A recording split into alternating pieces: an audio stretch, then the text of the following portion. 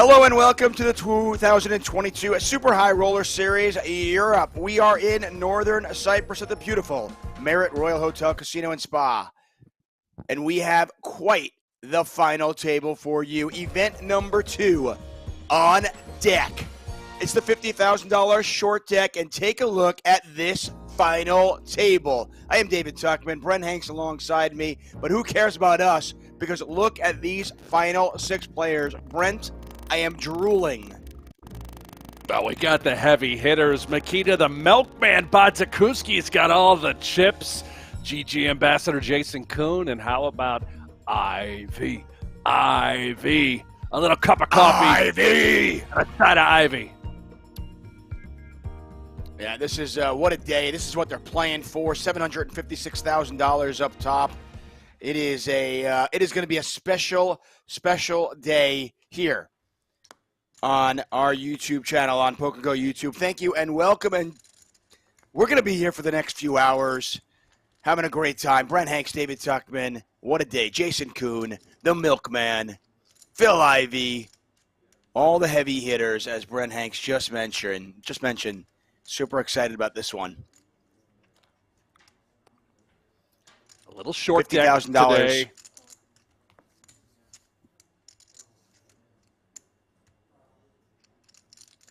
Yeah, for those of you who are new to short deck, by the way, very simple game. We actually covered it yesterday for a little bit. We have covered it in snippets here and there on PokerGO, of course.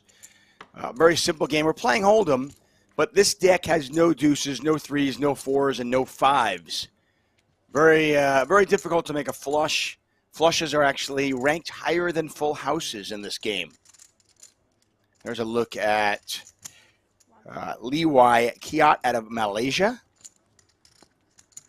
Bodziakowski, our chip leader, overwhelmingly the chip leader with 5.66 million. We'll tell you about how he got most of those chips in a short while. And there's the man, the legend that is Phil Ivey.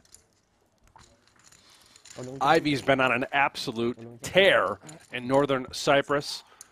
Made 3 final tables during the Triton series, and now he's making his first final table here as part of the Super High Roller series.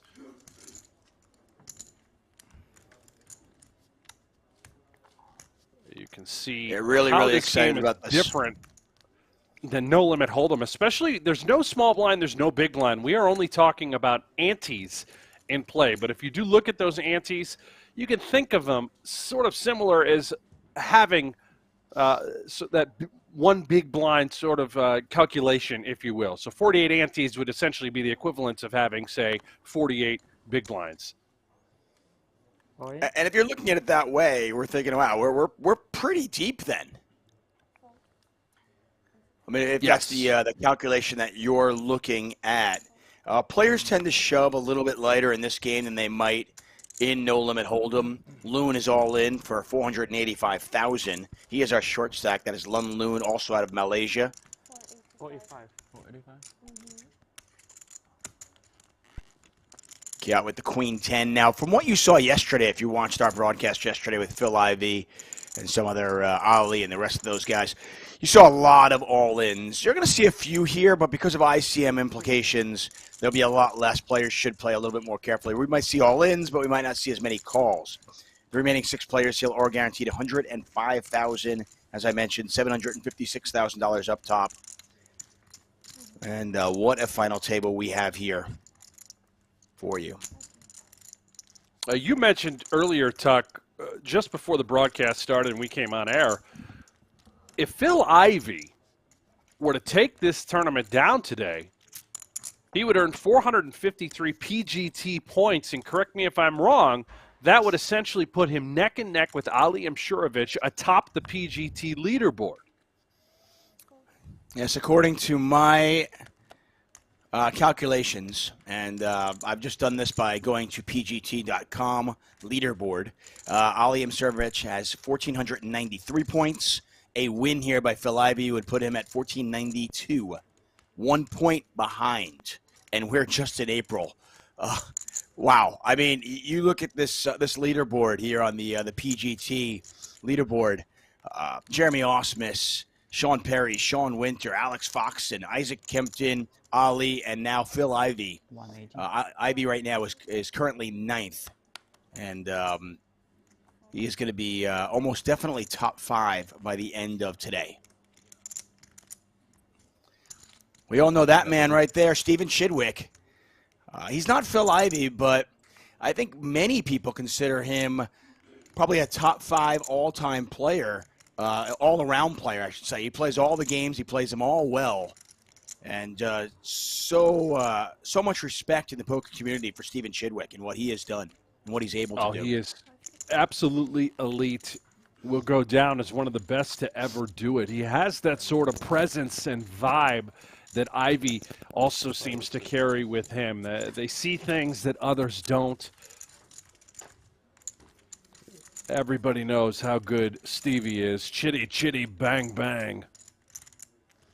You know, I saw a thread on Twitter about poker players with table presence. And 3 at this particular table really strike me as just having that dominating table presence. And of course, Chidwick is one of those. Just big, looms over the table, can stare you down with the best of them. Ivey, obviously, so intimidating. And that man right there with the black hat who just moved all in, Jason Kuhn. First one, always the biggest. And ace-9 suited, a dangerous hand in short deck, believe it or not, because the ace also swings low. You could essentially think of it as like having a 5 in your hand as well. It's a bit of a better hand than a hand like ace-10. Kuhn, considered to be, well, probably by many to be the top short deck player in the world. He has been studying this game, working very hard at it. Whenever a great player has a question, they'll often turn to Jason Kuhn looking for an answer when it comes to short deck. 2022 Super High Roller Series. This is event number 2.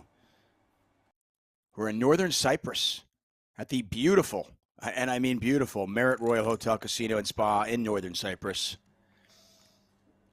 Speaking of Jason Kuhn, you know, being a ggpoker sponsored player, also being on the Triton Tour, he has a lot of experience playing this particular game because this game is spread a ton on that Triton series. Yes. They love to play short deck. You're going to see a lot of limping and a lot of shoving. Great example of that happening right now as we speak. The Milkman comes in with the 6s. Ivey right behind with 2 10s.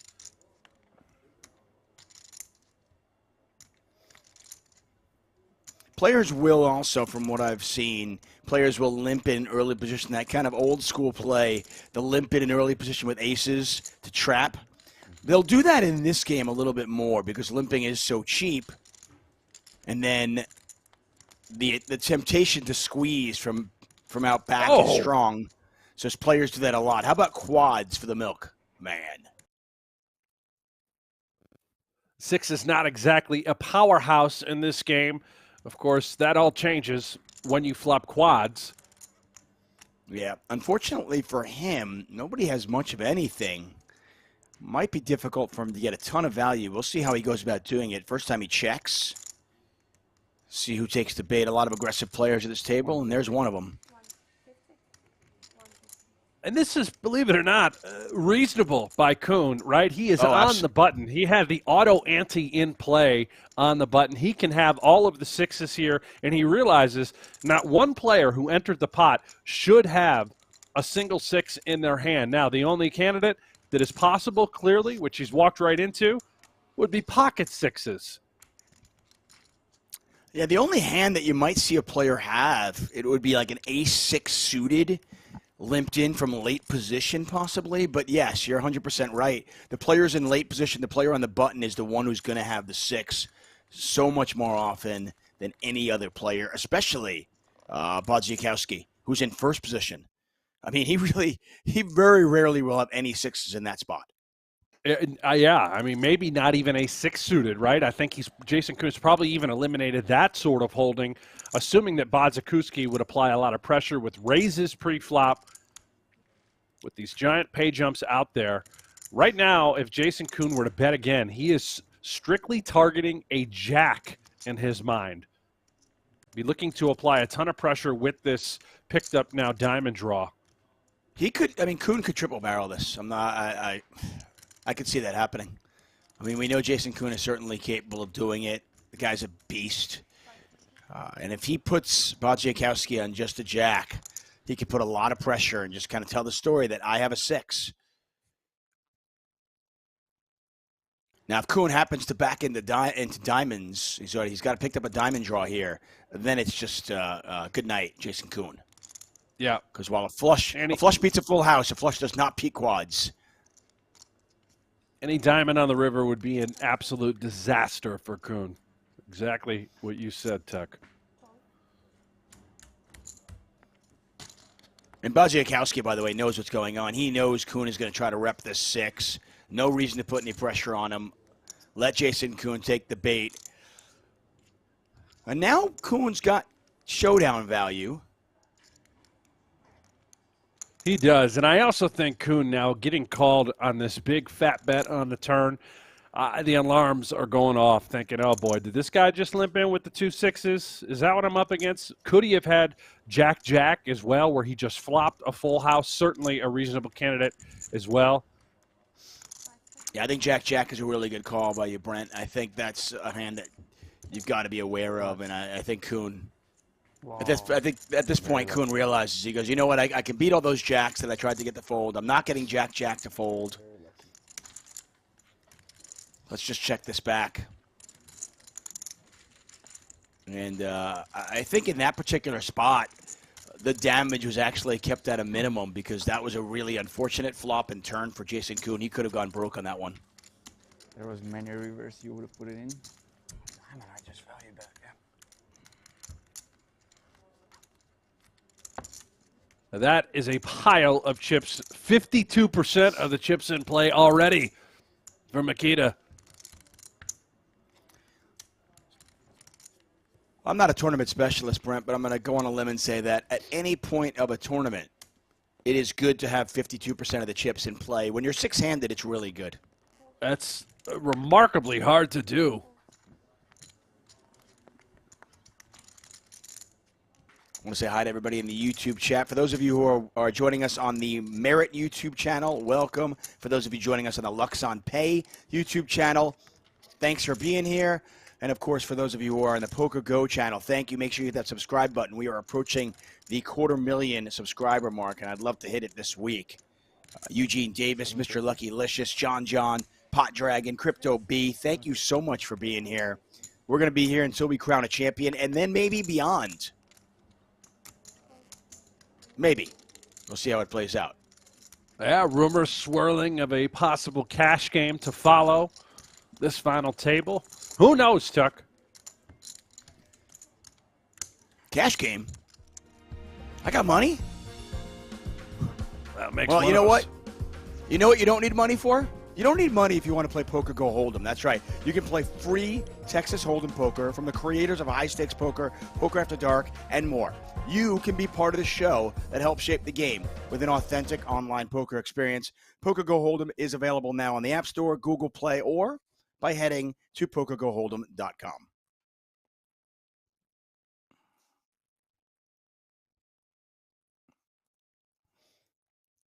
So, Brent, if you could just tell us exactly what's going on here. I mean, you're the analyst. This would be great. Right. Yeah. Well, we call this dark mode.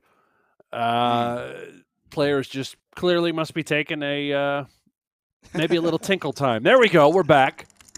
We got an all-in here from Leeway Kia, once again from Malaysia. Ooh, Bodziakowski's got ace-queen. This is not a small all-in, but it's not this huge. is a tough spot. Nikita's got a very nice hand, ace-queen. Obviously, in short deck, you're going to see this. People just will pick up premium after premium, considering half the deck has been removed. Wouldn't fault Nikita for making the call here. The issue is when you have such an overwhelming chip lead, you almost want to keep your opponent short in a way. to continue to abuse these ICM spots, but ace-queen good enough. Here we go. He's going to get it in there. This is a 2.6 million chip pot. Ace-king versus ace-queen. Two live suits for Bodziakowski. Spades for Kiat.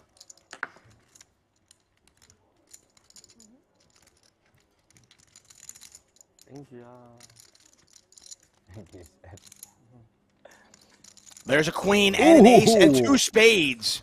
Yeah. Well, if you like drama, here it is. Kiat with 8 outs, looking for a king or a spade. You'll see there are a lot fewer spades out there. Wow. In short deck, it is very difficult to make a flush. I'm not feeling that good about my call. But... We made 2 yesterday, by the way, Brent. How do you feel about it? Do you think you're going to get there? I don't know. Wow. Yeah. Another queen, and we very quickly say goodbye to Leeway Kia.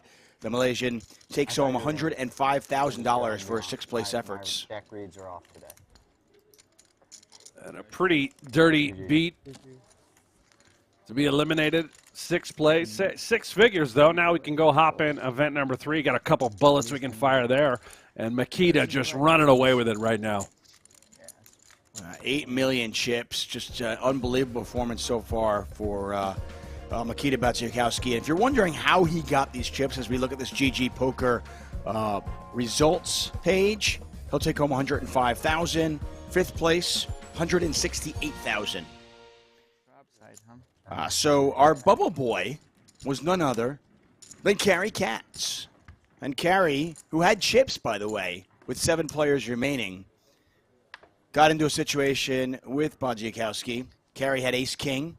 Bodziakowski tried to put some pressure on him, use the ICM, put some pressure on the 7th place. And Carrie's response was, I don't give, fill in the blank, about a min cash. Got to respect Stuck it in there. You got to respect it. You know, the ace-king suited was was El Jefe's holding. He put it in there.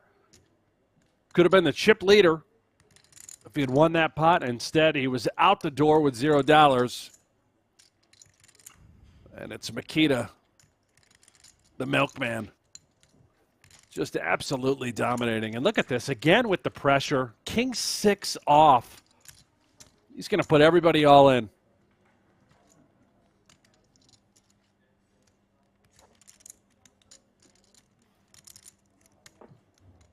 And Chidwick. Well, now he the one thing about Bodziakowski is he understands so well. He's been in this situation so many times. He understands how to put pressure on the medium stacks. And with him having as many chips as he has, and with Jason and with Loon only having about 500,000, he can put a ton of pressure on everybody else. And the pay jumps are real. 3rd place, 336,000. 2nd place, 504,000.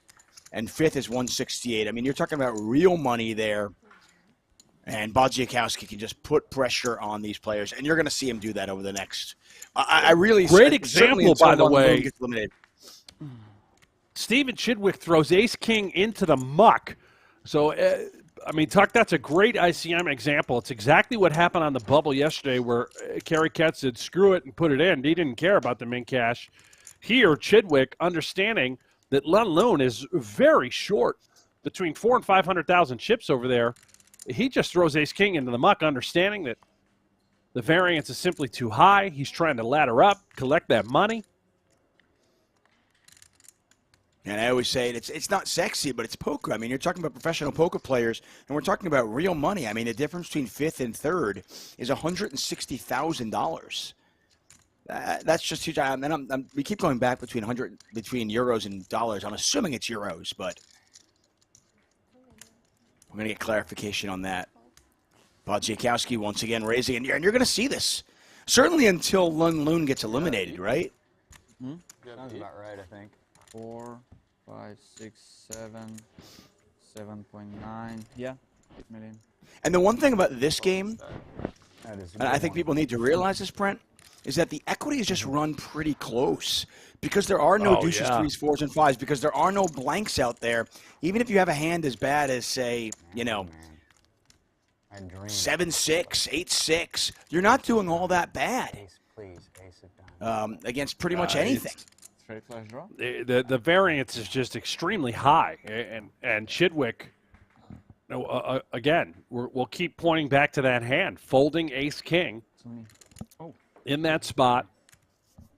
I'm guessing has to be correct as far as an ICM standpoint is concerned. I mean, this is going to tell us a lot. Does Bodziakowski in first position?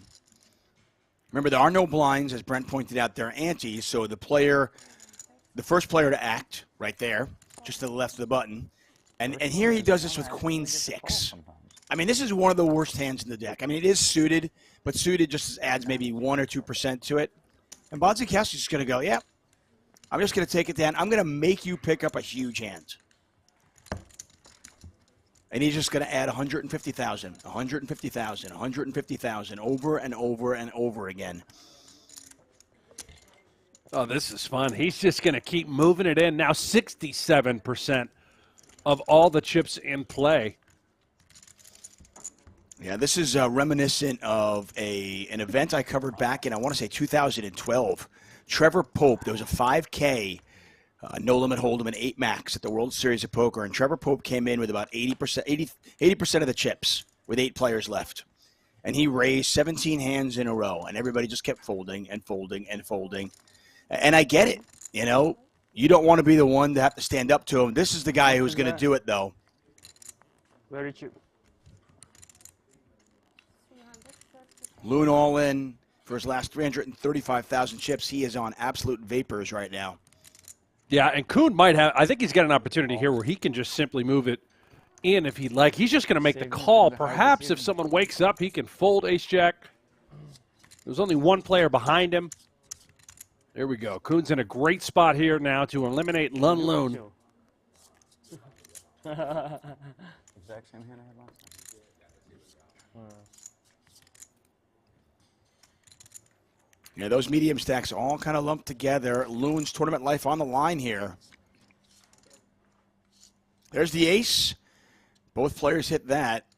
Kuhn's kicker does play right now. There's always a sweat in short. Always. That is not a sweat. Third diamond out there, and Loon is drawing dead. Queen, yeah. No, yeah, you're right. Queen, he chops it. Good catch there, Jason. It is not a queen. Loon pairs his 7, and 2 pair over 2 pair, and our friend Loon, the Malaysian, gone in 5th. He'll take home $168,000. Loon, early chip leader for much of day one.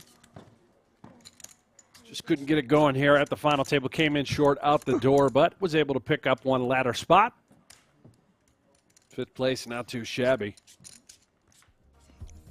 This is pretty amazing as we take a look at our ggpoker leader payouts. Loon takes home $168,000. Our next elimination will take home $231,756 up top. Brent, we got 4 players remaining. Our 4 players remaining are Makita, Jason Kuhn, Phil Ivey, and Steven Chidwick. Are you kidding me? 4 of the biggest names, certainly, perhaps ever. Makita out of Belarus, the milkman. He's got about 70% of the chips in play amongst these final 4. Chidwick's got a little work to do. He's our short stack. Bad against Kia 100% of the time. It's so funny when you call it ace queen. I had the exact same spot in the other short deck tournament, like very similar. I see Alan Kessler, the Chainsaw, in the chat. What's up? Good morning, Chainsaw. Wow, Chainsaw, a cup of coffee, huh, buddy? He must be on the East Coast, Tuck. Rise and shine to all of our audience that are here in the United States. We've got a worldwide audience. Let Tuck and I know where you are tuning in from in the chat. We are live. We're able to talk right back with you folks.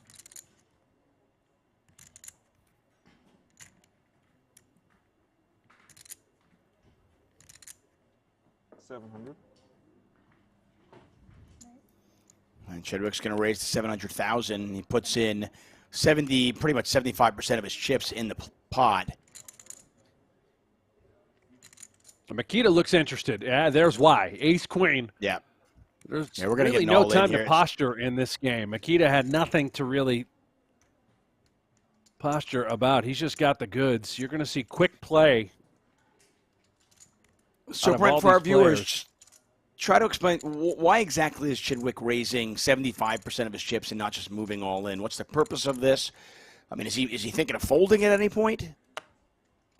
Unlikely, David. You see this a lot from time to time. There is a world in which Chidwick puts 700 in, and Kuhn, Makita, Ivey all of a sudden go all in. Chidwick could fold to try and essentially move up the pay scale.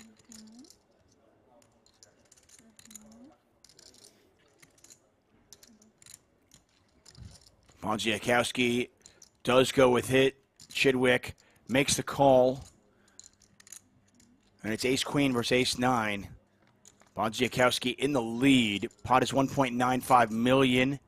There's a queen. There's a 9. Both players hit their kicker. 7 or an 8 every time. Chidwick drawing thin right now.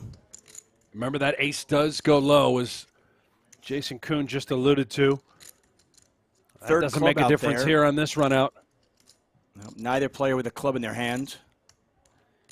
Chidwick needs a 9. 9-ball corner pocket. Not going to happen. Jack of spades, and we say goodbye Don't jinx my flops, bro.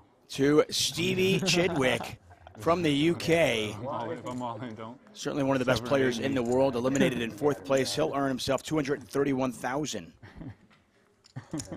And they are just flying out of here. Now down to 3 as Makita knocks out another opponent.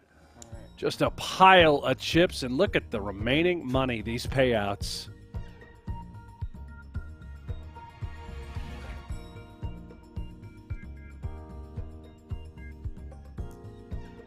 As Brent mentioned, I want to say good morning to everybody who's watching. Good evening, wherever you might be in the world, as we look at this GG Poker payout.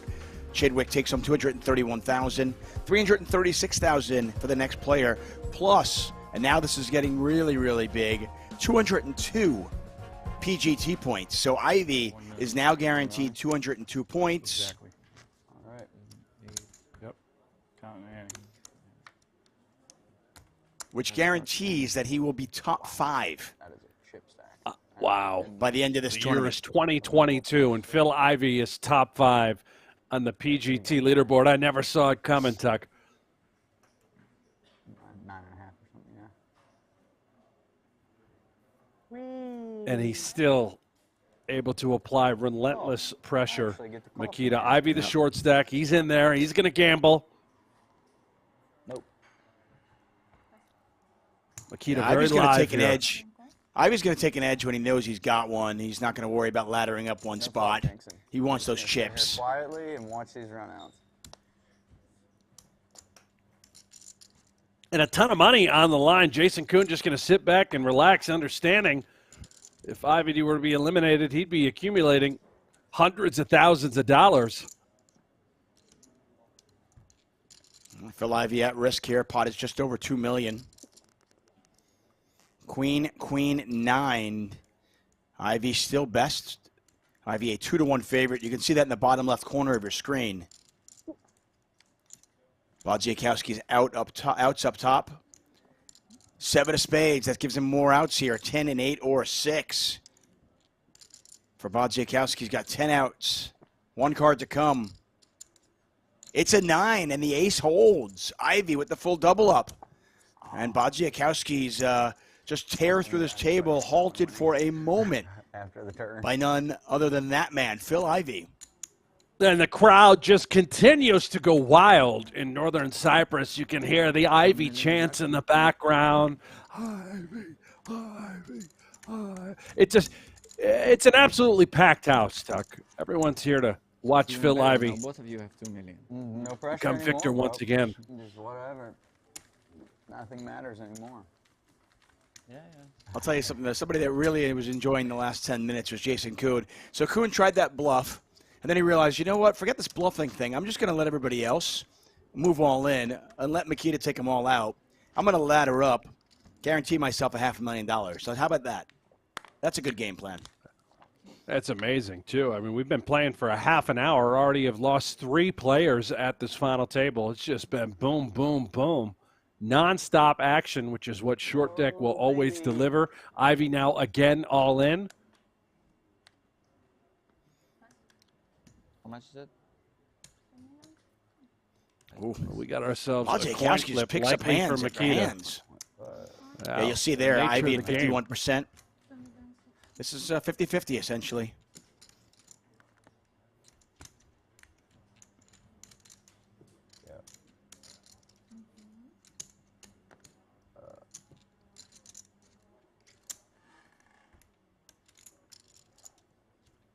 Can you restart the clock? Leo P in the chat says, am I the only one shouting Ivey at home? No, you are not alone.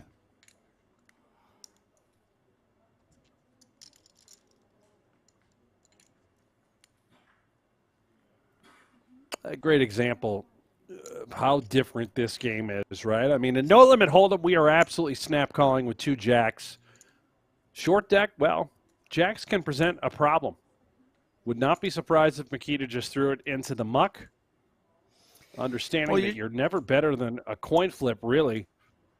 I mean, you think of the hands that Ivey's shoving here. What's the worst hand he shoves? Maybe an ace-9 type, ace-9 suited, and that's pretty much a coin flip, right? Yeah, you know, he would certainly, I think, move in a couple of 9s or 10s. I don't know if it's every pair. You know, if Ivey had 6s, 7s, 8s, I'm not sure those are all ins. And there's a big fold, in a way, with a couple of jacks from our chip leader. The Milkman, it's not how he's earned them. He's been moving it in pre-flop and busting everybody, not calling it off. Ace queen. Yeah, that's his style for sure. Brent Hanks, David Tuckman here for the 2022 Super High Roller Series Europe. We're in northern Cyprus. Maybe somebody's out.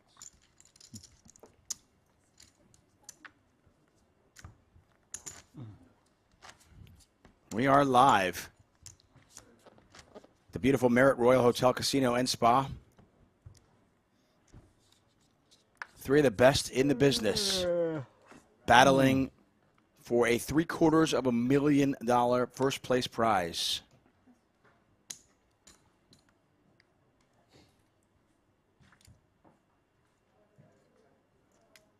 Well, we've seen Makita relentlessly applying pressure. 9-8 off, not exactly a great hand. Let's see what he decides to do here against Phil Ivey. And he's going to continue the assault. Look at this.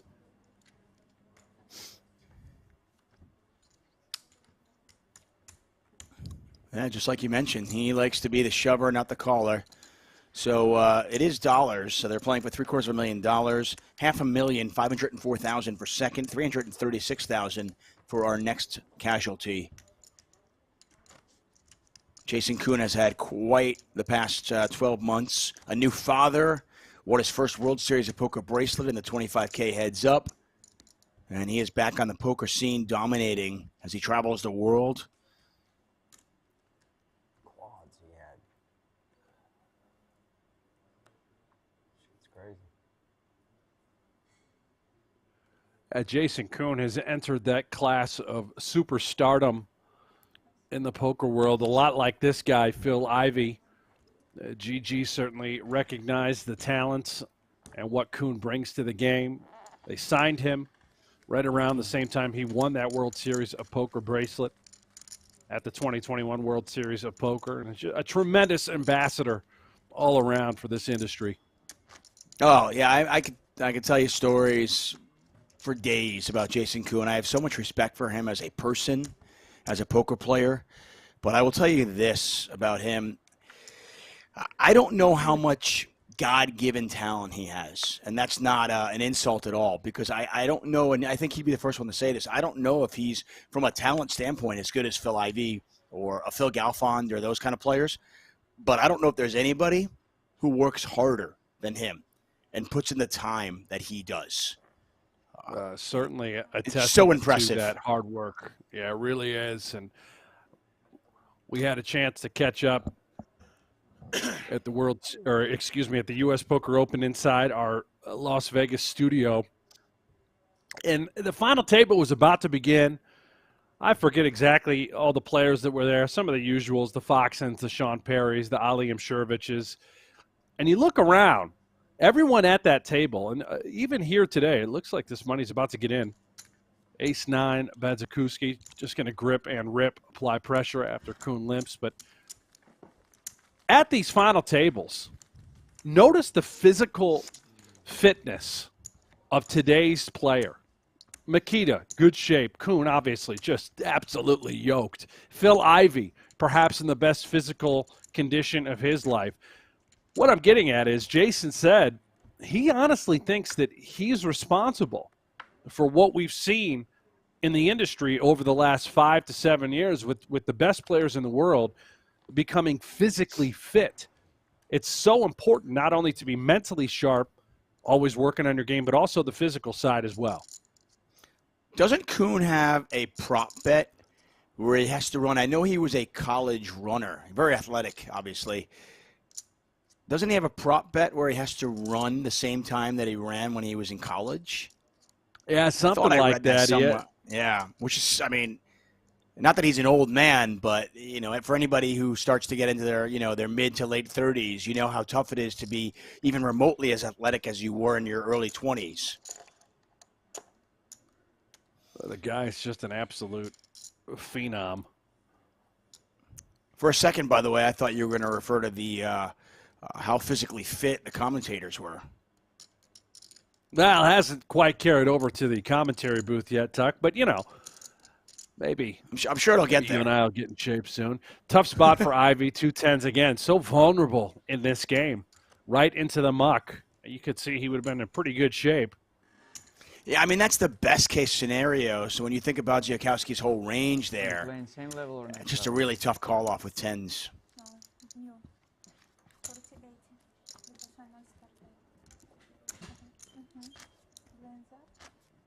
Good for me.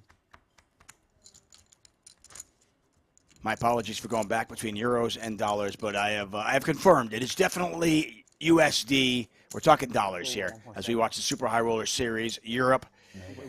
50K short deck event. This is event number 2. The ante is now 40,000. The button has to put in 2 antes. So you do the math and you realize there is 160,000 in dead money. Now the interesting thing about short deck, as opposed to say a small blind and a big blind and a big blind ante, is less players. There's actually less incentive to steal the pot. Yeah, you have to be more active because there's less players, but there's also less money in there to go after. You know, you play a full ring game. If you're playing 7-8 handed, there's a lot of dead money in there because there's all those antes.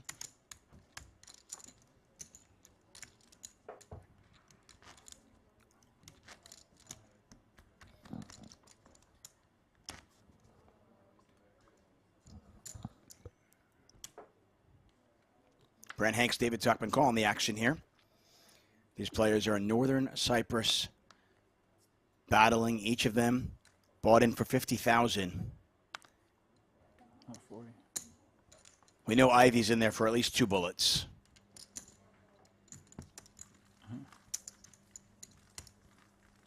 And I believe Makita just ripped it through again, picking up another pot. So Ivey is our short stack, I believe, or is it Kuhn? I can't quite tell at the moment. They're very close. What I can tell you is that Makita has damn near all the chips. He's got to be knocking on the door of 75% of the chips in play. Yeah, Kuhn's got 1.8 million, Ivey with 1.9 million. The difference between second and third, by the way, 170,000. So, you know, that's real money.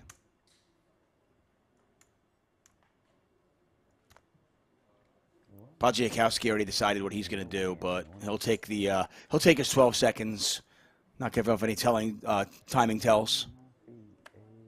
We all knew what was coming. They say suited is pretty good. Ivey has nothing much to think about here with King 7. Although you can tell he's getting a little annoyed. He wants to start picking up some hands and getting it in. I mean, look at this hand. So King 7 offsuit is a pretty trash hand in this game, and still, it's got 38% equity. Denying your opponent their equity. He's thinking about here, yeah. There we go. Denying your opponent their equity is just a huge part of this game.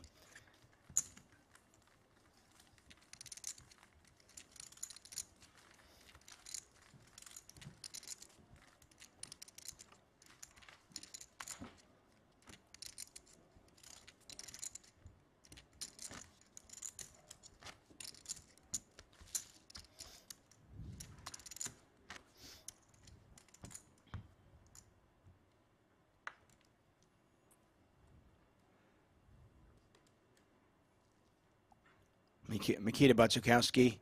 I don't know. I mean, I certainly think that he is becoming more of a well-known player among poker fans, but I think to the casual fan, he's still somewhat of a mystery. You know, certainly on the high roller scene, everybody very familiar with him and how talented he is. He's been doing it for a while. That's a great point. You know, for all of us hardcores that follow the industry very carefully, yeah, we're familiar with Mikita the Milkman, Fish 123, an online legend, an absolute animal, cash games and tournaments alike. But to the casual fans, they recognize a guy like Phil Ivey. They start to recognize the new guy, Jason Kuhn. Mikita flies under the radar, but he's not going anywhere. Mikita, an absolute crusher. And look at this. He's gone a different direction here. He didn't move it in with King 7. He just makes it 200. Perhaps that's good enough. He might get a little action here out of Kuhn. Yeah, he certainly might. Kings are cheap, as all three players had a king in their hands. Yeah, Mikita's one of those players where we talked about yesterday. We talked about Ivey and what could he do at the World Series if he actually wanted to, if he was motivated. I think Mikita's in the same way. I mean, he plays these high stakes, so he probably doesn't want to play the small buy-in events. But if he wanted bracelets, if he just wanted to win those, I think he's one of those guys who could just pile them up. He's that good.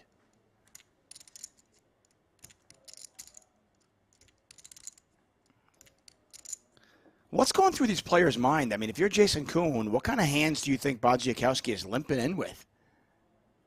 Well, he made it 200,000, I believe. So I'm sorry, limping in. Yeah, I meant not sure, not certainly, a different strategy. I don't know how Kuhn is adjusting to that, but it looks to me like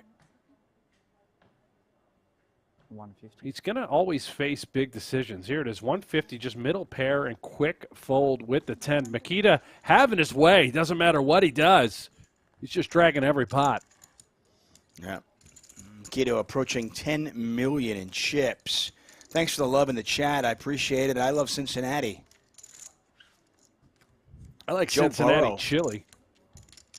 There you go. I don't think I've ever had chili in Cincinnati. Am I missing out? I had it at an airport once. It was very good. I don't really know what they do with the chili that's any different in Cincinnati, but they call it a Cincinnati chili. Well, I mean, if the chili in the airport is good, I got to try it in the city then. Find the spot. Yeah. All in here from Ivey. Chili, Tuck. Account, please. Here we go. Fair fight, 50-50. Ace-jack. Now, Mikita folded 2 jacks earlier. Similar spot here with ace-jack. The roles were reversed. I'd be more curious to see if Ivey would be calling it off with king-queen suited, but that is not the situation here. Mikita now facing an all-in from Ivey.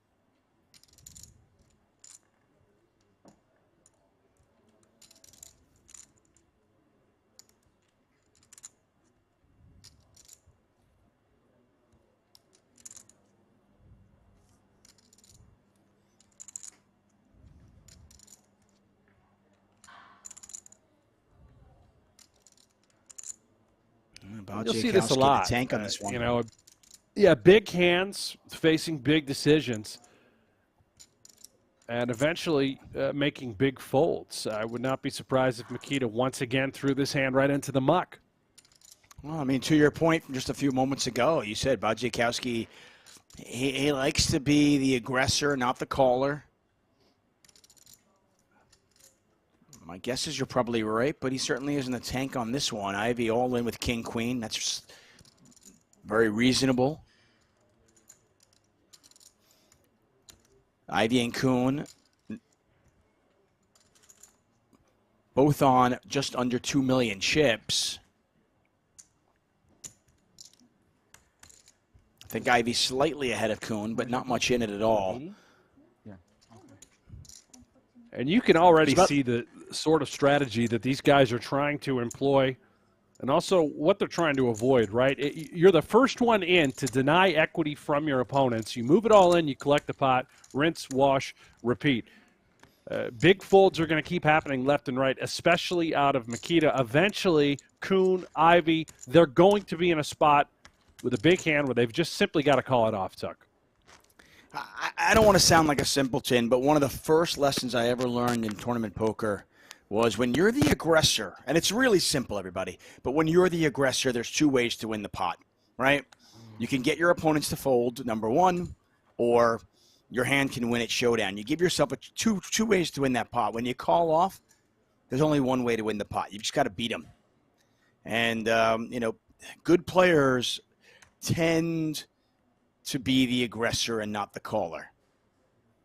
Oh, we're going to get we got an all-in and a call here, though. Bodziakowski goes $2 million. I don't think Ivey's folding ace-king. Ace-king suited is pretty strong. Yeah, certainly we know we're way ahead of what Ivey, and we shouldn't say way ahead, right? I mean, look at the percentages. You're only 60-40, but you're certainly ahead of what Makita is moving in left and right. I would be shocked that this is a fold. I just don't see it happening. Not from Ivey.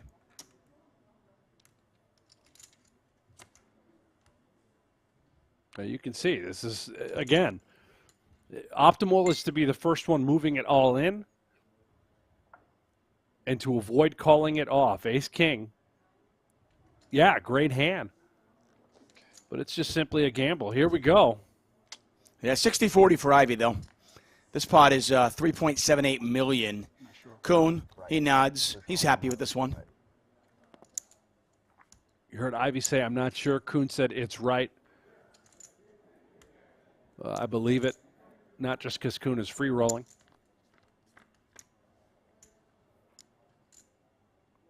Ace 10-10. That is an above average flop for Ivey, who's now up to 92% to win the hand. Another ace, That'll and that's do it. it. Lock it up. Ivey, yeah, with the double up. Yeah, Jason Kuhn has done all the math. He knows. If he says it's right, it's right. Yeah, and I guess it wasn't a slam dunk as I certainly assumed it was. You pick up ace-king. Bodziakowski has been so active. I just figured it was a slam dunk. Ivey used a time extension. Players have 30 seconds stacked on their hands. He used a time extension to think about it. Said he wasn't sure if it was right. Yeah, and that just goes to show you the ICM implications, the decision-making in short deck, how it is so unique and different than Texas Hold'em. The equities run oh so close no matter what the hands are. M. Stone pointing out in the chat, and we obviously saw this, that Stevie Chidwick folded ace-king earlier. Much different situation, though. When Chidwick folded, I believe we were still five-handed. And Loon was really very short. That's exactly right. Yeah, this spot we're three-handed, and Ivey and Kuhn were basically neck and neck for second place. I imagine that's the difference. Yeah, and now for Kuhn, it just makes his decision-making a little bit easier as the ultimate short stack. He's going to move it in liberally pre-flop. He's going to be able to call it off a bit wider, understanding the separation between he and Ivey now. Makita still dominating with $7.2 million.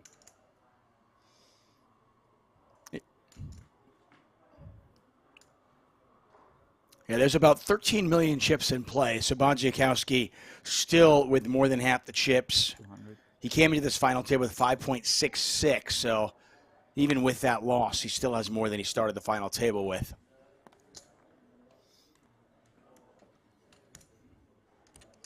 And he's giving Kuhn a bit of a peel price here. Again, it comes with the $200,000 instead of moving it all in.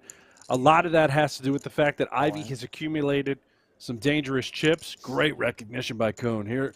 Good example, right? No more ICM implications. He is the short stack. He just decides to gamble it. 10-9 suited.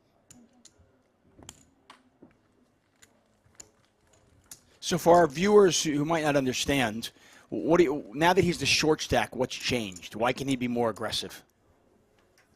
Well, if you think about ICM basically meaning that your stack is worth actual real dollars. When you are the short stack, your money is essentially worth third place right now. You have nothing to lose. You're going to get it all in there, opportunity to double up, or you just simply take home that third place money. Ivey is the one that has to be a little bit careful, right? He doesn't want to lose this spot. It's important for him to maintain that second place position, understanding that Jason Kuhn is going to be more willing to get his money in the middle as the short stack.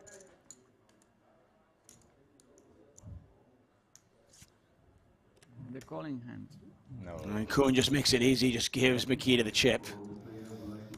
Bodziakowski was going to take it anyway with the ace-queen, that was for sure. I see a lot of let's go Ivies. I see Ivey, Ivey, Ivey. Everybody is cheering on. If you're just joining us, welcome, good morning, good evening, wherever you are joining us from the world. Let us know in the chat. We're playing short deck. 50,000 got you into this one. Short deck, very simple. We're playing Hold'em, but we're playing with a stripped-down deck. There are only 36 cards in this deck. There are no deuces, threes, fours, or fives. And the big thing to remember, no small blind, no big blind. Everybody antes. The button antes twice. And flushes beat full houses in this game. Also, the ace can be low or high. The ace can actually be used as a 5 in this game. So ace, 6, 7, 8, 9 is a straight. White table sign. Once again, 25K, no limit order. Yeah, by the way, getting back to the back. ICM. Sorry, Brent, what were you saying? Makita just rips it here, 10-8. Applying max pressure to Ivey. It was 10-7. What I was saying was you heard the announcement in the back from one of the tournament directors. Today's event on the exterior is a 25K no-limit Hold'em event. So we are back to the Cadillac of poker, and that'll be our final table coverage tomorrow. No doubt. And, well, if you want more Cadillac of poker, check out PokerGO Hold'em. That's right, it's here. Play free Texas Hold'em poker from the creators of High Stakes Poker, Poker After Dark, and more. You can be part of the shows that help shape the game with an authentic online poker experience. PokerGO Hold'em is available now in the App Store, Google Play, or by heading over to PokerGoHold'em.com. Brent, you get your chips back yet, or what? No, I still have no chips in my account. They busted me in my own game. And I can't even play, Tuck. I was trying to load. I'm going to try and load it again right now. PokerGo Hold'em. And, yeah, still broke. Nothing. Three-handed here. 756,000 up top. Our next casualty will take home 336,000. Getting back to the ICM conversation we were just having, I always like to think of it this way. Imagine, you have one less chip than the chip leader. And the short stack literally only has one chip. It's a catastrophe if the second place person in that spot were to get eliminated before the third place finisher. Absolutely, and it does happen. If you picked up 2 aces, you're certainly calling it off. I mean, most infamously, Joseph Chung back in the, I want to say 2011 World Series of Poker main event.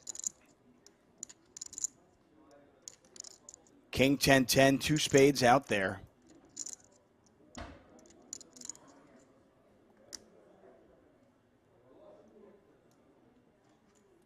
And John Racner, Jonathan Duhamel, and Joseph Chung were three-handed in the main event back then. Chung and Duhamel had all the chips. And Racner somehow laddered up into second place because Chung and Duhamel got involved in an enormous pot.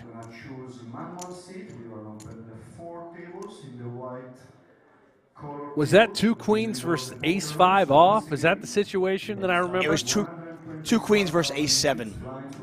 Ace-7, that's right. Yeah. Ace-5 wasn't as cool and trendy back then as it is now. Completely random on the 4 table. How about this one? How about this one out of Kuhn? Yeah, Kuhn I'll tell you what, watching him play this game, you're looking at the highest level, highest caliber player. Just attacking Makita, trying to chip up any way possible. Nothing here but a semi-bluff.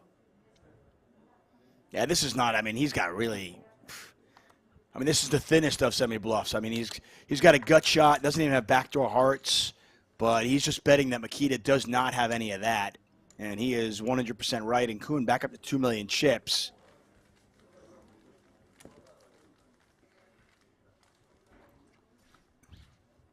He's not going to let that candle go down, that's for sure. Extra rake. Are you already bought into this 25K?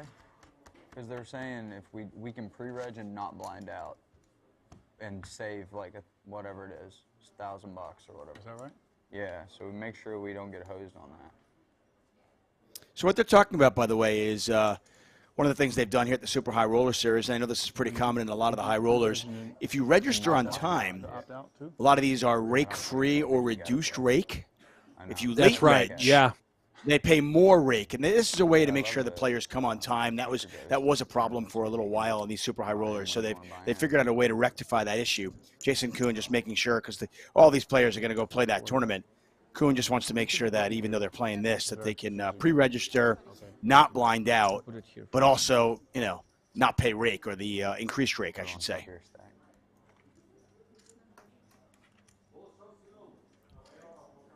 And I believe Ivey first to act with King-9 suited. He's just going to complete and call.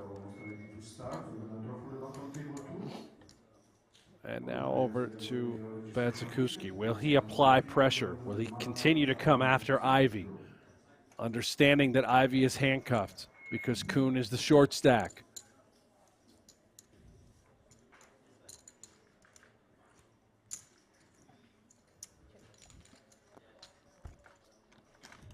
A very rare occasion. We see another flop, Tuck. Yeah, both players hit a pair.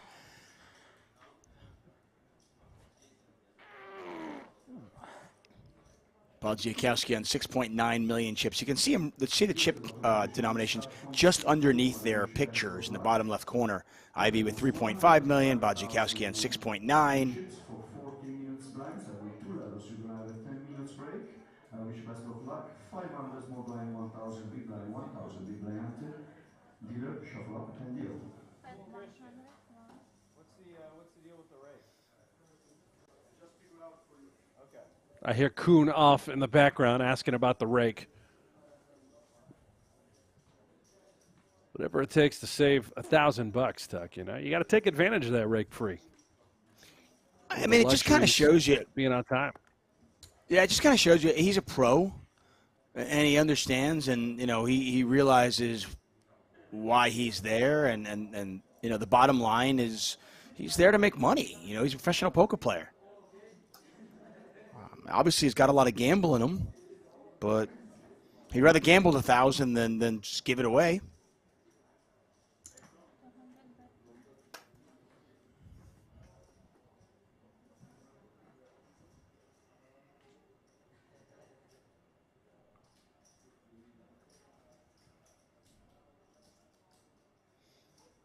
Ivey fairly confident right now he has the best hand. Yep. That's a big he little called the pickup flop right bet there for Ivey. You had stayed flush draw?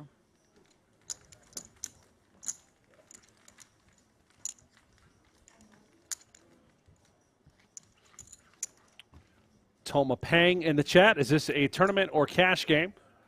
This is a tournament. And yes, we are live.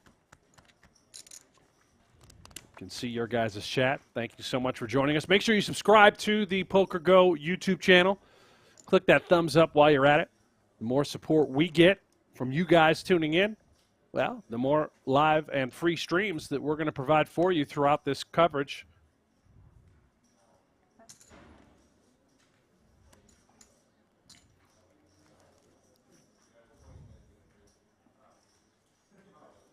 Kuhn very happy to fold the marginal hands and let Bodziakowski and Ivey collide. Every time there's a collision, there's a chance somebody could get eliminated, and Kuhn can ladder up. He is very aware of that, and Bodziakowski looks like he's going to go with it. Ivey does not have enough to call with, and we'll continue on here. Brent Hanks, David Tuckman here for the Super High Roller Series. This is event number 2, $50,000 short deck.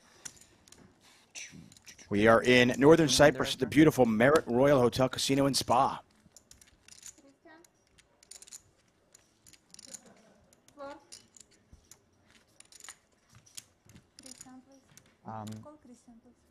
Can I call her up?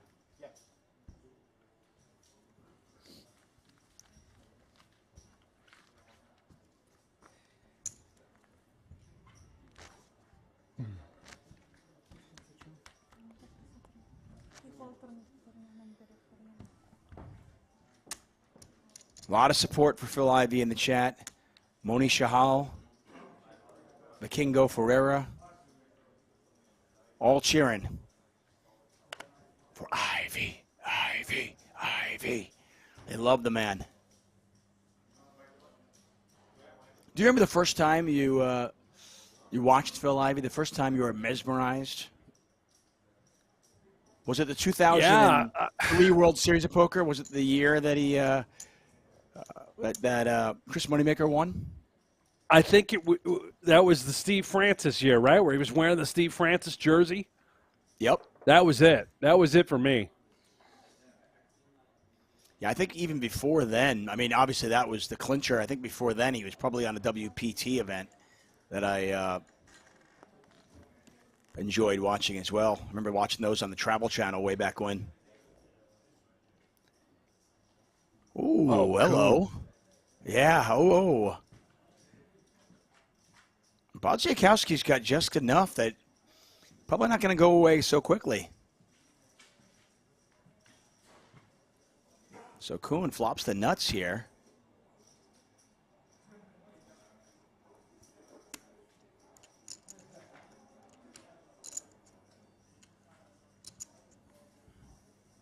All in.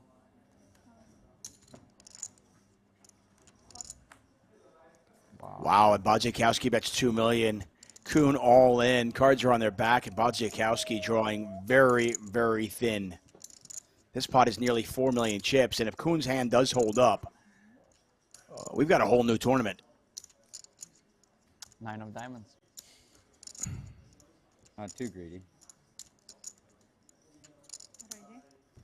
9 of diamonds would be dirty. Oh, but we how took about the the queen of diamonds? And Bodziakowski now with 5 outs.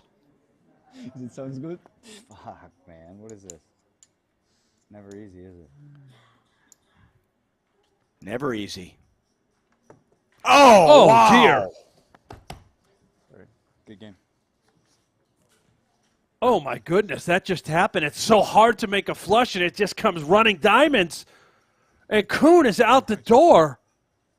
Just like that. That is absolutely filthy, dirty, nothing but a very terrible bad beat by Makita, the milkman.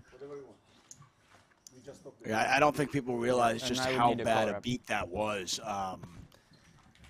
They're going to take a very short break and kind of sort out this heads-up play, but you could see it on Jason Kuhn's face. The consummate pro, even he took that one a little bit hard. Just running diamonds so unlikely in this game, but it comes perfect. And Makita Bodziakowski, Phil Ivey are heads up. Jason Kuhn eliminated in third place. He'll take home $336,000. Head over to the 25K no limit hold'em, and we are going to take a short break.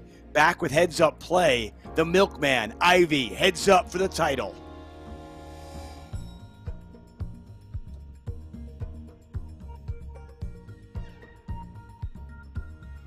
List of champions is long. Brian Rast is the first ever Super High Roller Bowl champion. Christoph is our 2017 Super High Roller Bowl champion. What a deserving victor. Hi, Caxton. Bravo.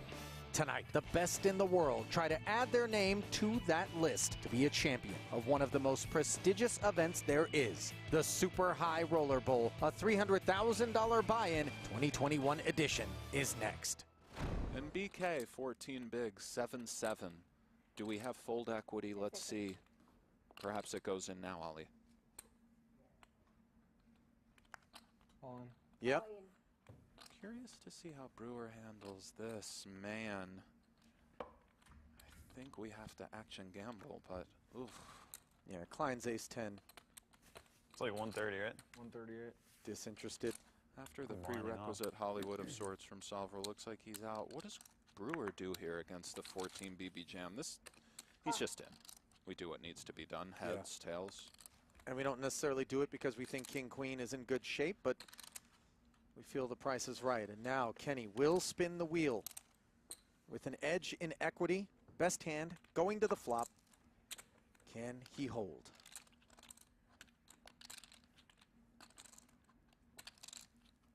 Well, a massive situation for both men.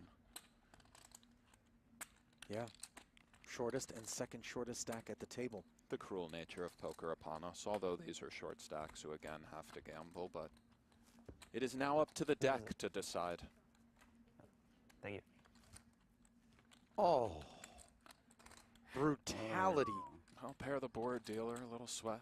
Can we get a board pair? King or a queen, perhaps, for chopportunities? Right, there you go. Oh. It's never easy with BK, but There is the queen, and now 3 outs for Bryn Kenny. He needs a king and a king alone to chop it up here. Is it there? Good game, guys. No. Good game, Brandon. good game, sir, BK. Our first casualty here at the final table. Meanwhile, Bill Klein is open to 45,000. Michael Adamo looks down at 2 queens, which have been somewhat omnipresent here. 35. Up we go. I think within both Foxen and Bonomo's right, by the way, to take a bit of issue with the fact that at least 200,000 in chips were kind of hidden from view in the original configuration and Sean stack there. Fair enough, the chips need to be visible. Awkward spot for Klein. Adamo second in chips. Klein first. Perhaps we respect the nature of the chip situation, although Klein might have big ideas. Ace-Jack off is a big ideas kind of hand as When far do we as end bluffing tonight? is concerned. We will end at the end of the level, or are we done the flop? Look at this, Ollie. Okay.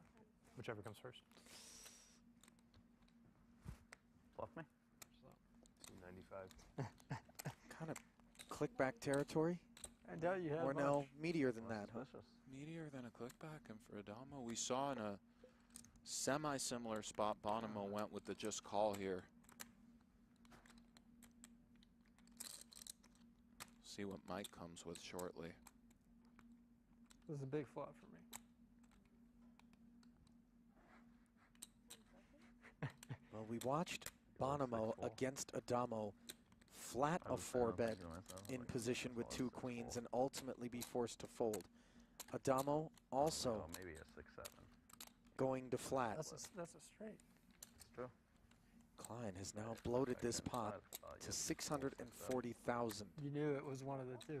Thought you had a 6 in your hand. I was getting a 6-5.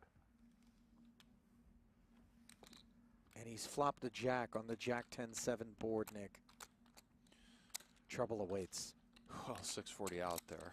Let's just kind of see how this one plays out, Ollie. Super savage if I called it. Just show me a fucking 9. That'd be sad. Probably can bet like king 5. Maybe. I believe that's 200K just south of third. Highly awkward territory for Adamo, but an overpair nonetheless. And as we touched on before, Maybe not he's for that much. been pushing Klein around a little bit, he might think. This is not the time, though, in this spot, is it? Big stack against the second biggest stack. No, I'm not saying that, but when we're trying to assess the relative strength of our queen-queen, It's not some nice of the blocking meta, ace king, though. a million out there, Ollie. What a situation this is, and the rest of the table should probably stop talking. Really tough card for Klein there. Yeah, the 7 doesn't rate to be involved with Adamo's range. And now he has himself Jackson 7s with an ace kicker. I think you had king 5. That's about the most brutal card in the world for Klein. It never hits Adamo and is something of a brick. Looks like he's counting out 300-ish, perhaps a stack counting of sorts.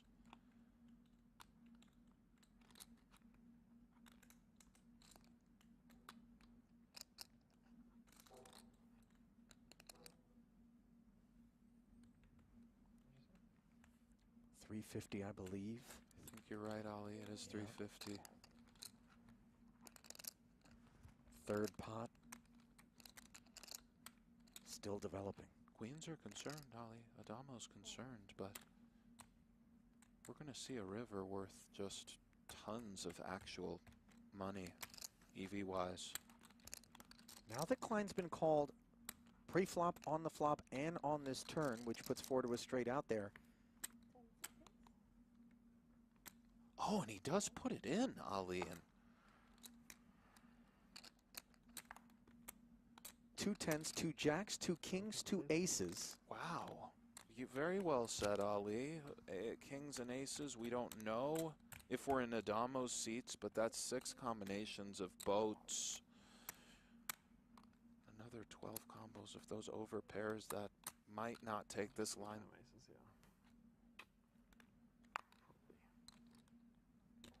What did Adamo ask? Would you jam aces here? And then he said, probably. This is very intense. Time bank's coming. Welcome to the blender. Truer words never spoken, my friend.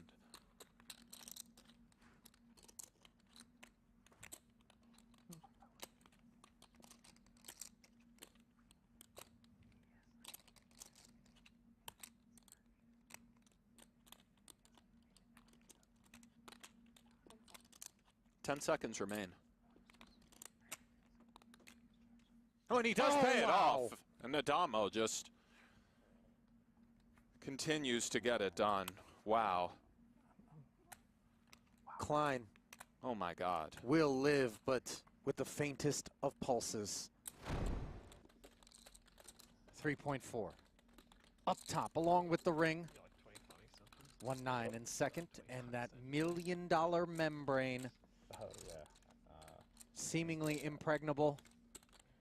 But with Brewer sitting on 11 bigs, it could happen at any moment. Nick blinds at 15 and 30,000. My defense is impenetrable. My style is impregnable. I agree, which is why I didn't It's Iron Mike, baby. I mean, I didn't take 6. Tyson? I know, Correct. but I'm just saying, like, in this field, The it's sweet all the same. science. Gets Never no more far from intense. Honestly, like, I could have Gets just no mucked more and intense in this. Probably Ali. they wouldn't have got the cut in time. No, I mean, it's fine. I'm just won't be in, like, Blinds up to 30K now. all the game. Is Bonomo considering big boy moves right here? He Well, is not putting just them considering, in with the suited executing. 10. So note the bubble application of Break in. pressure from Justin here with 10-4 suited. Oh, and Brewer wakes does up with an call. ace Here we queen. go, right away. Flip of my life. And a 10 in the muck already, narrowing Bonomo's Can I win this one after the ace-king? winning prospects. Well, as Brewer said, the biggest flip of his life. Winter with a massive sweat as well.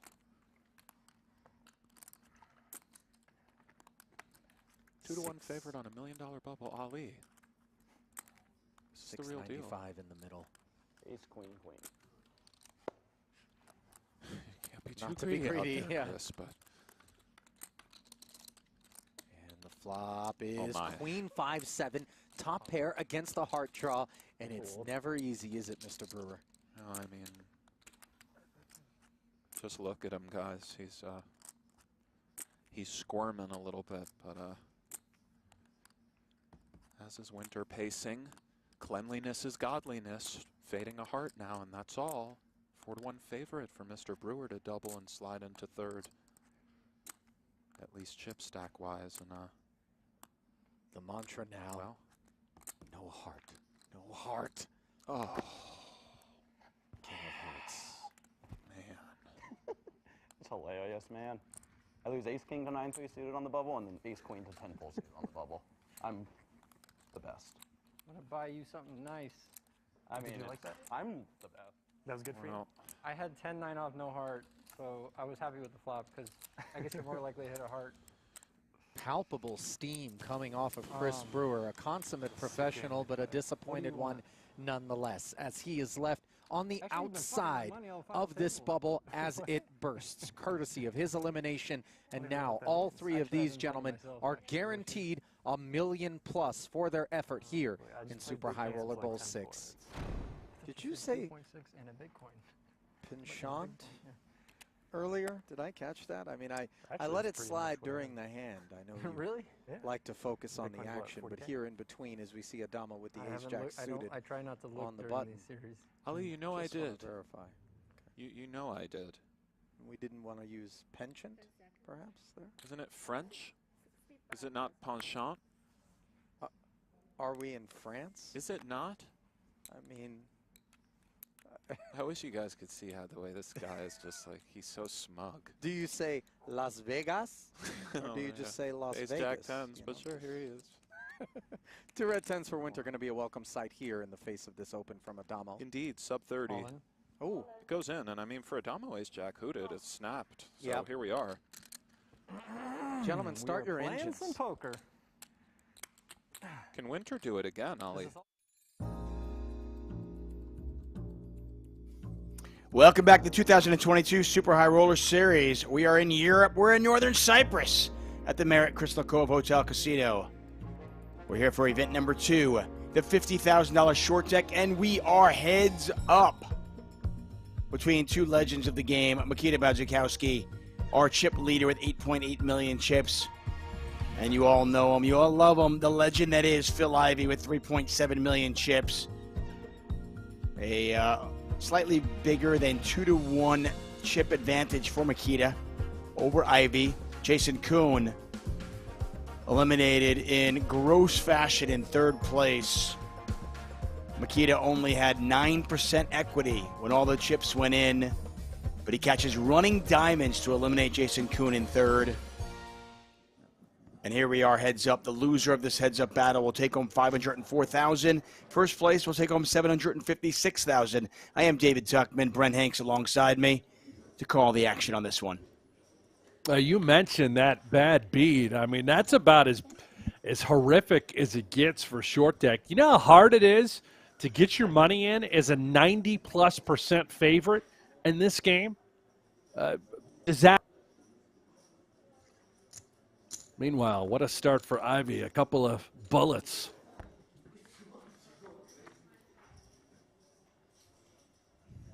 See how this one plays out. Oh, hello. Got action right away, though, right? Now, interestingly enough, though, Bodziakowski's 2-pair would no longer be good because Ivey would have a straight. That's right. The aces swing low. In this instance, it would act as a 5. Any 8 would make a straight for Ivey. So while this flop looks really favorable for Bodziakowski, it's not quite as good as you might think.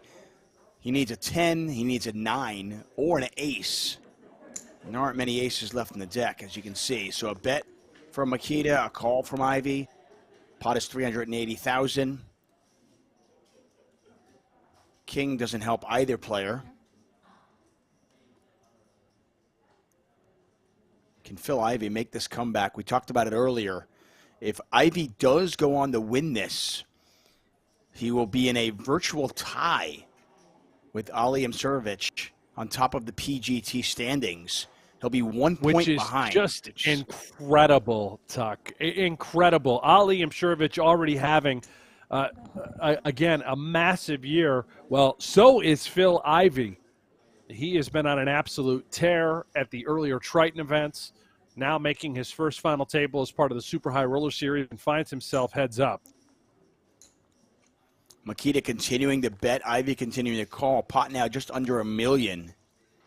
Big river. It's a pretty clean river. All the draws missed. If Bodziakowski bets now, he has to know it's a bluff, and he checks it.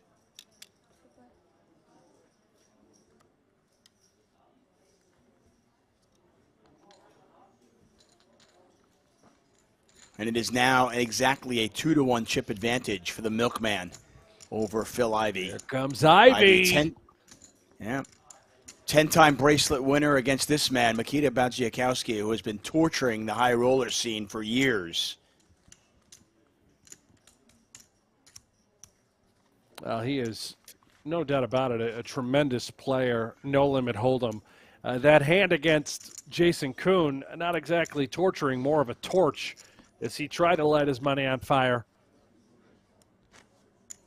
Some aggression clearly pays off in this game. Still a fairly large, comfortable chip lead for Bodziakowski. Just want to let everybody know about a scheduling update. When this heads-up battle ends, we're not done. We're going to take a short break, but when we come back from this heads-up battle, we will have day one coverage of event number 3, the $25,000 no limit. Beautiful. We should be able to get be here for the next 4 or 5 hours. Coverage, yeah. Yeah. Which is always, I think it's always interesting. We get a lot of final tables. We talk a lot of ICM, on these live streams. We don't get a lot of day one coverage. So I'm always a fan when you can watch these, the best in the business, these superstars of the game, how they navigate the day ones. Oh, yeah, you get under the hood.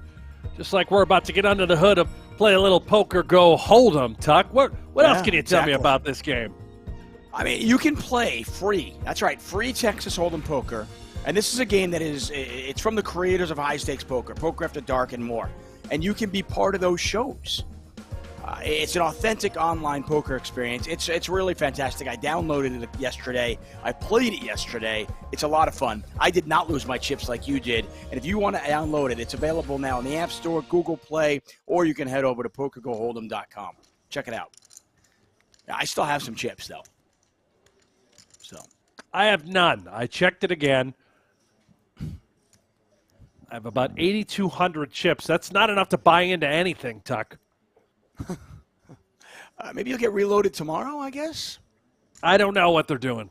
They won't let me play our own company game. I mean, call customer support and tell them you're the voice of the game. You tell them that. You say, "Do you know who I am?" Sorry, sir, do not recognize you. They think I'm scamming them. Play a little small ball here. King, Jack 10, Ivey with what looks like a lock on this hand, but you never know with the milkman.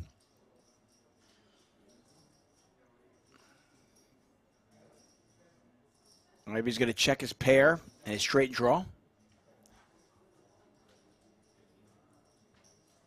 Makita really a stone zero. A queen would make him a straight. Does have the 9 of diamonds. I'm actually shocked it's 20%. I guess 20% of the time he finds a way to win this pot. Yeah. It's going to be less now. Again, a diamond, a flush does beat all full houses, so any diamond is a winner. Yeah. He is good at running diamonds. We saw that right before heads-up play began.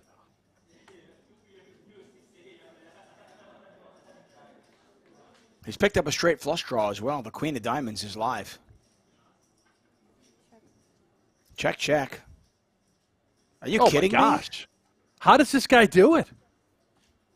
I mean, we saw 2 flushes in 4 hours of short deck play yesterday. Makita's made 2 running flushes in the last 5 minutes. Unreal. Well, you wanted to know he had 20%. There you go. I mean, that is extremely difficult to do. Yeah, that's dirty.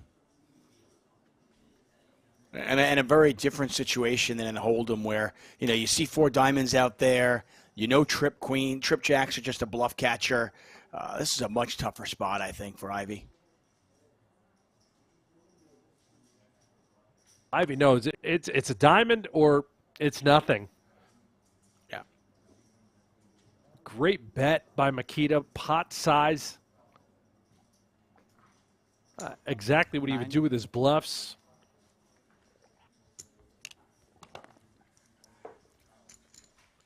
Ivey sees exactly what happened there. Thinking, buddy, what you have no idea what you just did. Again.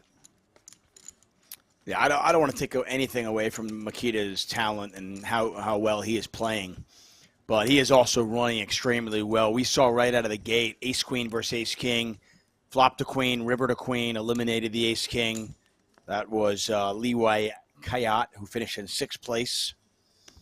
And then, we saw the diamond, the running diamonds versus Jason Kuhn to eliminate him in 3rd. And here again versus Phil Ivey.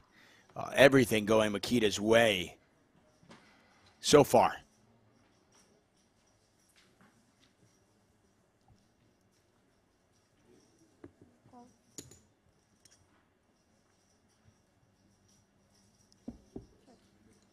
I want to welcome all of you who are joining us all over the world, watching this on the Merit YouTube channel.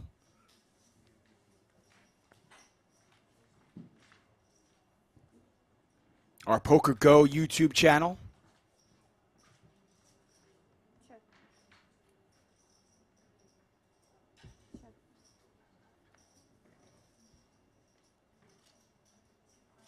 Bodziakowski with a full house now. Ivey with just a pair of queens. If you are enjoying it on the PokerGO YouTube channel, let us know where you're watching. Please hit that subscribe button. Give us a thumbs up. Bodziakowski going to give Ivey a little bit of rope, but Ivey will take it. And it's a fine bet for Ivey. Obviously trying to protect our hand. We're happy to pick it up right here. Whenever we do face resistance, we simply just can throw that queen right into the muck.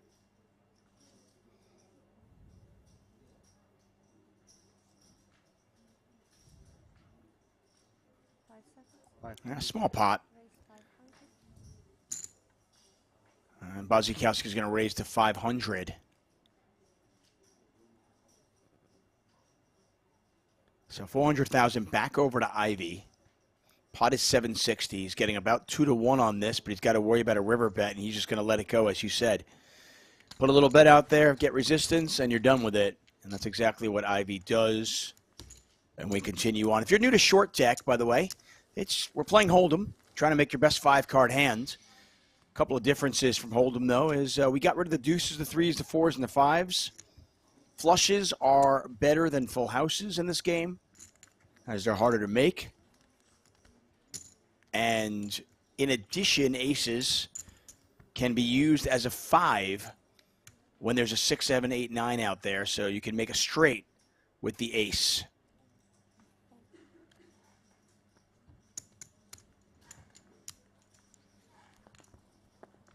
A short deck, bit of a gambler's delight.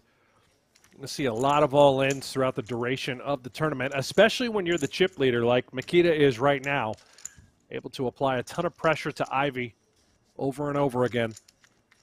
Yeah, it's one of the reasons why I think the game became so popular in Asia and among the super high rollers.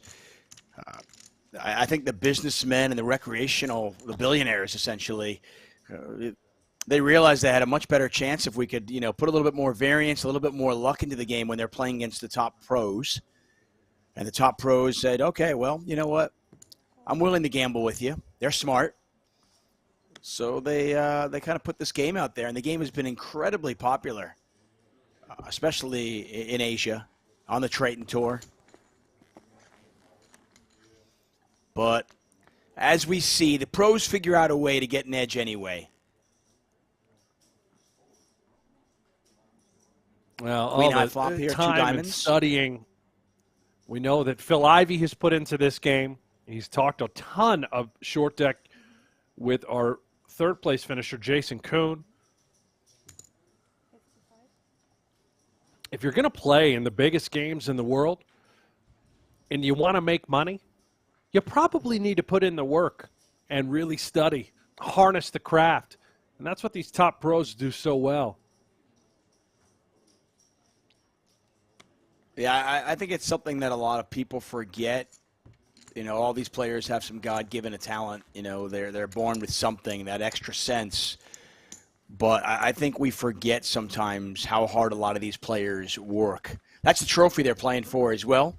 They're not just playing for money. Both these players are guaranteed over $500,000, over $750,000 to the winner of this heads-up battle, and that very nice-looking trophy.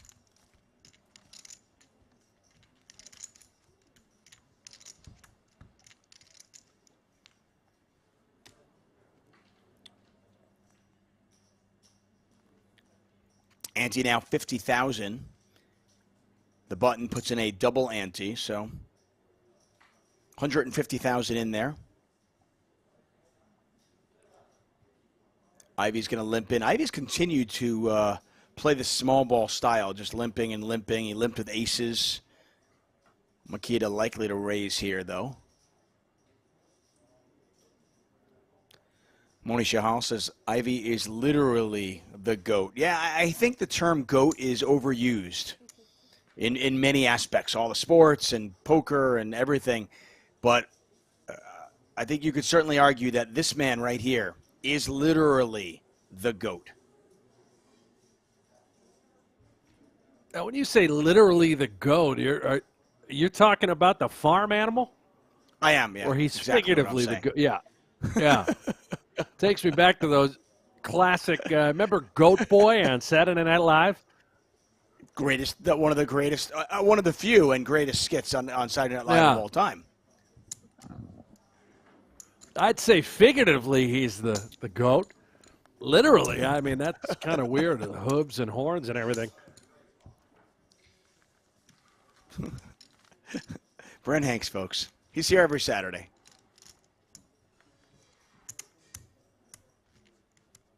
It is Saturday, right? Yeah, it is Saturday. Let me ask you something. I got the days right. Chat. I'm proud of you. And Tuck, Phil Hellmuth, he calls himself the greatest of all time. A lot of people do not disagree that Phil Hellmuth would be considered the greatest tournament player of all time. Now, when we talk about greatest of all time in a sense regarding to Ivey, what does that mean? Are we talking overall every game that's ever been played, mixed games, cash games, tournaments? If you combine all the elements that Ivey would be the greatest of all time, how is he different than Phil Hellmuth? I mean, I think Phil Hellmuth has the most bracelets. And if that's the only way we're keeping score, then yes, Phil Hellmuth is the greatest of all time. But that's not how I keep score. One of these players plays a full World Series of Poker schedule every single year and is motivated seemingly solely by bracelets. And that's okay. I have all the respect in the world for Phil Hellmuth. I consider him a friend. But to me, we're talking about one player who is motivated by them and has played a full schedule, and another player who's not. And say what you will about Phil Hellmuth. I think if Phil Ivey played a full schedule and was motivated to win those bracelets, I think he might have 25 at this point. So then I guess it's safe to say that Hellmuth would be the greatest World Series of Poker player of all time. I mean, Ivey he has the greatest results. Everything else. Yeah. I mean, it's just really hard to – I mean, at the end of the day, it's one of the problems we have with the Hall of Fame. Is the Hall of Fame just the Hall of the best World Series of Poker players out there?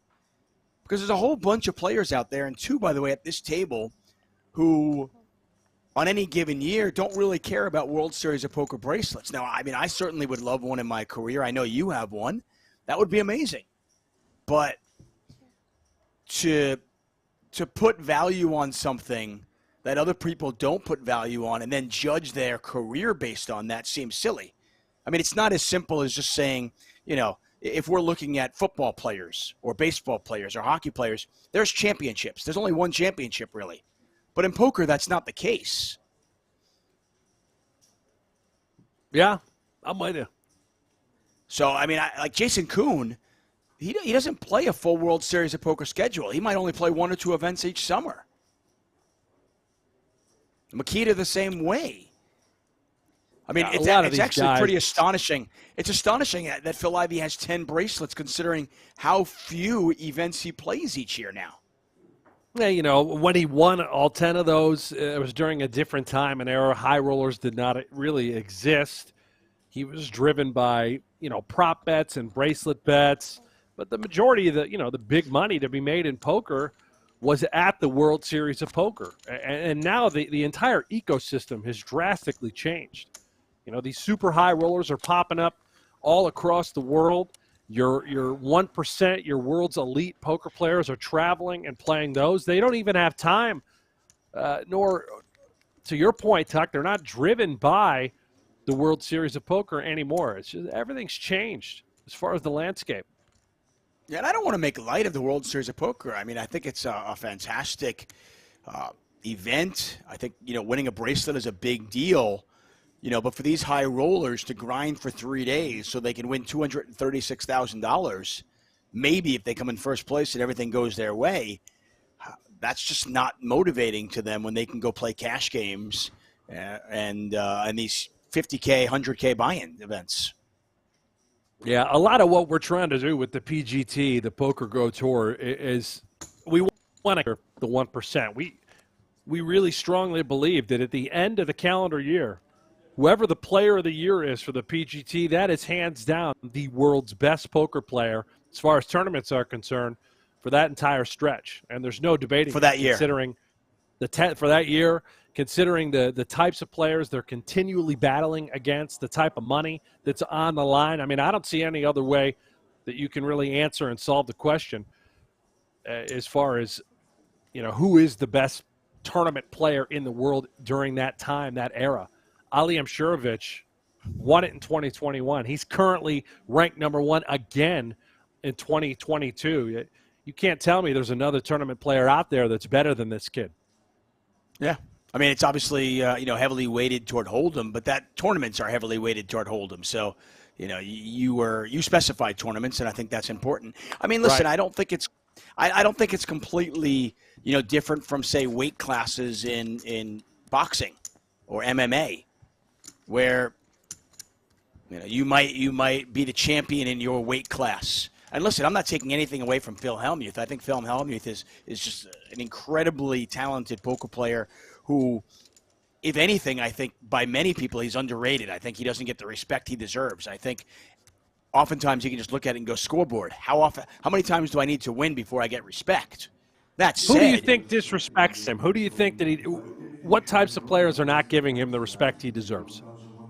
It seems like, at least throughout the years, and maybe he's starting to get more respect. Maybe it's starting to come around again. But throughout the years, it seemed like a lot of the online community just never thought of him as much of a player because either A, they didn't understand what he was doing, I don't know, quote unquote white magic, call it what you will.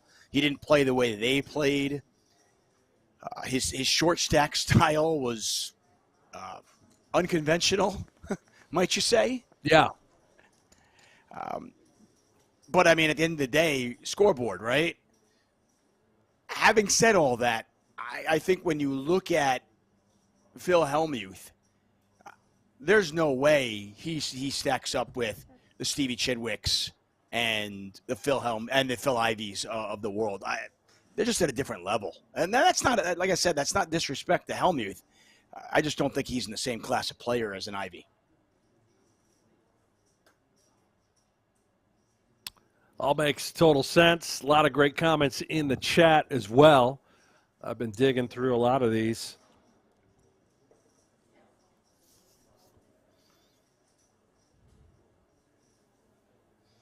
Interesting one here. Ivey, he's got bottom pair. Keep in mind, he also has a straight draw. That ace swings low, essentially representing a 5 in accordance to his hand.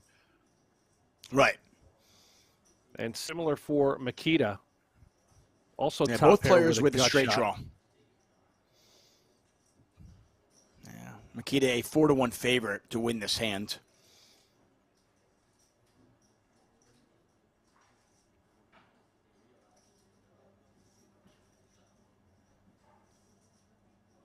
So Ivey in rough shape, only an 8 or a 6. He's got other ideas. He says, I'm just going to bluff away at it, effectively turning this 8 into a bluff.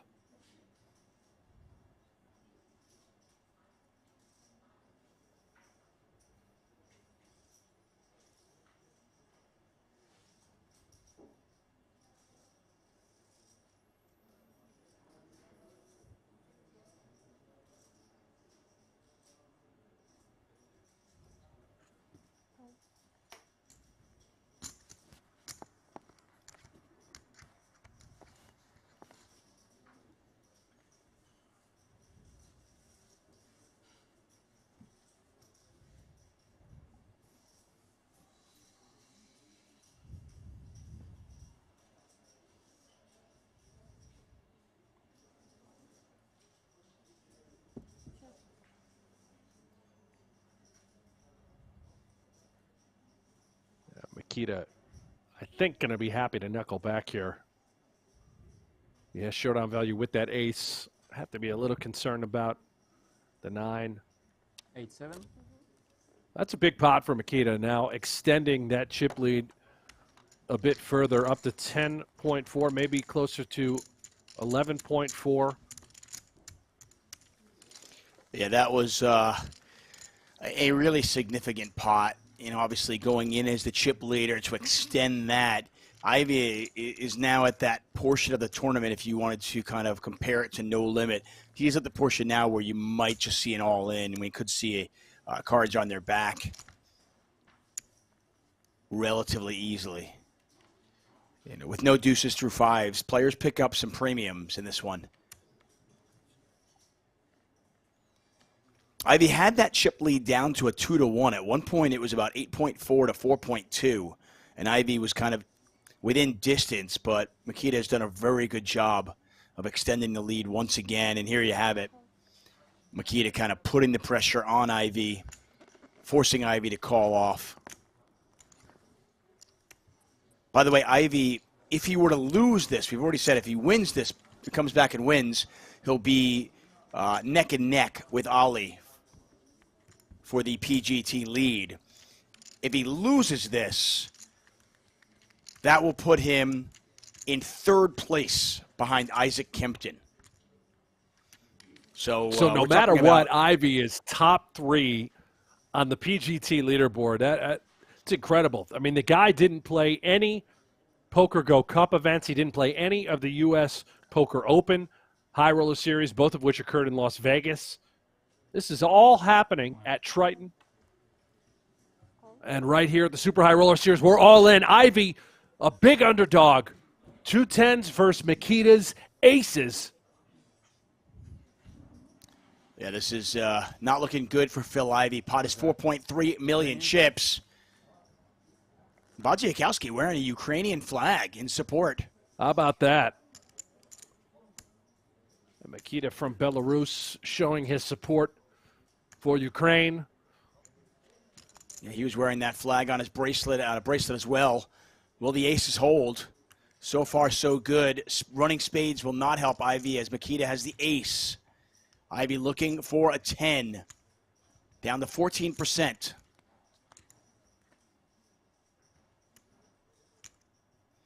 And now only a 10.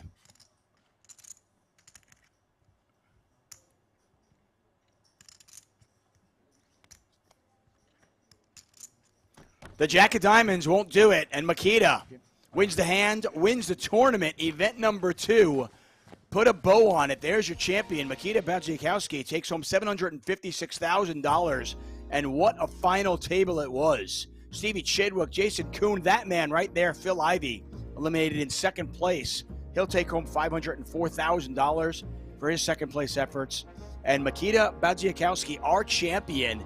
Brent, this was a fun one. Oh, absolutely. Star-studded.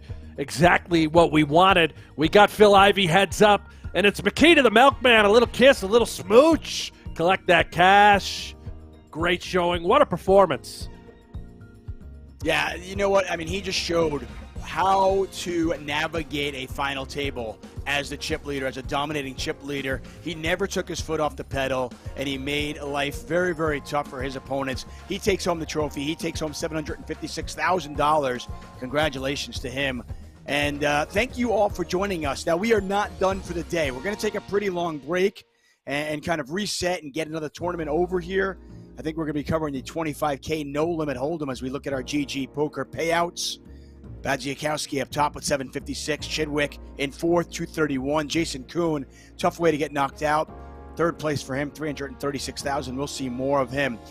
So it looks like at about 10:30 in the morning Eastern time, so that is about an hour and 45 minutes from now, we're going to be back here with more coverage. Brent, myself, and some big-time players playing No Limit Hold'em. Thank you for joining us.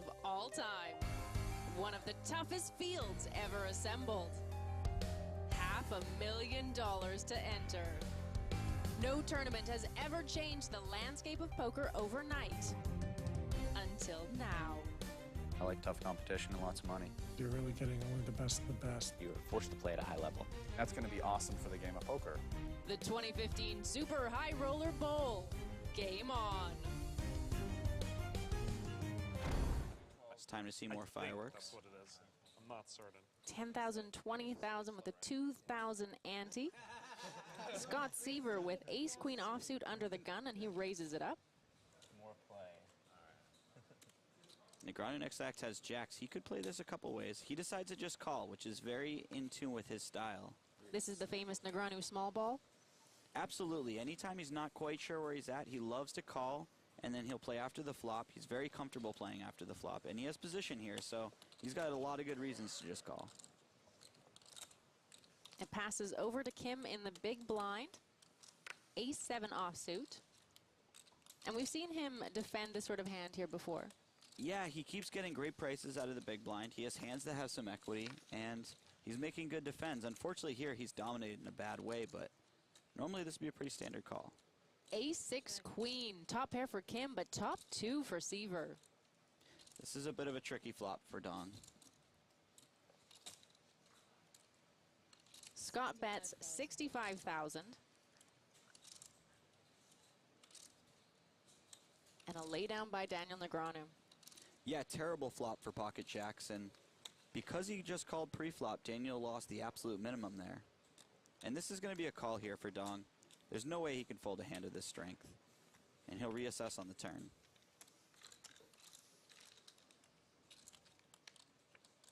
Oh, well, the 7 on the turn is a great card for Scott, as Kim now has a worse 2 pair than him. Kim checks. Yeah, that's an absolutely terrible card for Dong. He's going to be putting a lot of chips in the pot now. Scott is really good at finding the right bet size. He bets 175,000. Yeah, it's a good size, and now Dong has to decide whether he's just going to call or if he's going to raise on the turn. Obviously, his hand is very strong and he's ahead of a lot of hands. He has to worry that if he does raise, he folds out hands the Seaver could have, like ace-jack or ace-10 that he's beating. So I think what he wants to do is just call, and then if he does raise, it would be on the river.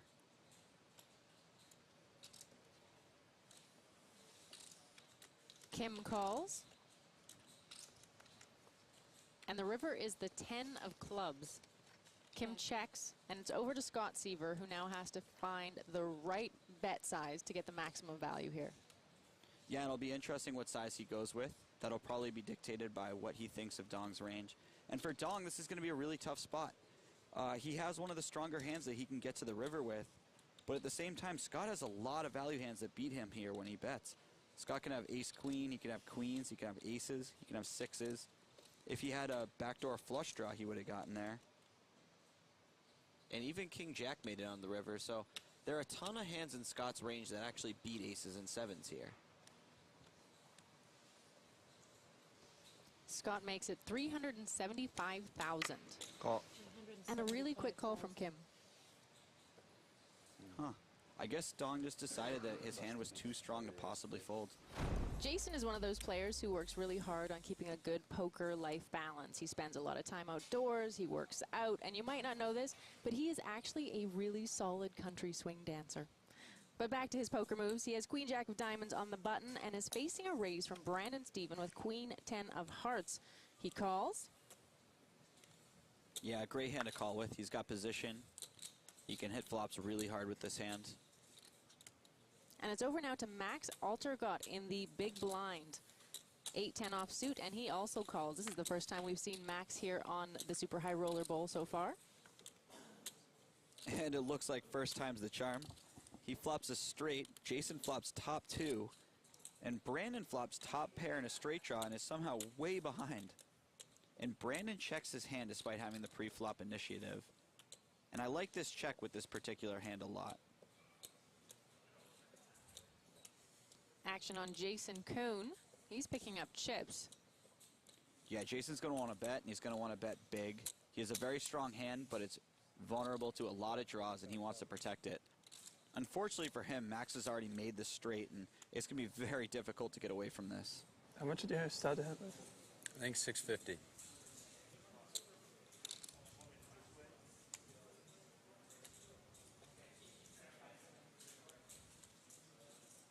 Max is reaching for chips, and he raises it to 230,000.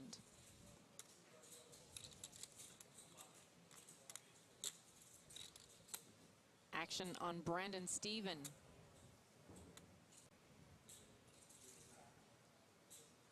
He finds himself in a pretty tough spot here. He liked his hand a lot before all of that action, and he does lay it down.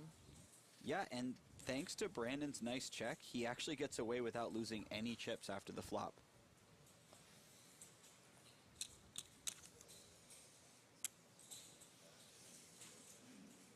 Now, when Jason pulls his chips back like that, that means he's either calling or raising. And it looks like he might just call, which is pretty interesting because it's for a big chunk of his stack. I would have to imagine that Jason's plan is to call and to get it in on any blank turn. Well, the 6 of spades on the turn is not a blank. No, it's not a blank at all. It completes the flush draw, which he had to be concerned about on the flop. And also, if Max has something like Jack-9, he's probably going to slow down on this card. All in. It's an all-in from Max. Big decision for Jason. That hand's not very good, is it? It's not a very good hand. Doesn't really hit that board very well. Good discipline fold by Jason. Tom Marchese is under the gun with ace-king offsuit. He raises to 72,000. It's got to be the first time he's ever folded king straight. Yeah. Folded in 8 seconds probably. Seaver with king-jack offsuit. It's a good hand, but it's not doing that well versus Tom's under the gun opening range. I would imagine that Seaver either folds or 3-bets this particular hand. And it looks like he is choosing the 3-bet here.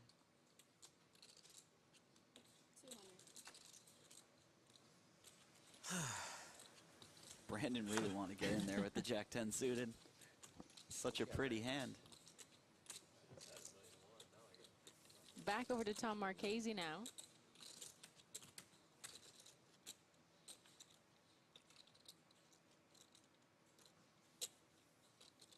And Tom decides to just call here, and I like this a lot. He knows that the type of bluffs that Scott would have, he usually dominates, so he wants to keep those hands in. And also, he doesn't really want to re-raise and get it in before the flop. He's not doing that well versus the range of hands that Scott would actually get all in with him. Well, ace-3-9, and that's a flop that you want to see with ace-king. Great flop for Marchese. This is the type of board that he can withstand a couple streets of pressure easily, so he's very happy that he just called pre-flop when this sort of board comes down. Seaver fires into this pot. And Scott chooses to go with a smaller sizing, and I like this a lot. He's just trying to fold out stuff like pocket sixes or king-queen. He knows that Tom's not folding an ace to any size, so he just chooses a smaller size, and it gets the job done. Unfortunately, he's run into a really big hand. Queen on the turn. Seaver now with a straight draw and a flush draw. Yeah, that was one of the better cards for Scott to see. He picked up a lot of equity, and it'll be interesting to see how he plays this on the turn. Marchese checks.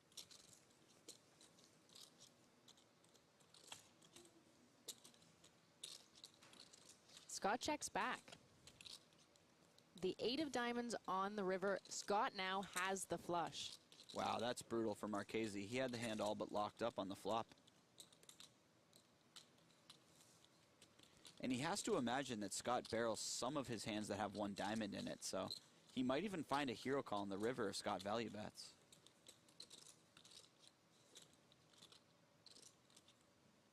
Pot of 743,000. Scott Seaver reaching for chips.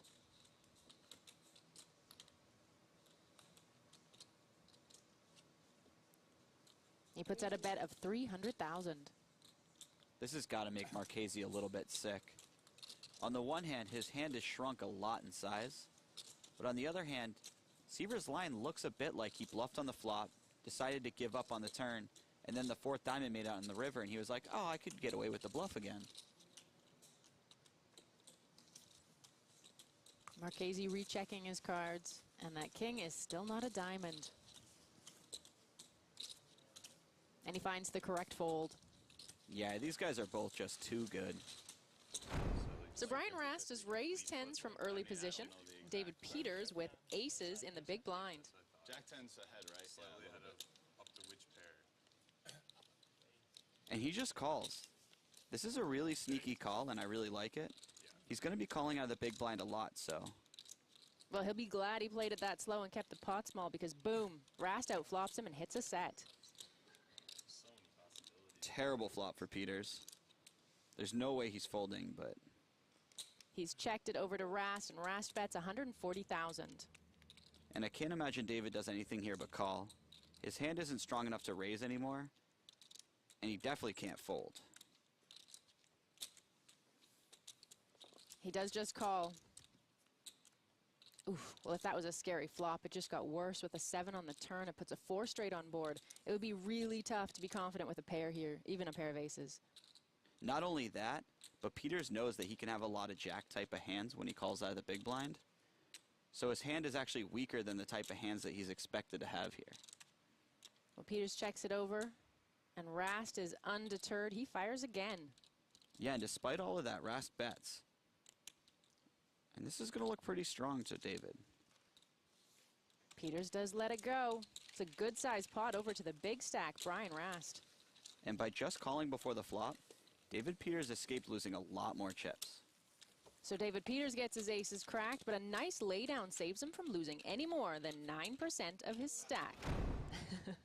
Scott Seaver with ace-9 raises to 200,000 with the 3 shorter stacks behind him. All in. All in.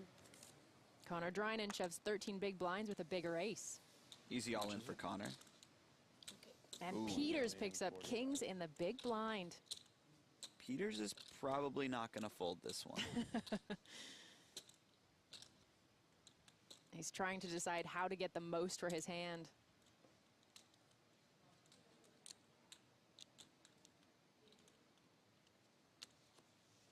Peters just calls, clearly trying to entice Scott to stick around. Peters definitely wants Scott to put more chips in the pot, and calling is probably the best way to do so. I'm gonna fold, but that's probably not right. It's definitely right, as he sees when the cards are flipped over. What did you have, Scott? Scott being a bit coy about his hand. I like how Kuznetsov just told Scott what he had in the previous hand. And now Scott's very tight-lipped when it's back on him. 8-5 queen, all clubs, and Peters' hand just got even stronger with the flush draw. Not my flop. That's a terrible flop for Drynan. He just lost the ace of clubs as an out. Well, that might be his turn. The 10 gives Drynan an extra out. Only the 10 of diamonds or a non-club ace will save him now, or he is out in 5th. Oh my god. Wow. Red 10 on the river. What a card. And I had the ace of spades also, so you had only... I figured when you said 2 cards that don't matter, you were just being nice for me. And I had the... Wow. The blinds are still at 50,000, 100,000 with a 10,000 ante for the 4 remaining players. Even the short stacks have over 30 big blinds right now. Brian Rast with huge chip lead and king 7 of spades in the small blind raises to 300,000. Scott Seaver in the big blind. Jack 9 offsuit, he just calls. Jack 9-10, and just like that, 2 pair on the flop for Seaver, although Rast does have a double gutter and an overcard. Scott Seaver with the stare down. Yeah, Scott Seaver seemed to make it his policy to stare his opponent down right from the beginning of the hand all the way through the end. Rast bets 275,000. And Scott decides to just call. I think he doesn't want to inflate the pot too much. Queen on the turn gives Rast the straight. That's got to be an ugly card for Scott to see, but he hasn't seen it yet. He's still staring at Brian Rast.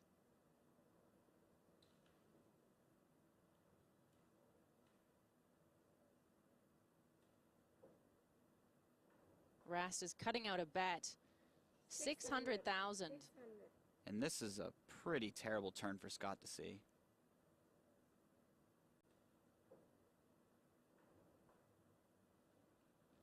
His 2 pairs shrunk up considerably, and he's going to call here just in case Rast has a flush draw or something that he's bluffing with still. Queen on the river means Scott's 2 pair is counterfeited now anyways. This might save him some chips. Yeah, I can't imagine Scott's going to be putting very many more chips in the pot. I'm all in. Rast shoves. Oh, come on. Scott thought for a moment that he might have made a full house if the queen on the river was a jack. I'm not going to waste time. I'm not calling on the queen. And I'm not quite sure about Rast's bet. It had to have been designed to fold out the chop if Seaver had a king himself. But Scott can have a lot of full houses there, and it seems like a really risky gambit to take. A lot of interested people on the rail watching, including a lot of the high-stakes poker community. And this is tough for Rast. He has to just clear his mind and get right back into the mix. He can't be thinking about the last hand. Well, the 8s have shown up again, and this time they're in Brian Rast's hand. He's raised, and Drinan has queens in the big blind. All in. Drinan moves all in. It's like 3. And unfortunately for Rast, this is a snap call. And in back-to-back hands, Rast might lose almost all of his chips. I have 8s, he has queens. It's a bad spot for Rast. He's going to need to get just as lucky as Scott did with his 8s.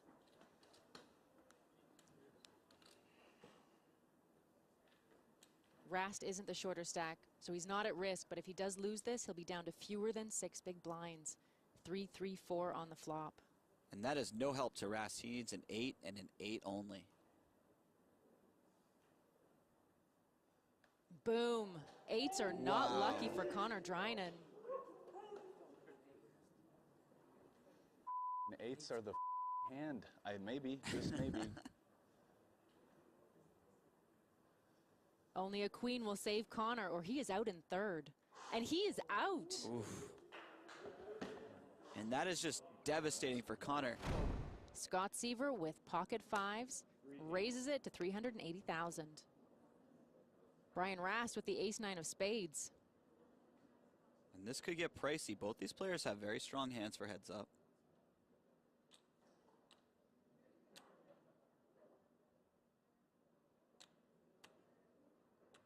Brian makes it more expensive.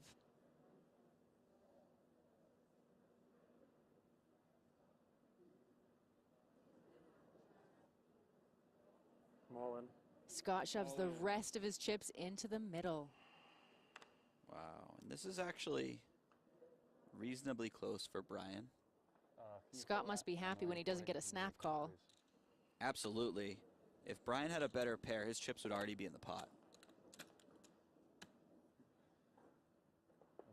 And it's a call. It all comes down to a flip to potentially decide the winner of $7.5 million and the title. I have ace-9 of spades, he has 2 5s.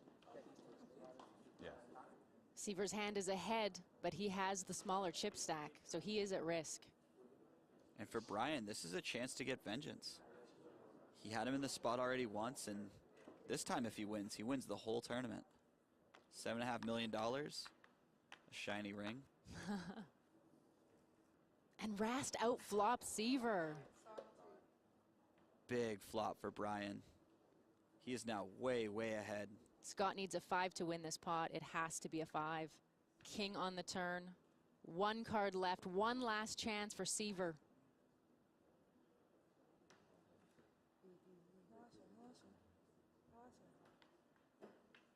And the 6 on the river. Brian Rast is the first ever Super High Roller Bowl champion. Congratulations.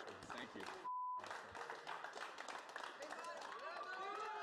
And what a deserving champion. After taking that bad beat, he just fought hard, came back, and now he has the title. Scott gave a little shrug there. He's gone off to talk to his friend. Second place money's not so bad. Dude, that came back from that. I sat there, I said, I'm going to come. Last year, Brian Rast outlasted a world-class field on his way to a Super High Roller Bowl title and $7.5 million in cash. This year, the Super High Roller Bowl tradition continues from Aria Resort and Casino. This is a big pot. Thought I had you crushed. 49 of the world's best and wealthiest poker players. a buy-in of $300,000 and a first-place prize of $5 million. 4 full days of live poker. The Super High Roller Bowl from start to finish gets underway right now. You ever find yourself opening up a little bit when you know guys are tired and a little bit less interested in competing toward the end of a day's play? Absolutely. That's a really big part of tournaments, having the feel for those situations. And recognizing also that people can be polarized when fatigued, where they either have it, because otherwise they wouldn't be out there stepping out, or they're just phoning it in. Right. Taking a more conservative approach with their medium strength holding. Exactly. Because they don't want to think as much, and there's a lot of thought that has to go into those gray area type plays, as we see 3 players in a raise pot pre-flop, and the flop yield is Queen 7-6 with a couple of clubs. Goes without saying, that's a nice flop for Budiga. Yeah, top pair with a king kicker. Nothing much for Anthony Gregg, who's checked as well as Pertouche. And Rainer Kempe checks his 2 4s. Here comes the turn card. Kempe picks up the bottom end of an open-ended straight draw. It is a nice turn for Kempe. However, 2 flush draws on board for Pertouche now. He's got top pair. If Budiga leads here, it really depends on how much, as far as Kempe's decision goes. And Pertouche fires 20,000. Don't see Gregg continuing. He lays the 5s down. And I don't think Kempe has quite enough to continue. If you know an 8 is good for sure, it changes things somewhat. But an 8 could be no good. Pertouche has some combos with a 9 in it. However, 4s could be good at the moment. This is reasonable. Rainer makes the call. A 3, 4, and 8 would make his hand best. And it's a 3 on the end, giving him the 7 high straight. That is the perfect card for Rainer Kempe. A disastrous one for Pertouche. That's how you do it. It's just that easy, boys. Look at Rainer sizing him up. Kempe is a touch capped here. Can't really have 8-9. He can, of course. He could check 8-9 on the flop, but most of the time he would bet. So Pertouche is kind of asking himself, what are his 4 combos, and thinking about trying to get some value from this king-queen, which is reasonable because Kempe could have checked back some 6x, some 7x, and doesn't really have 8-9, where Pertouche does have some 8-9 here. So I don't mind Pertouche's value bet, but it is ambitious. 1,000 is the bet. And you could potentially get your guy to induce here by checking with some sort of busted draw on the end. Sometimes, and I think Kempe may find a raise here just based on, I feel Pertouche may have given away the strength of his hand a bit based on his mannerisms. That felt very value-y to me. And that's not to say he did anything wrong, and it's much easier to make reads when you can see somebody's hand. Oh, wow, look at this. You're exactly right. But we've seen a lot of flat calling on the end with not the nuts. But Kempe really felt like this straight was good. That's logical. Pertouche really only has the 8-9 suited combos. He's not taking off out of the small blind with 8-9 off. He might not be taking off out of the small blind with 8-9 suited. So Kempe really believes this straight is good. It is, and it puts Pertouche in a very awkward spot. 80K to call. If you're going to make thin value bets, you have to be prepared to face these decisions. Well, Pertouche didn't find the auto fold. He's asking for a count here. No, it's. But could Kempe really be bluffing for his remaining stack in this situation with just 80K? Great question, Ali. It's so hard to say. we can't get into Kempe's mind or know one of the beautiful things about poker. Oh, Pertouche thinks he could be. Maybe Pertouche thinks that. To turn these over. And that's why you don't stand behind a horse. And Fedor. And we come right back to a possibly curious Fedor holes, and I love when we only get to see the one card. I really do. Yeah. Because start to imagine, what do you think Fedor does with the jack of spades? How about a queen? play along with Fedor. He knows that Helmuth has been splishy splashy to say the least. Yeah, and the deuce 4 offsuit here, 3-betting to 90K. That's right. And it looks like Fedor is taking a flop. Excuse me. Oh, it looks like he's going to charge him more to take a flop, isn't he? It's a 4-bet to 235,000. And I it's like a soul read. I think after a little bit of Hollywooding, Helmuth is probably going to let this go. What's going on here? I 3-bet the kid twice in 4 hours, and he 4-bet me both times. Are you in a hurry? You got a death wish?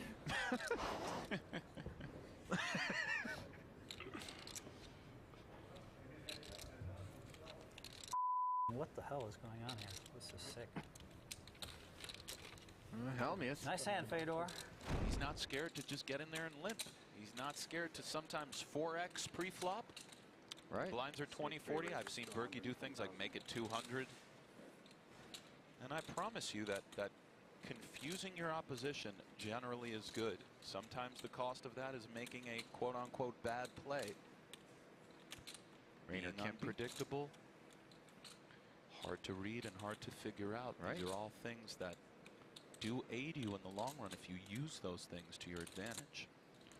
Kempe opening with Snowmen, the 110. In the cutoff.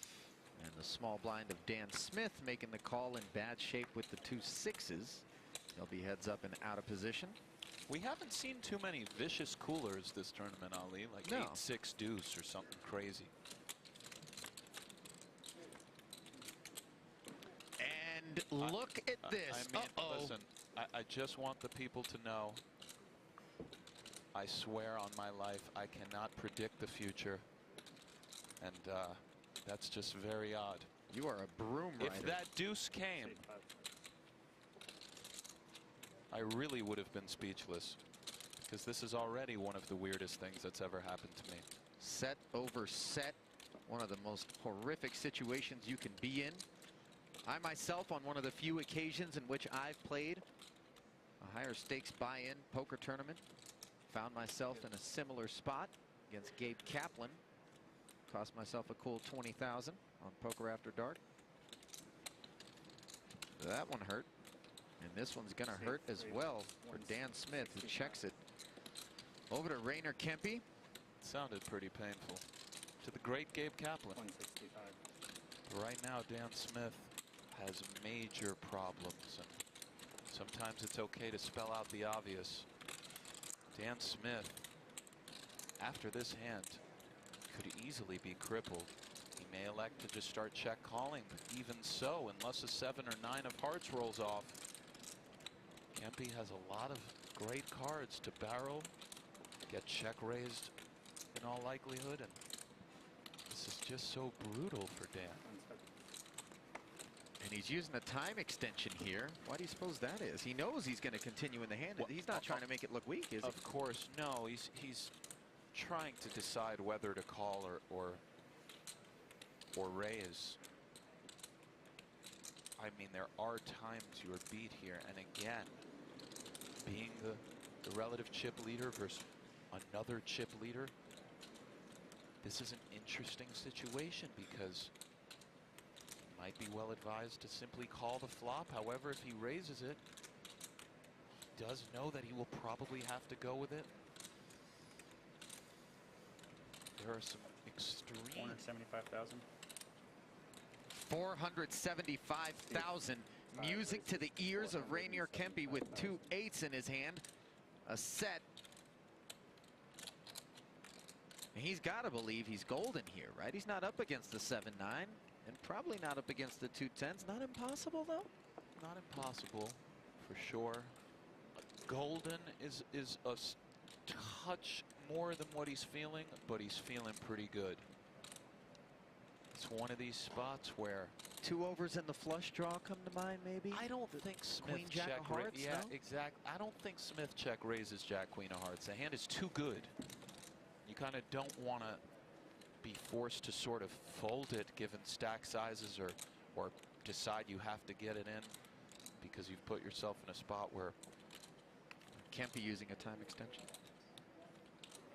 Pot odds are just too good, and this is a really sickening spot for Dan Smith. And I just don't know how I just went out there and said we haven't seen a vicious cooler. I feel bad for Dan. Of course, me saying that did not influence the flop, but it's very weird. I'm having a very philosophical moment. This is a situation where Rainer Kempe is that speeding commuter train and Dan Smith is that car stuck on the tracks. In all likelihood, they will get it in. My only question, as crazy as it may sound, is there any way Smith finds a way to get away from this on the flop? Just given that we're on the bubble, he's such a great player. And Rainer Kempe says, I'm all in. Kempe's reached. Yeah, Snap call by Dan Smith. But you notice the trepidation in his voice. He called. He doesn't want to have to play this hand on the bubble. So two sick. relative chip leaders.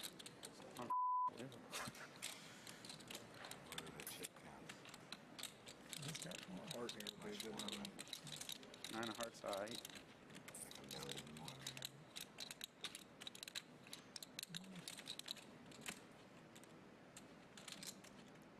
It's looking pretty thin at the top of the screen next to the outs graphic.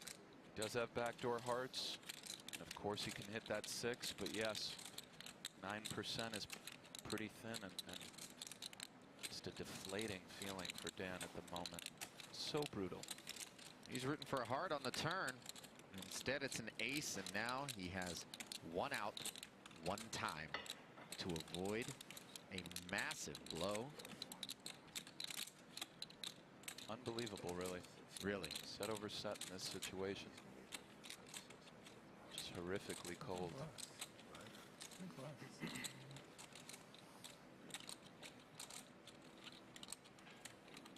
Dan Smith can't connect with the one-outer on the river.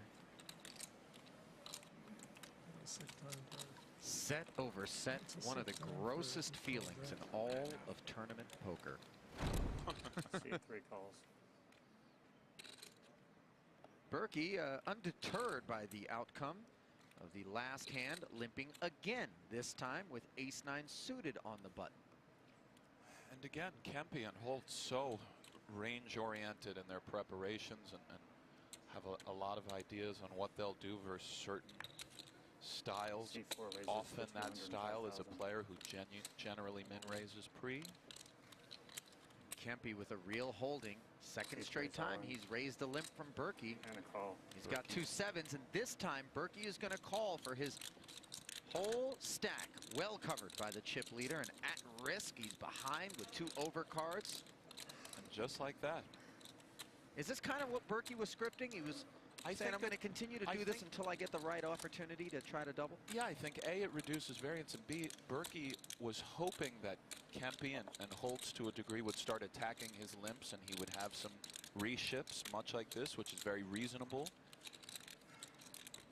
And it's a multifaceted approach, one that in the next level Berkey could stop limping and then resume. So if Berkey can win this pot, he will vault over Phil Hellmuth for 3rd and chips, but he's going to need some help. And the board is 7 high, top set for Rainer Kempe, and a very uphill climb for Matt Berkey.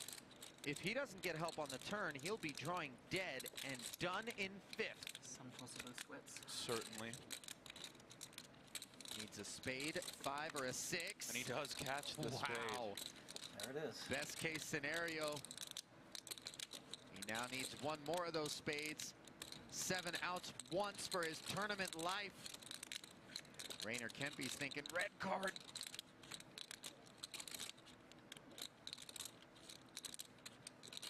The tension mounts. And here comes that river. It's a 4. 7's full for Rainer Kempe, and the end of the road for Matt Berkey. Good game. Good luck, Phil. You definitely win best dressed. Thanks.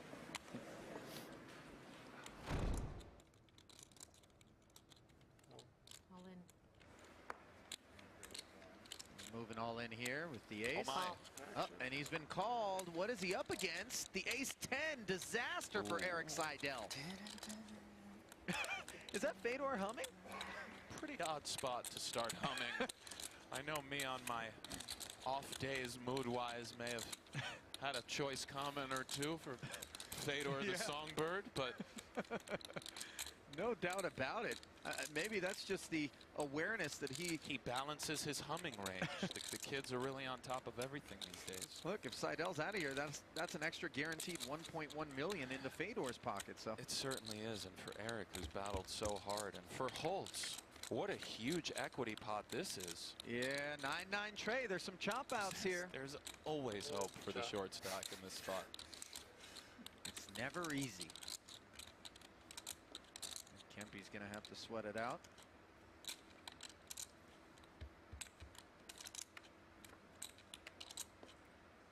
Now picking up some more chop outs. Yeah, the ace on the turn. Notice that paint. Can't win anymore. Seidel cannot win the pot outright. That is correct. Very, very insightful observation. He does pick up many chop outs. Nine, an ace, a king, queen, jack. Instead, it's a 6, and that's all she wrote for Eric Seidel, who really fought hard. You can't say enough about Eric Seidel. You just can't. How do you normally celebrate, Nick? And you make a big score. You got a go-to? That's a good question, Ali. First, you got to win one. You know what? It's too late. And why don't you keep your little jokes to yourself? Two-time bracelet winner, one-time World Poker Tour There you winner. go. There you go, Ali. I know. Thank you. I know who you are, buddy. I also have won multiple tournaments in New York City underground clubs when I was 16, 17. Took down quite a few, like 4 or 5 player tournaments. They know what's up. Oh yeah. You guys know who I'm talking about. Those Colossus events. They remember. $25 buy-in, 6 of us vying for New York City poker history. Right. 1.2 million. I myself. 1.2 million. What have we walked into? Looks like both players with a pocket pair. Holtz making it 400K with the Ducks. This is close-ish for Fedor. All in. Oh, and he says all in. Wow. And just like that, Kempe. And a snap call from Kempe. 4-to-1 This could favorite be it. to take it down. Fedor with 2 Ducks. A 4-to-1 dog, roughly, against Rainer Kempe's 2 8s. For the spot of 2 Germans being heads up and the guy winning with 8-8, it's kind of it's kind of the cherry on top. Not sure Holtz is seeing any cherries on top at the moment. You know, mentioning Anticipating. No, he's kind of got the step. You know what? I won't be mad at you. I know you won't. I know you wouldn't be. I know you wouldn't be. Tend to believe Fedor there, but nonetheless, he's thinking deuce. 10-9-5. Running hearts, of course. But if Fedor doesn't help, Rainer Kempe is our 2016 champion, Ali. And the turn card is a 4, down to just 2 outs once for Fedor. Otherwise, Rainer Kempe is our champion. This is for a $1.5 million difference between second and first place money. Can Kempe seal it? Yes, he can. And Rainer there it is. Kempe is your 2016 Super High Roller Bowl champion. Wow, and I didn't expect this confetti shower. I was not told about this. Wow. Nobody consulted with me. Give Holtz the ring. Sie waren das hier? Ah, guck mal, ein bisschen bling bling. It begins in this city, in this venue, at these tables. 56 players will enter this room, each with a singular goal: winning the Super High Roller Bowl. I would say that the Super High Roller Bowl is the best tournament of the year. and I say that with confidence. $300,000 gets you in. $6 million awaits the winner of the one event on Earth for the highest stakes with the toughest field for the biggest money. The 2017 Super High Roller Bowl. This is where it begins. Let's play some poker, boys.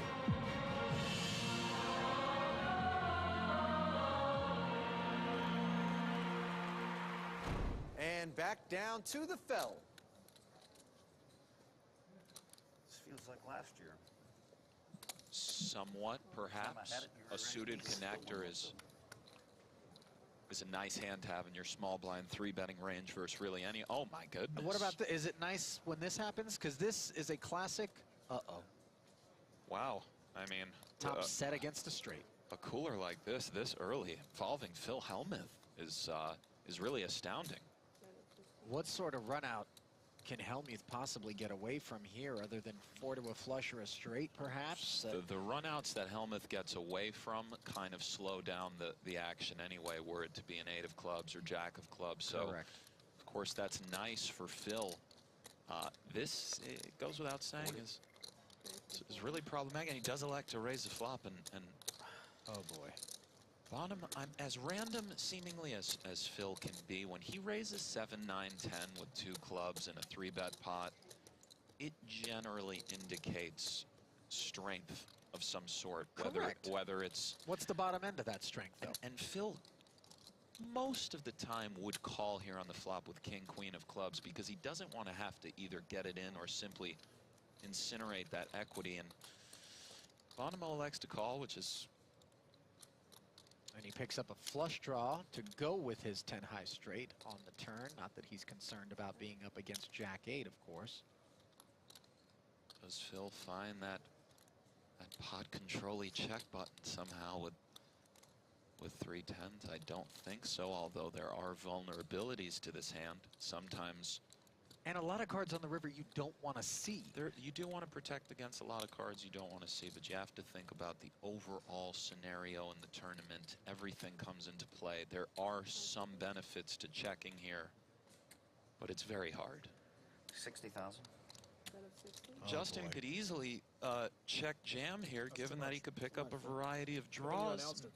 7x of hearts. This is going to be, in all likelihood, You may want to put the greens on the bottom. an all-in from Justin, and Oh, I know. wow. Yeah, I mean, could King Jack of clubs factor in here? Wait, I'm giving too much information. Certainly you fear King Jack of clubs, or King Jack in general, if you're in Phil's seat. Although check thing. raising the flop with King Jack in general, Same. less likely, I would imagine, no? Could happen. Same thing from Justin. You fear running into a straight. My God, there it is. And it's all in the middle. Oh my God. I escaped. Oh man, that's going to be hard to pair the board. Oh my God. Hellmuth needs a 7, 9, or queen here. Wow. Fill them out. 30 minutes, go get that. 10 will work as well. Oh, we'll go take your time. 15. I guess maybe I should have 3-bet you before the flop. I knew you were going to 3-bet me light a lot today. That's what I do. I know. Wow, what a flop for you. It was amazing. That depends on the river card. No, I said what a flop for you. Oh my God, wait till people get this update. And the 3 on the river. Guys, oh my God. Try to outplay me. The best player in the world. I'm just going to re-raise Phil with 8-6. He's going to flop top set, and I'm going to flop the straight. And the stack sizes begin to increase as the field condenses. I'm sure we'll see some even bigger pots. Wake up, cards.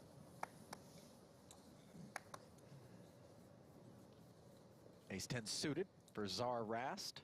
That was his online handle. It was. I've tussled with him many times, both online and live. You were the takeover. I still am the takeover. You still Ali. are, okay. I haven't rumbled with you online in so long. Yeah, I'm around from time to time when I duck out of the country and get that itch. Of course, online poker no longer available except for specific states here in the U.S. We're talking New Jersey, Nevada. Ridiculous. Ridiculous. A little bit shocking. Certainly disappointing for the big fans of the game. Everybody's suited here. Nice guy. And the board, 2 clubs. Queen 8-6. Rast with the nut flush draw. Heart with the flush draw and open-ended straight draw. And Cats with a pair of 8s. Serious connection to the board via Rast and Hart. And given that Kevin is sporting a 20-some-odd BB stack, slightly more, I believe. Very likely to be going in here versus Rast.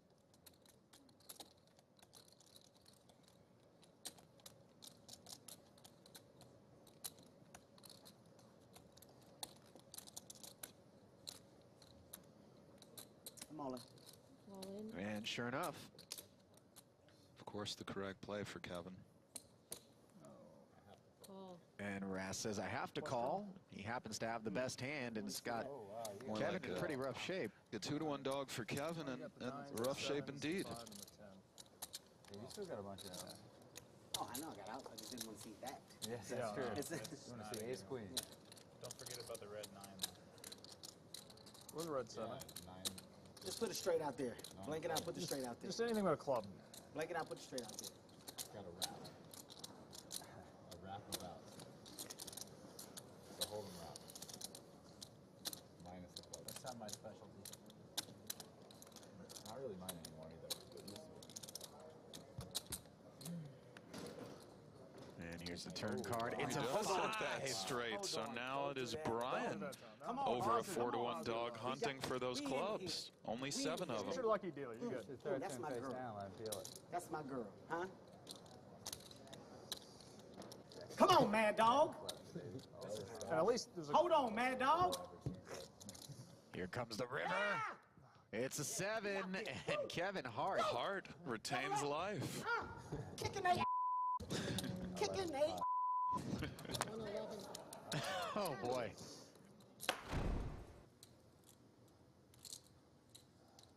I believe Vogelsang wakes up with Can you aces. please be quiet? I'm You asking can't- very nicely. you I'm can't allowed to say talk. anything. Carrie, you can't. Where is that in the rule? Can you call the floor, Floor, please? you really can't Floor. even say a word. Floor. That's not a rule in poker. Yeah, it is. What, talking? You can't talk right now. Only heads up. Everybody's getting a little testy, Ali. Well, listen, a lot of money hanging in the balance. That's man. right. Stress getting to folks. Kernick and Kuhn are about Oh, to you're allowed throw to talk down. during the hand. 10 seconds. What's the rule? You are allowed to talk. Even with three-handed, him left. Absolutely. Okay. Absolutely. Okay. Can I have 30 extra Stand seconds? Because I've been trying to get him Yes, to he stop should. talking. We've been calling him before. Absolutely, he should get extra time. I've used the time. I spent 2 You minutes should trying have to as get much time as you want. 115 when he called for the floor. It was a 115 when he called for the floor. I in looked. multi-way pops, even if a player is all in, it's Okay. still considered a multi-way Not a word. pop. My apologies. I was So, wrong. how much time was left? So Justin's already used the time extension, so he has until 1 minute. Here, Can I I'll say give something? him. I'll give him one of my banks. I'll forfeit Can I it. say something that was a munch of talking, so he really should almost start over. So a Bill reasonable, Klein said that. Well, let's not amount get of carried time away. is How many based time on banks are we going to make up here? You know, Yes. Justin, you That's agree fine. Reasonable? Okay, 30 seconds starts right now.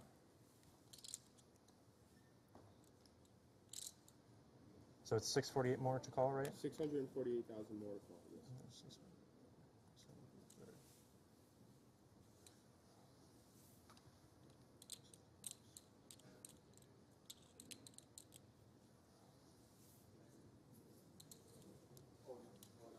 I call. Call. You got aces? Yeah. You got aces. How do you wake up with aces there? All right. Just need a red queen, I guess. Damn, that's a good spot for aces, huh? This is my first all-in. All-in call. It is. So it's 6s against queens against aces for far and away the largest pot that we have seen thus far in this year's Super High Roller Bowl, with not one but 2 players at risk in Vogelsang and El Jefe carry Cats. the 648 that, or whatever it was that Bonomo just called now, also close. I need some help from the players at home, the very experienced players in these situations. I'm just not sure. My knee-jerk reaction here is that Bonomo did not even need to call that initial 20 bigs, but certainly it's okay. And a lot of drama heading to this flop as Bonomo picks up some 7s. 8, 9, 10, and El Jefe picks up some jacks. Jefe, Jack and Queen hunting. Justin did also. Yeah, I can't worry about. Notice Vogelsang has 50% to win this hand. He's fading sevens, jacks, queens, sixes. Right. Yeah, you're right. Come on, Taylor, we need a Just jack. the smallest of favorites against the aggregate hands. What a nice card to see if you're Christoph. Sure. What a massive, massive pot this is for him in terms of real world dollar EV. Right, I mean, 2.263 roughly. Oh my. Dramatic river. Rip his lip off there, Christoph. Easy. Here comes the river. It pairs the board and Vogelsang two aces holds. And that is it. Deflating for Carry Cats to wake up with two queens and ship out of the small blind.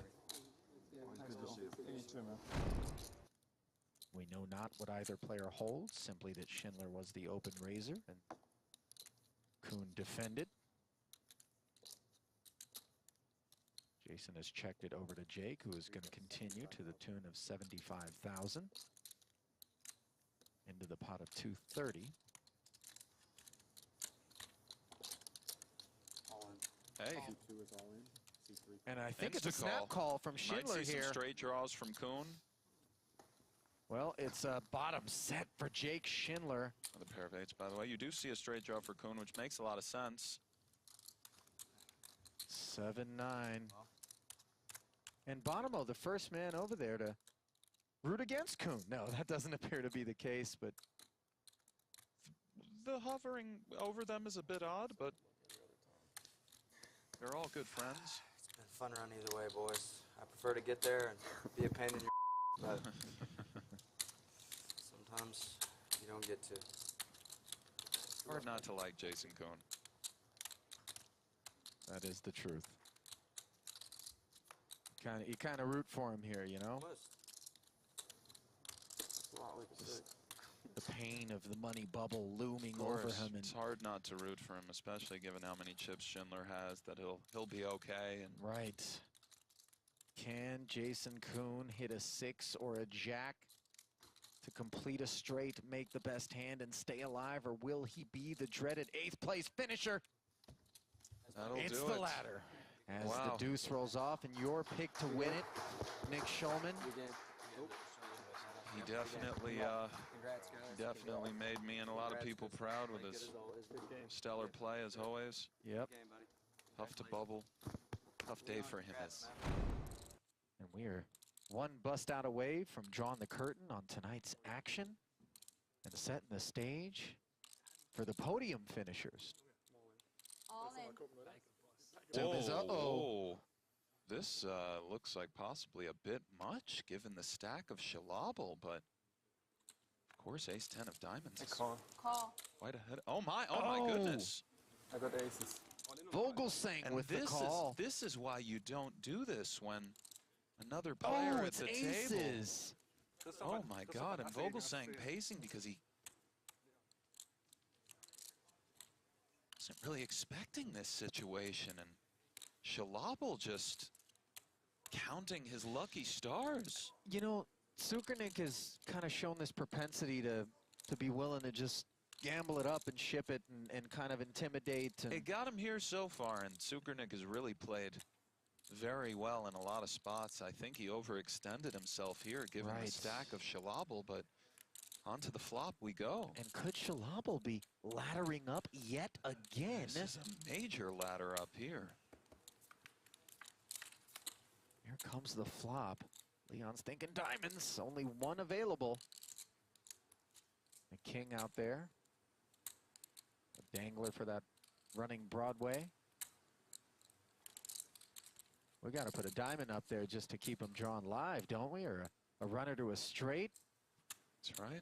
And Christoph's thinking, just put the 4 of clubs out there. Yes. Here comes the turn. It is a diamond. The suspense is always there. It's just never easy. Yeah, it's a very expensive card that just rolled off for Vogelsang, worth about, I don't know, hundreds of thousands in equity, probably less, but crazy. Can Cukernick snap aces? What is that king of diamonds worth? Here it comes. Oh, There it it's is. the 3. Okay. Good game. And Sukernick finishing in 4th place. Incredible showing for Sukernick. Round of applause warranted. Schindler now with Jack 8 suited. Call. Right in there. Yep.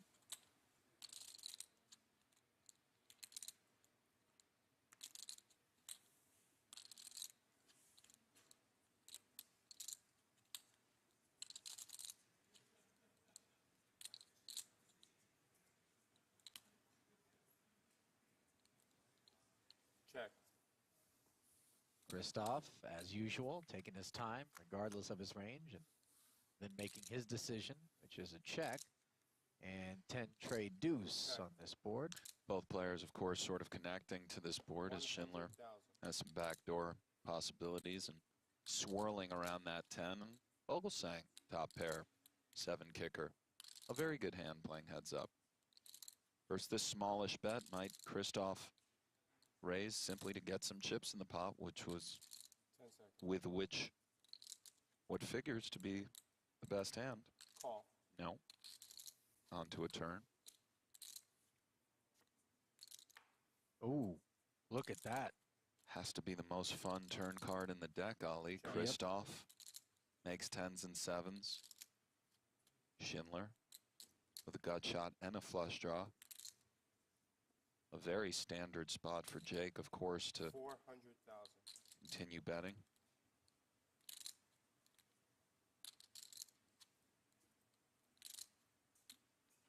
One assumes Christoph will raise here.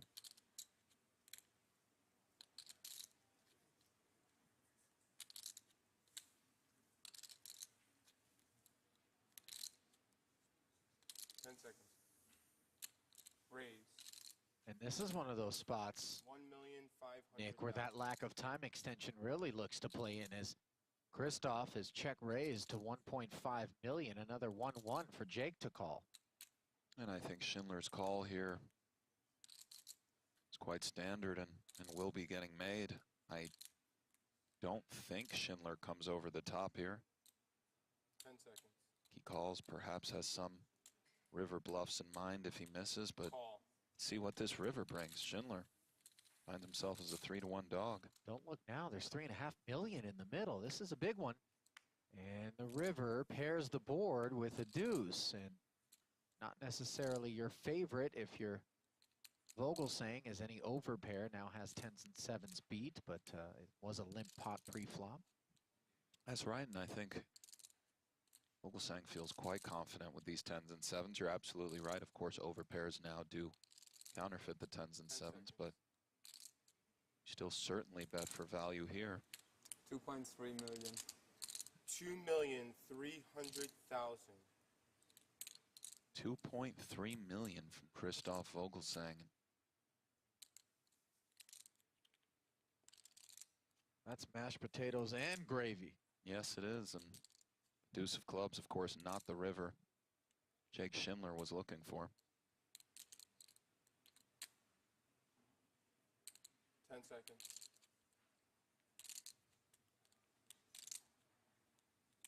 All in. Whoa! Oh my goodness, Solly. All in. Wow. Christoph with only 30 seconds to decide here. I think 10s and 7s is good enough, but man, a lot easier from up here. I did not see that coming, Ali. Schindler, all in. 10 seconds. 10 seconds.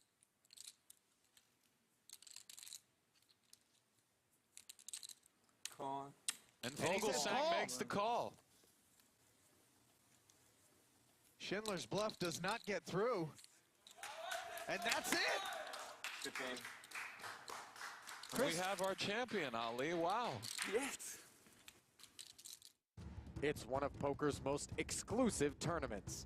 A $300,000 buy-in feeding a massive prize pool of over $14 million. 48 elite players came to test their skill in a 4-day battle of strategy, aggression, and endurance. This is the 2018 Super High Roller Bowl. I don't think Chewy's ever been in a market. Ace-9 in Ivey's hand this time. He makes it 6,000 here on the flop with top and bottom pair. Petrangelo sticking around as the third heart rolls off and gives him the flush. That was a dramatic pause that I put in there, as though it wasn't self-evident. I think Petrangelo's considering leading as he defends the big blind here. Yeah. The 7 of hearts is rich with possibilities regarding Nick's range in form of the 8-10 and all the flushes and some 2-pair combinations. And the idea behind the lead here is that Ivey gets very pot control-y on turns with his ace-X, and we want to simply build the pot with our flushes and charge certain hands that have equity. And oh my, Ivey rivering 9s full of aces. Petrangelo's hand absolutely strong enough to lead here, and he will. And of course, Ivey will be raising either in the form of a shove. He goes so big that it looks like Ivey will shove this river. And Petrangelo is going to go into a tank, probably think aloud as he often does, and we will probably get some inner workings into his poker mind. And he graces has us Ivey with his thoughts. well covered here. He does.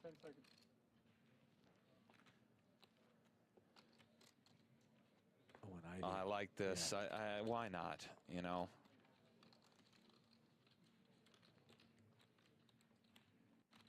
This is going to be a difficult laydown for Petrangelo. He might make it, but it's going to be tough. Is Ivey doing this with King of Hearts 10? Is he doing this with the dry nut Ace-7? flush. Does Ace-7 ever do this? Queen 8 with a. It's going to be really hard to get away. Hear what Nick has to say. So far it was an F-bomb. You do now have a bluff catcher, Ali.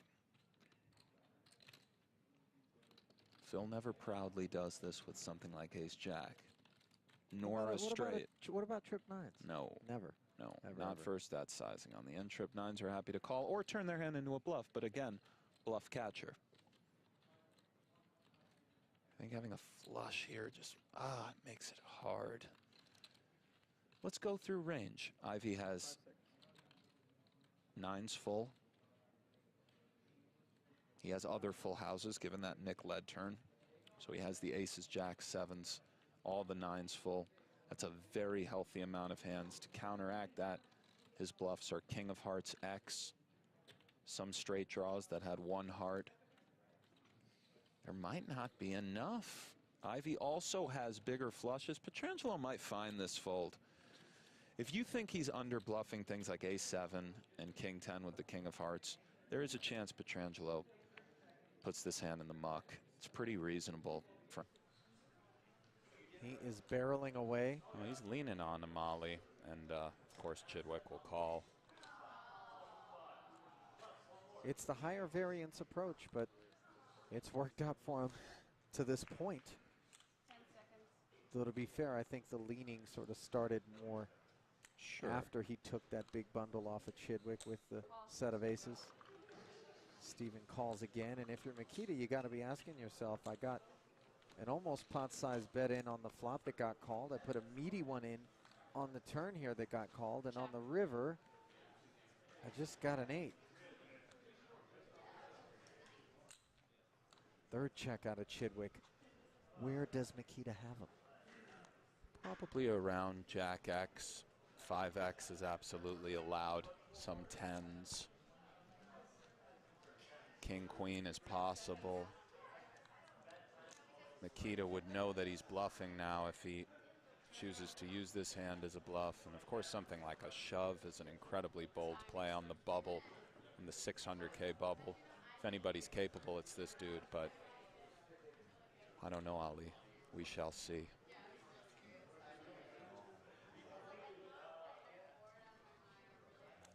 All in here would be tremendous to watch. I don't think we'll be fortunate enough to see it, but he is still thinking, Ali. Fully aware he would be turning his hand into a bluff, essentially, if he puts something crazy out there. Well, conversely, might he think that if Chidwick had some sort of draw, it's best to check back with the showdown value of an 8. I feel sizing-wise, I mean, it's a pretty enticing move to just put Chidwick in. It's also quite maniacal, but think about it. If you're Chidwick with Jack Queen, Jack King, even 5-4, do you really want to call off 1.8 million when Seth Davies is over there on the other table with 30 bigs? And he does do it, Ali. Wow. Chidwick is capable of calling, by the way, but let's see. What a play by Bodziakowski. I was just having fun up here, but he did it. 1.3 million. Let's see if Chidwick comes with the call. Wow, I guarantee you he won't have any time extensions when he does whatever he does. This is a massive pot here on the order of that which these two shared earlier in today's competition. What a play by Down Nikita go the Kings. Bodziakowski. Beautiful. And I'm surprised Chidwick didn't think about it a little bit longer. But what a great, great, great, great, great play. Picking up the action back at the table. 9-7-5 with a couple of clubs. Negreanu with the gut shot straight draw and the best hand with the 2 6s. Bodziakowski getting some big time odds to call with ace queen off. 9-7-5, 2 clubs, not the best flop, of course, for ace of heart, queen of diamonds. Odds that Negreanu certainly is aware he is giving Bodziakowski, and he has ranged him without question. So doing this with a measure of awareness is Daniel. Certainly, always. On to the turn. Oh, that'll work. Negreanu now with the 9 high straight, 1.5 million in the middle. I think range-wise, Daniel's range might play as almost a full check in this spot. Of course, many ways to go as his hand just wants to put chips in, and I don't know. You can throw something small out there and nobody's losing any sleep over it, but I think this check is more precise on a high theoretical level, perhaps. And curious if Bodziakowski decides to turn this ace-queen into a bluff, as we see Daniel does have one of those combos that smashes this board, but this is a Bodziakowski-ish kind of board, meaning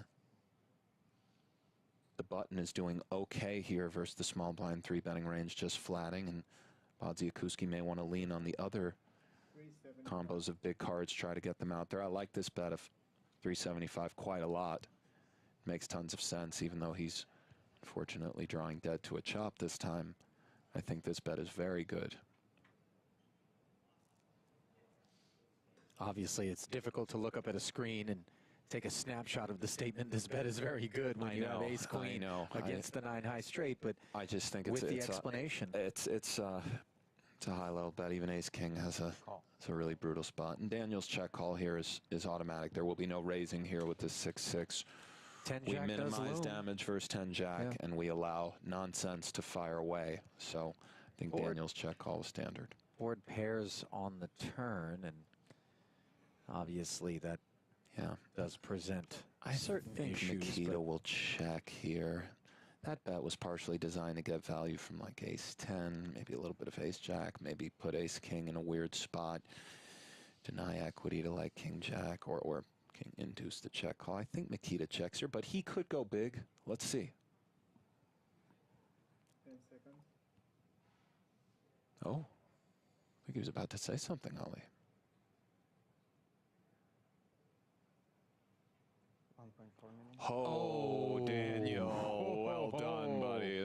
There will be no folding here. I mean, he's scared of 9-8. Don't get me wrong. He's scared of full houses, certainly. But yeah, 6-6 is just way too high up in your range here to consider folding. So let's see. 10 seconds. Oh. Well, he didn't even go with the extension there. He just knew. Yeah, there was just no folding.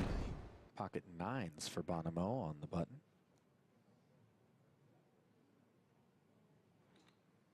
$200,000.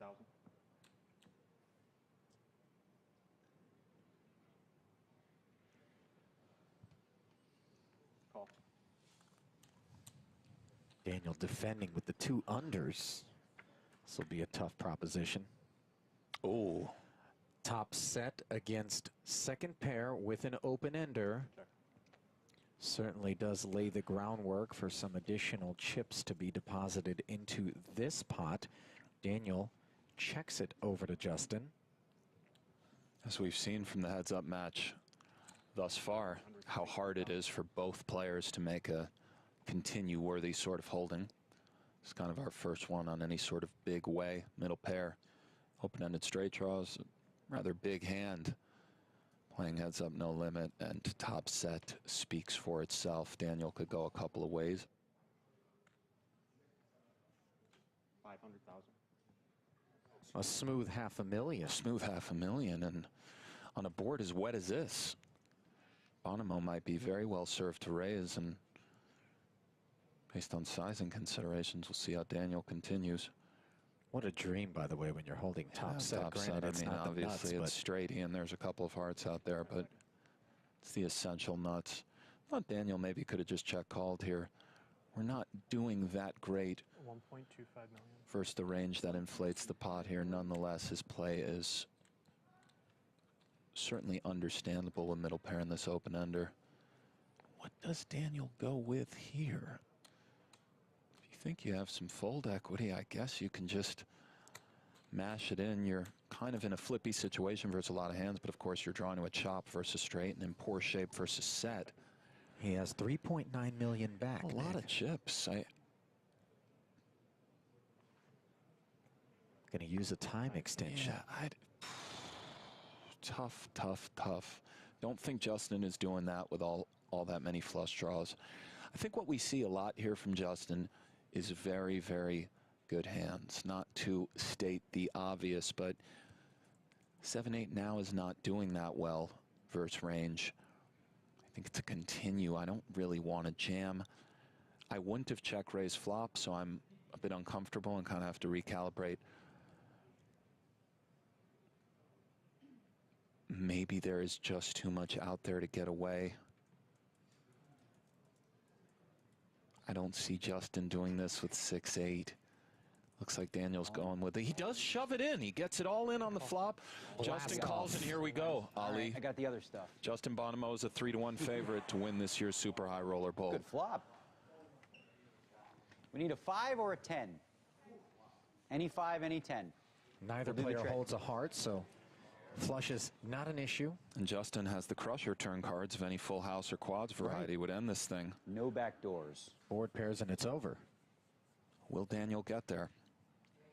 Or will Justin Bonomo be our 2018 Super High Roller Bowl champion? Was it a hasty stuffing?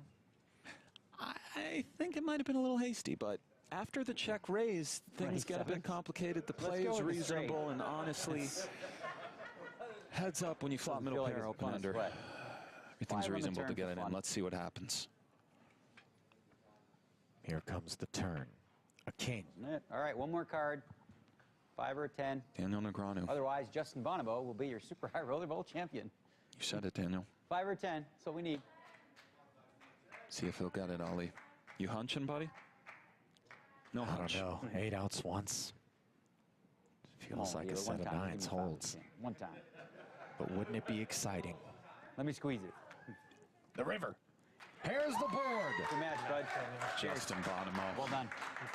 Nines full of 6s. Yep. And as Daniel said moments ago, Justin Bonomo is your 2018 Super High Roller Bowl champion. Absolutely incredible performance start to finish, without a doubt. You get to take home the cool $5 million first place prize, but our friends at Rockstar would like to present you with the Super High Roller champion ring.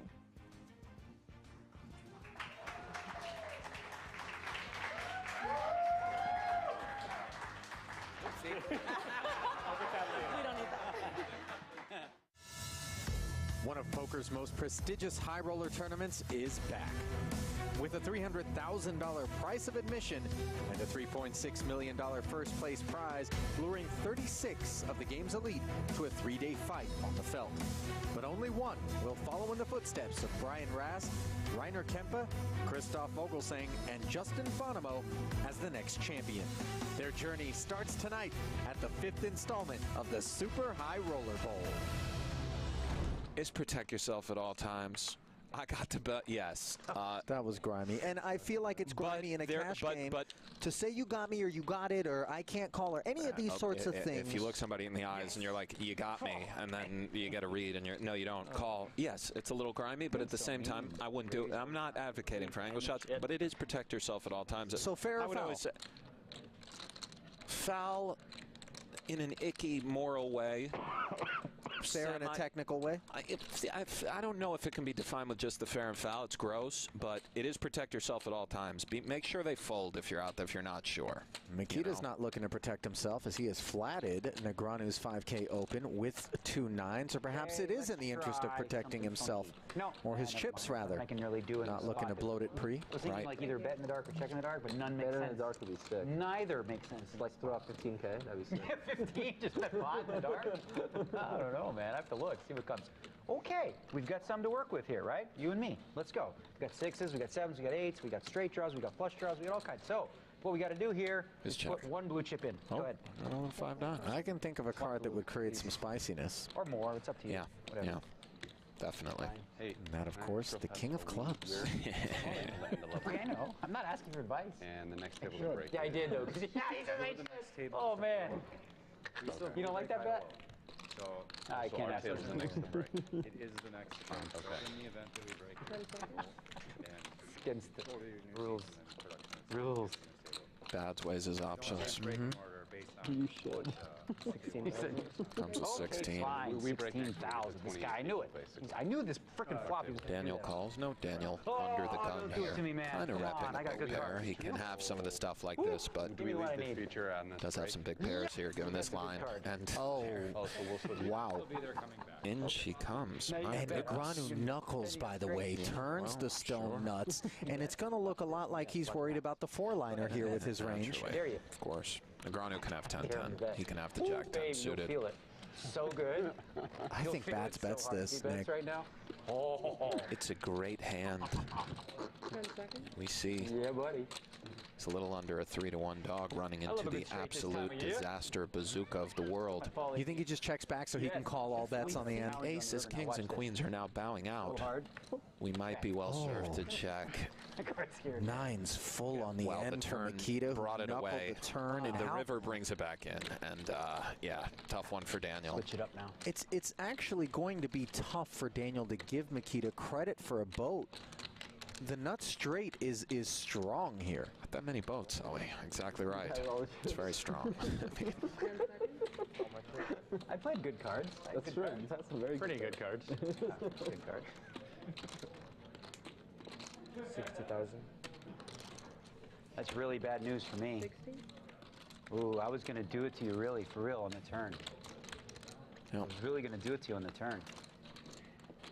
All right, I need a minute for this one.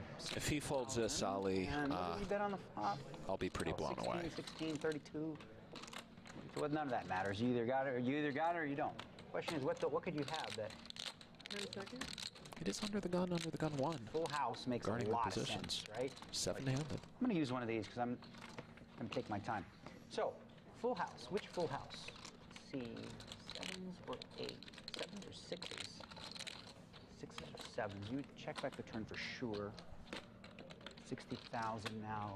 I think my hand might be too good to fold, but ho-hum. Let it go one time, Daniel. What do you have, though? Raise me on that flop. Not that, because you bet that. Yeah, I think you just have a full house, bro. Whoa. Or a really solid, crazy next level bluff. Or maybe you just have a 10. That's the thing. Weird.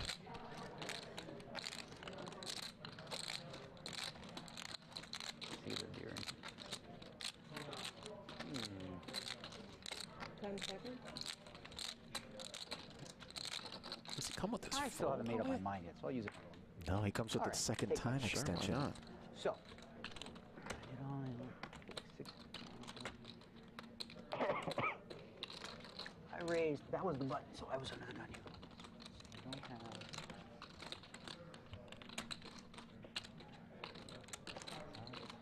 Just a no. Jack, no.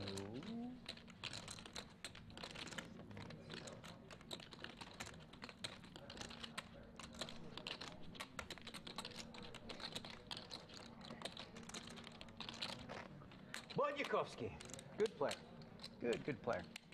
Bet less, I would have paid a long time ago. Now, 60 into I'm 47. gonna try to win, like you said. You know, so I'm trying to win. Otherwise, I wouldn't use 2 of those. 10 seconds.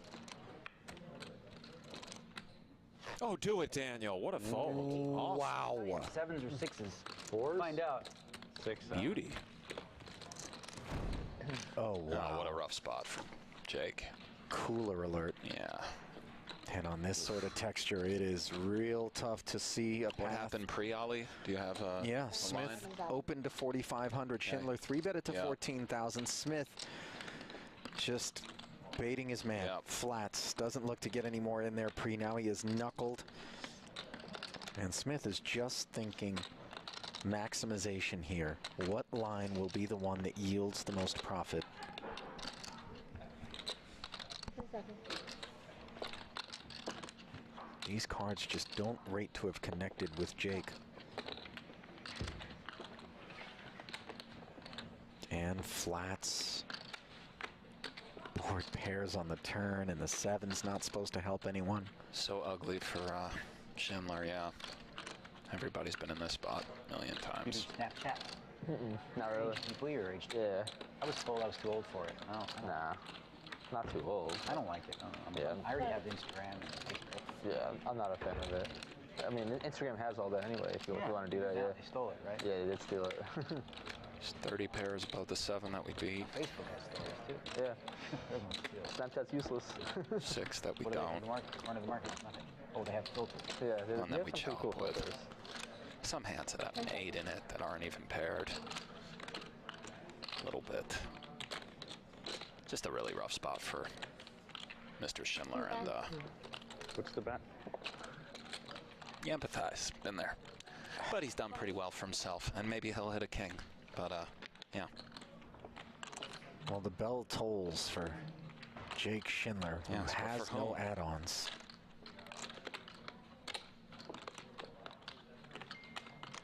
$28K, second barrel.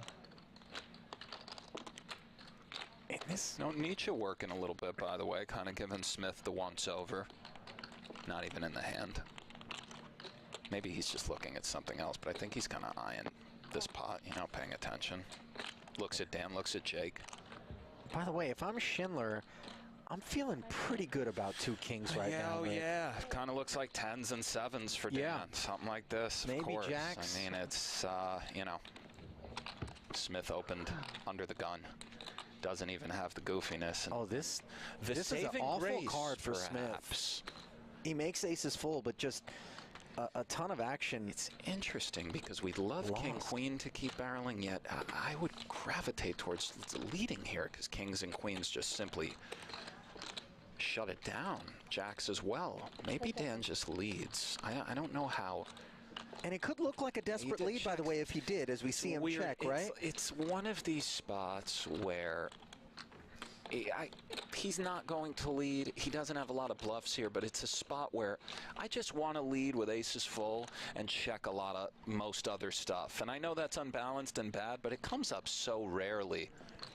I don't know if Schindler's just taking off with something like 2 Broadway cards. Maybe King still can try to get value, which is pretty sweet if we're Dan. We have all sorts of checks on the end. It's great to have great hands in our checking range, of course, but... Do we take the ace X's out of Smith's range at this point if we're Schindler? I feel like we can and maybe go for value, right? Ace of spades and another spade is possible. So the peel with ace big of spades. Ace king is allowed to just still have fought. Even ace queen can fight a little bit. Something like ace 6 suited is, I guess, impossible, but...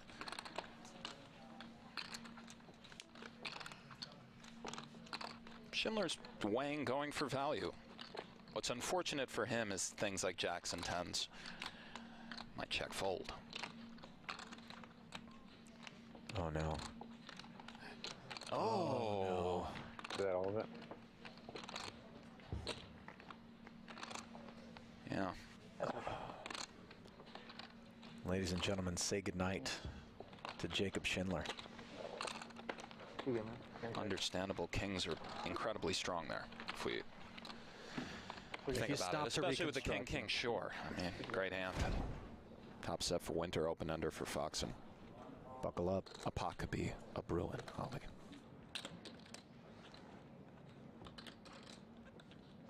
Exactly half pot, laying 3-1 to the open ender.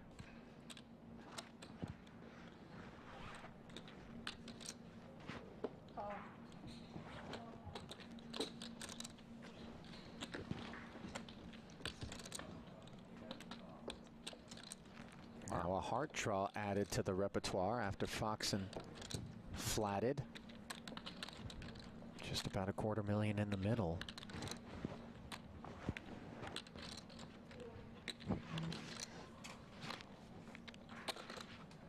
Alex staring on pretty intently. Sure. It's And very Winter, conceivable scenarios where it all goes in here. looks like he's trying to steady that breathing. Right. Very possible Foxen makes a semi-bluff here and puts Sean in. How much did he bet? 145.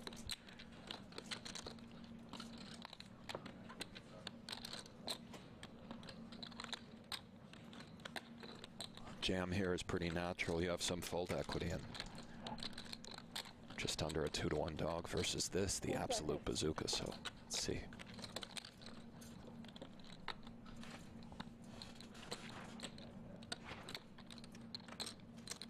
Time extension.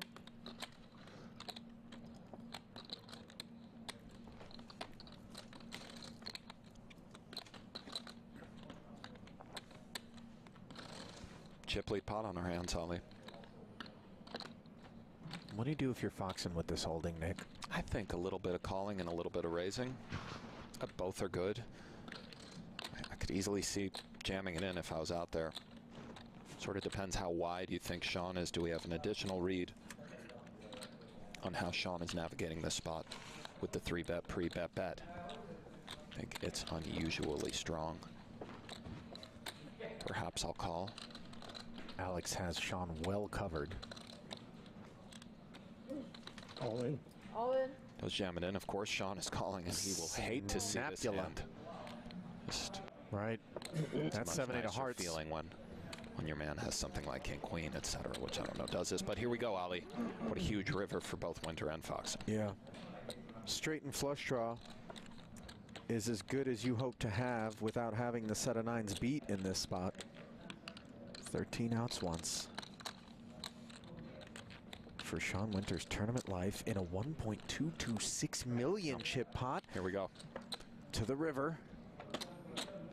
Boom. Oh. There it is. Yeah.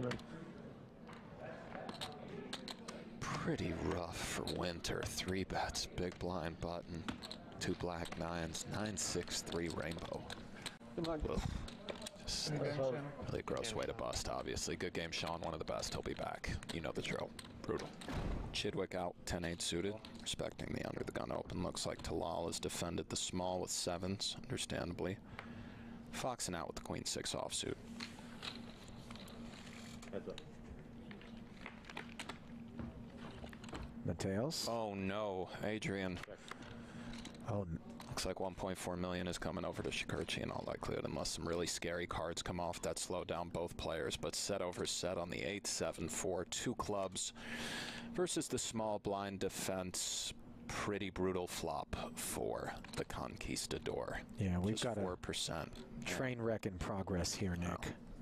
90. Talal's knuckle draws a bet of 90 from Adrian. There's some draws out there. Shikurchi may look to put the action in now. Unclear. Fuse has been lit, though. And it looks like a raise. 335. 335,000 total. No, man. You feel for this. Yeah. After the long grind, great player. Bottom set. No good. Just 1 out. We can feel the pain. Brutal. 10 seconds. And, it's flat, Ollie. Maybe. I'm Maybe surprised. a road to a version of some kind. I really thought Mateos was ready to get it in there and charge any of the prospective draws or over pairs. And now a 9 of clubs is not a welcome sight for either hand. Player.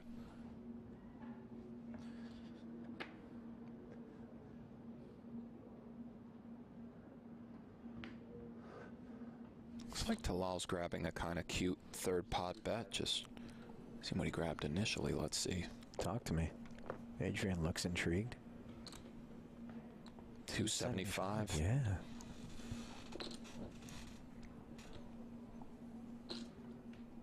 This is blatantly a very poor card if you're in Adrian's seat.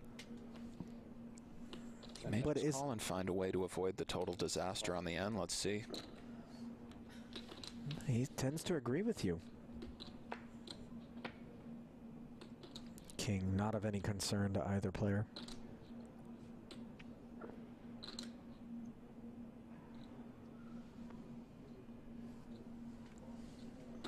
I'd be a bit concerned if you're Talal as well. Adrian called a very meaty raise on the flop. Clubs fall right in there, of course. All in? He goes all in, and it might be time bank time for Mateo. So set is a set, very hard to make. It's a great hand, but this 7, 8, 9 with the 3 clubs situation, if he gets away, it'll be outstanding. Let's see, he does call. Yeah. Such a good hand. Yeah, can feel the frustration from Mateos there. It's a tough one. That is a decimating blow to Adrian's stack. I had the big chip lead on Galfond in one of the World Series events, the No Limit Deuce, and yeah, he made his charge. And to the showers I went. Foxen hoping to do the same. King Jack for Haxton, Ace 8 for Foxen. A lot of hand heads up at this stack depth. Might it be going in, Ali? Haxton with the slippery limp, and if Foxen shoots it up, which he almost for sure will, an application of aggression from Haxton seems utterly standard. And it could be going in right here, Ali, because Ace 8 suited is a hell of a hand as well. 20 some odd bigs heads up. Some of it's going in. 225,000 to be specific. A limp jam from Ike would make a lot of sense with this hand. Again, heads up. King Jack. Very under-repped. He'll be limping in with a lot of trash, especially with that big blind hand. All in. He does go all in, Ali, and I think Foxen will be calling. He did indeed. And here it is, Foxen with the best hand. 60-40 to retain life in this super high roller bowl, Ali. Here we go. Can he get a spin? Taking the best of it. 3-2 favorite. Ace 8 of diamonds against King Jack off as Haxton limped the button. Foxen raised it, and then Haxton shoved. A snapper from Alex, who is ready. Of course. Here we go. Here comes the flop. Ace, Queen, 6, looking good for Alex Foxen. All clubs, neither player with a flush draw. Haxton does, however, have a Broadway draw. That's right. 10 hunting. Backdoor trippies. 2 pair, but Foxen comfortably in the lead. About 4-1. See the percentages. An overwhelming favorite. Out, Sully. Oh, yeah. Outs the King of Hearts on the turn. Still 4-1. Haxton 10, Jack King hunt him for the title, and Foxen hoping to keep it clean. Here we go, Ali. Only 9 whammies in the deck, everything else, and Foxen will double. 2.6 million in the middle. If Ike improves, he wins it.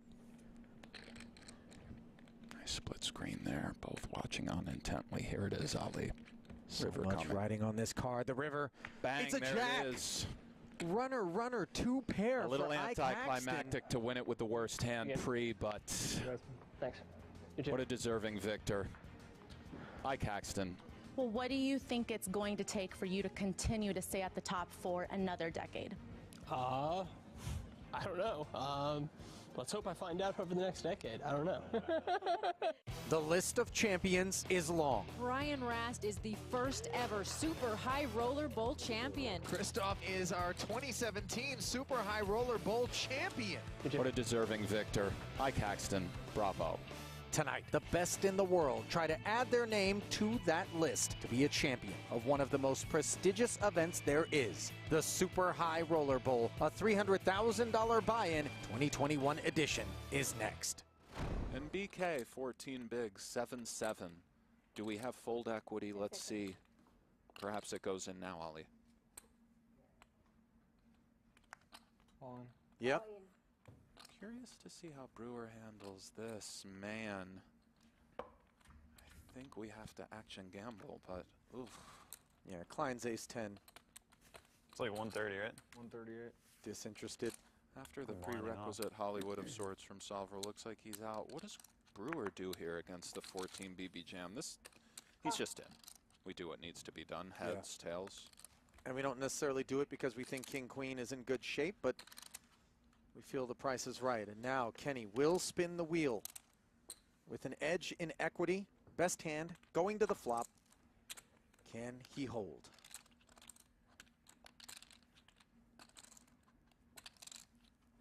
Well, a massive situation for both men. Yeah. Shortest and second shortest stack at the table. The cruel nature of poker upon us, although these are short stacks who again have to gamble, but it is now up to the deck to decide. Thank you. Oh. Brutality.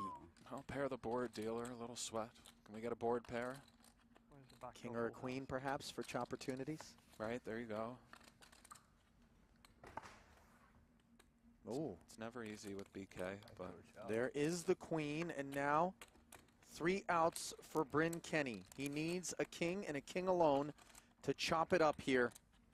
Is it there? Good game, guys. No. Good game, Brandon. Good game, sir, BK. Our first casualty here at the final table. Meanwhile, Bill Klein is open to 45,000. Michael Adamo looks down at 2 queens, which have been somewhat omnipresent here. 35. Up we go. I think within both Fox and Bonomo's right, by the way, to take a bit of issue with the fact that at least 200,000 in chips were kind of hidden from view in the original configuration and Sean's stack there. Fair enough, the chips need to be visible. Awkward spot for Klein. Adamo second in chips. Klein first. Perhaps we respect the nature of the chip situation, although Klein might have big ideas. Ace-Jack off is a big ideas kind of hand as far as bluffing is concerned. We will end at the end of the level, or we done the flop? Look at this, Ollie. Okay. Whichever comes first. Bluff me. 95. Kind of clickback territory? I doubt you have Or no, meatier than that, huh? Meatier than a clickback, and for Adamo, we saw in a semi-similar spot, Bonomo went with the just call here. See what Mike comes with shortly. This is a big flop for me.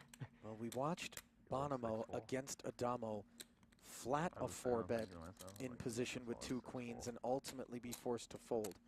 Adamo also maybe a 6-7. going to flat. That's a straight. It's true. Klein has now bloated this pot to 640,000. You knew it was one of the two. Thought you had a 6 in your hand.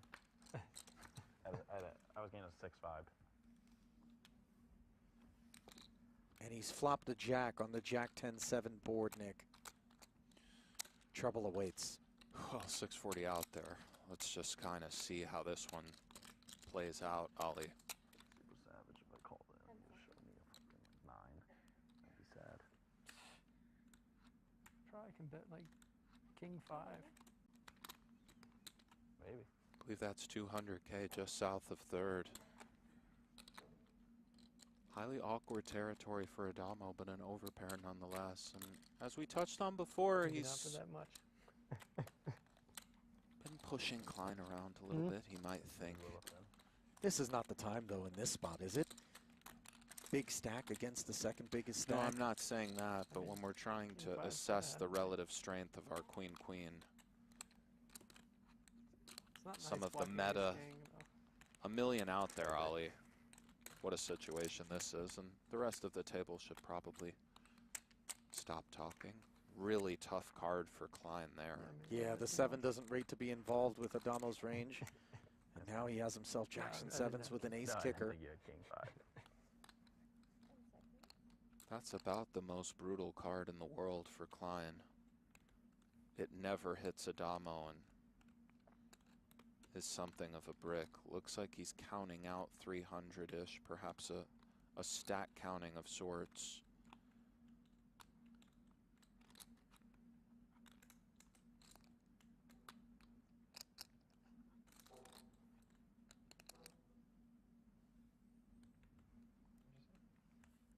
350, I believe. I think you're right, Ali. It is 350.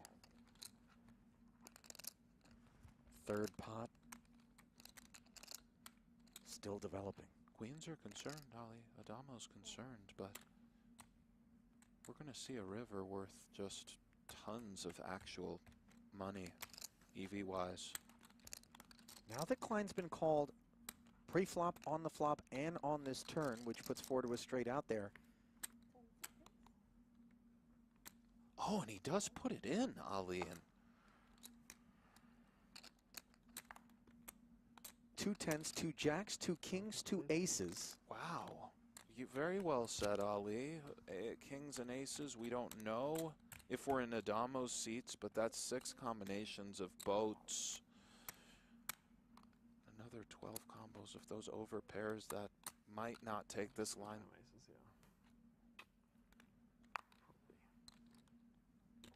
What did Adamo ask? Would you jam aces here? And then he said probably. This is very intense. Time bank's coming. Welcome to the blender. Truer words never spoken, my friend.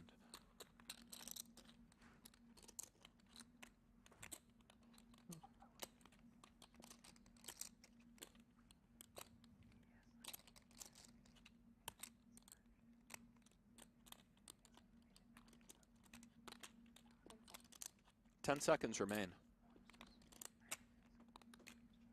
Oh, and he does pay it off. And Adamo just continues to get it done. Wow. Klein. Oh my God. Will live, but with the faintest of pulses. 3.4. Up top, along with the ring. 1-9 in second, and that $1 million membrane. Oh, yeah. Seemingly impregnable. But with Brewer sitting on 11 bigs, it could happen at any moment. Nick, blinds at 15 and 30,000. My defense is impenetrable. My style is impregnable. I agree, which is why I didn't It's Iron do it. Mike, baby. I mean, I didn't take 6. Tyson? I know, Correct. but I'm just saying, like, in this field, The it's sweet all the same. science. Gets Never no more far from intense. Honestly, like, I could have Gets just no fucked more and intense than this. Probably Ali. they wouldn't have got the cut in time. No, I mean, it's fine. I just won't be in, like, Blinds up to 30K now. all the game. Is Bonomo considering big boy moves right here? He Well, is not putting just them in considering, with the suited executing. 10, so note the bubble application of Break in? pressure from Justin here with 10-4 suited. Oh, and Brewer wakes up just with a calls. nice Here we queen. go, right Biggest away. flip of my life. And a 10 in the muck already, narrowing Bonomo's Can I win this one after the ace-king? winning prospects. Well, as Brewer said, the biggest flip of his life. Winter with a massive sweat as well.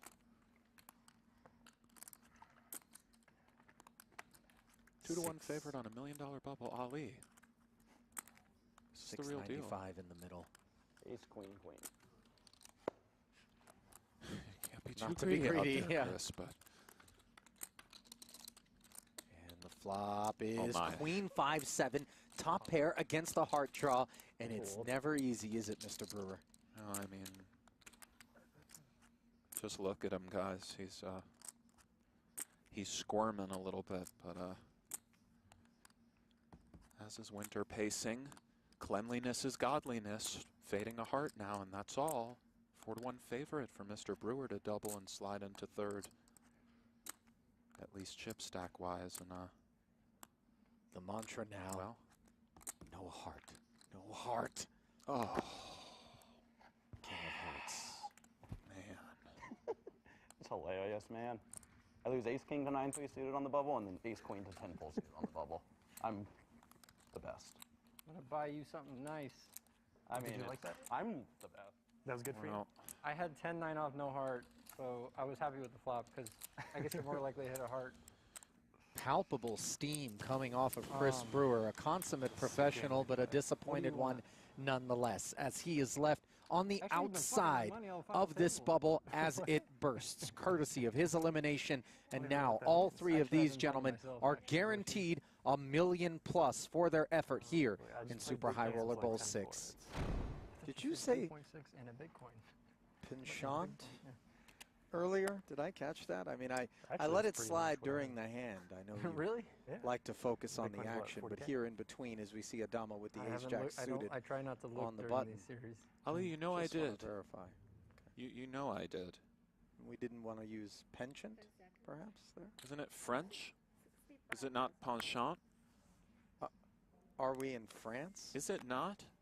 I mean, I wish you guys could see how the way this guy is just like, he's so smug. do you say Las Vegas, or Oh, do you yeah. just say Las Ace Vegas? Jack tens, you but know? sure, here he is. 2 red 10s for Winter, going to be a welcome sight here in the face of this open from Adamo. Indeed, sub 30. All in. Oh, it goes in, and I mean for Adamo ace jack hooted, it's snapped. So Yep. here we are. Gentlemen, start your playing engines. some poker. Can Winter do it again, Ali? This is also a small flip for you. This has been epic spins for Sean. That's a decent pot. It's a big pot. Decent one. You don't feel it, man. 1-6 and change out there. Bonomo taking a quick peek and then returning to so lurk sick in the you want me to shadows. double. So It'd you be can fun three-handed. We could play for 5 hours. win-win.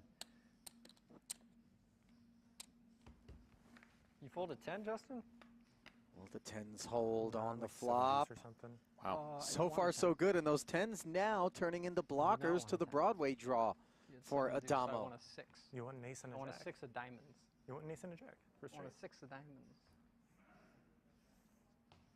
Well, you can't ever be dead on the turn, so that's good. What's up? There's no turn that you're dead on, Yeah, right? 6 of diamonds. Oh my. Okay. That's interesting. You had 7 deuce, so you didn't block Something board like pairs? that.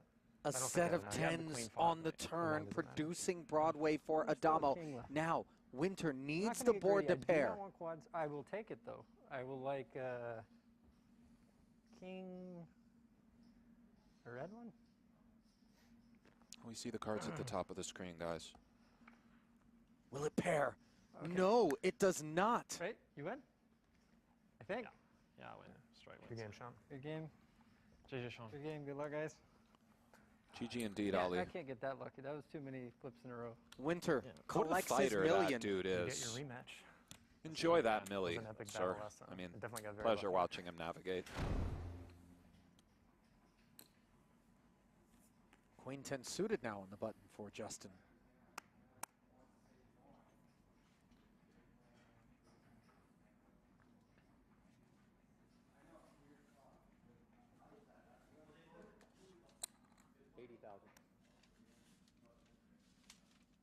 Opens to 80,000. Now, suited napkins for Adamo. But suited, as you said, Ali. See a flop.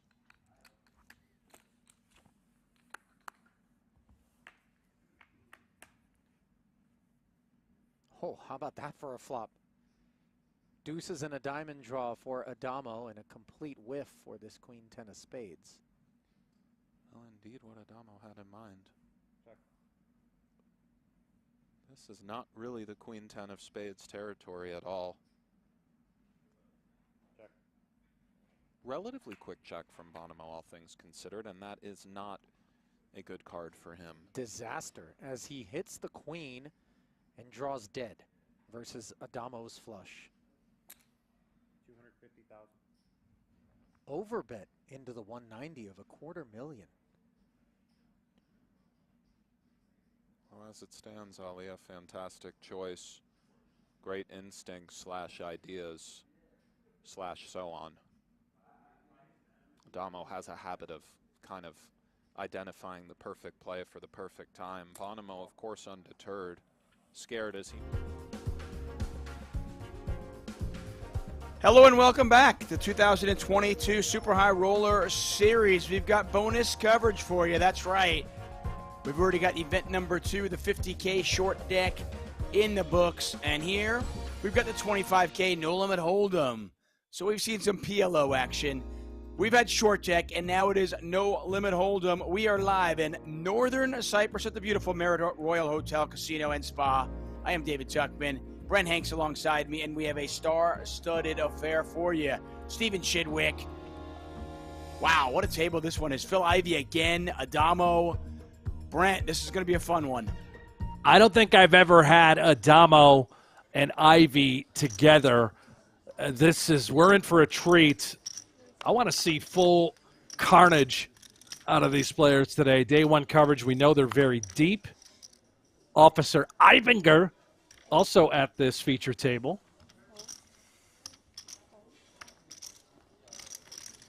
Yeah, this is going to be a lot of fun. There is no doubt about it. So we're playing No Limit Hold'em.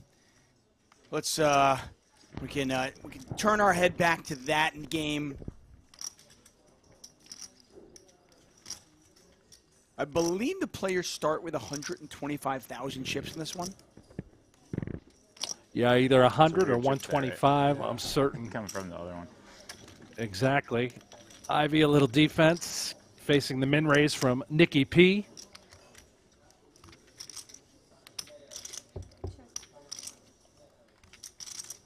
And it's always interesting to watch these players kind of navigate the early portions of these tournaments. $25,000 got you into this affair. Registration's still open. We just saw Ivey finish in second place for $504,000 in event number 2. We'll see if he can back that up. He is currently third now, by the way, in the PGT standings. Yeah, up to level 8. Which really is incredible, considering how few events he's actually played on the PGT Tour. He's gone nuts at the Triton stop here in Northern Cyprus prior to the Super High Roller Series beginning. And just to give you an idea of that top 5, if you head over to pgt.com, take a look at the leaderboard. Ali Mshurovich is number 1. He has 4 wins alongside 14 cashes and $2.3 million. Isaac Kempton is second. Thank you. Ivey now in third. Alex Foxon is in fourth, and Tony Sinistage is in fifth. 9. Yeah, in fairness, I didn't even know Ivey was playing much poker, until this past week. I mean, we heard about him in Northern Cyprus earlier in this week when he had a nice score and won an event with the Triton Series. But I don't even know how much poker he has played in 2022. So really impressive. I am very anxious to see Adamo and Ivey tangle here. We've seen plenty of Adamo. He has just been crushing. He is short stacked, though, right now, all in for 33,000. And he could get – I think he's going to get called at least one spot, maybe 2. Chidwick, by the way, has got some chips. He's got 250,000. Yeah, he does. Once again, and he's got a great hand here on the button. The question is, we've got Badir, who's come into the pot with a couple of 9s. Badir, a bit of an unknown. He came onto the radar last Super High Roller Series here in Cyprus. He had an outstanding performance. He traveled to Las Vegas to play a bunch of events during the fall months of 2021. No showdown. And you can see how things are now awkward all of a sudden for a couple of 9s. What are we doing as Chidwick overcalls with ace-jack suited? You sort of shrivel up a little bit, worried that Chidwick has a monster here. I have to believe ace-jack suited is sort of the bottom of the range for Chidwick to put any money into the pot. Otherwise, it's probably 8s plus. Is the thought here with Badir, is the thought here to re-raise? Are you considering folding? I don't think I'm folding, but it's for me, I'm between call and all in. Again, considering Chidwick, how narrow the range is to put money into the pot, I do believe it's going to be like 8s plus and ace-jack suited at the bottom. So 9s are, you're sort of stuck in no man's land, but let's see what Badir does. It looks like he did flick in the call. We'll take this thing 3 ways. Adamo all in and at risk with ace-10 in very bad shape at the moment. Yeah, pot's 107,000. Ooh. Well, it makes it a lot easier when you flop a set, and that's exactly what Badir has done here. Bottom set for Badir, pair of 10s for Adamo, drawing nearly dead. Chidwick open-ended with backdoor heart, so certainly some equity there. And Badir's going to check it. Let's see what Chidwick does. He, again, you have to be worried about Badir. This sort of texture, you know, the Queen 9-10, it could absolutely smash him, and it has. That is a cause for concern out of Chidwick. I wouldn't be surprised if he just takes the equity right to the dome, open-ended to the nuts. There it is, a little knuckle. Oh, wow. Just quads for Badir. Chidwick still open-ended. Yeah, I mean, I guess there's no side pot yet, so there's probably not a ton of value in Chidwick betting to get Badir to fold, right? Absolutely Still got to beat Adamo. You have to beat Adamo, although you had a lot of equity, even if Adamo did have some sort of pair. Look at this little baby sizing. I think it's going to be just enough to lure Chidwick into the trap. You're getting such a good price while open-ended. And a king or an 8 on the river would certainly be interesting. See how Stevie Chidwick navigates this. Once again, Brent Hanks, David Tuckman here for the Super High Roller Series bonus coverage. This is event number 3, the $25,000 No Limit Hold'em event, and Chidwick does make that call. This pot now, well, the main pot's still 107,000. The side pot now 36,000. Jack of Spades, Chidwick with not exactly the card he's looking for. No, that's a great card for Chidwick not to lose any more money. We know Badir's going to be betting. Badir hoping that Chidwick has a king in his hand or better.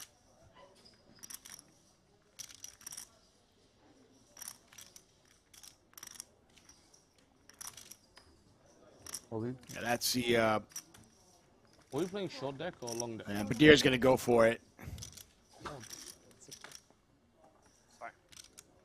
Just quads.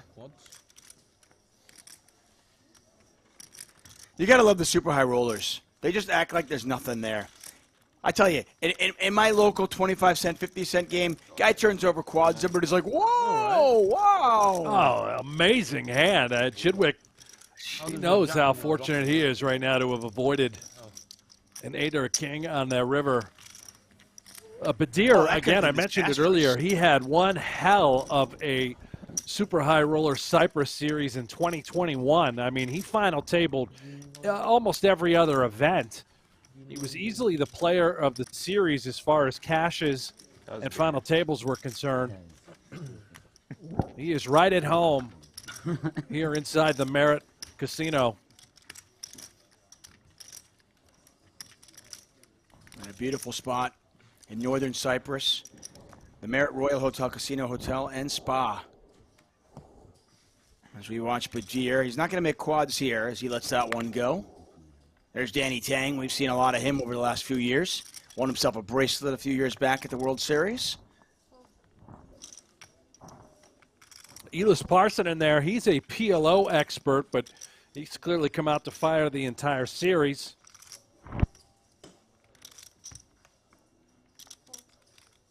Officer Ibinger, sandwiched between Ivey and Petrangelo. Very talented young German, I believe, now residing in Austria. He took down one of the Triton events as well. And I believe Nick, by the way, who we're looking at right here, Petrangelo is 7th, by the way, in the PGT standings. Might have slid to 8th with Ivey moving up. I play poker. Yeah, Petrangelo started 2022 on fire. He took down the Stairway to Millions main event as well as a preliminary event, both of which were PGT qualifying scores. Even Miami. What's the clock on this? Picked right up where he left off at the end of 2021. He had an outstanding finish to the year and also a tremendous start. See if he can keep it going here. No, I was in saying Cyprus. Like he was in Vegas and there was a tournament in Florida. He flew there, went there. Right? Yeah. One time. I like playing down there. I haven't played in a while. They keep conflicting with other stuff. This stuff. Like there's one right now this week. Big tournaments. No short deck there though. Players are talking about a series in Florida, Seminole Hard Rock stop, and they are getting a great turnout. Buddy Nick Schulman is out there playing right now as we speak. Number of the high they had rollers. a 50. Yeah, they had a 50K high roller there, which is a qualifying event for the PGT standings. Eights versus King Queen here, and there's a king. No spade in Chidwick's hand, but Deere does have the 8 of spades on this Ace King Deuce all spade board. 23,000 in there.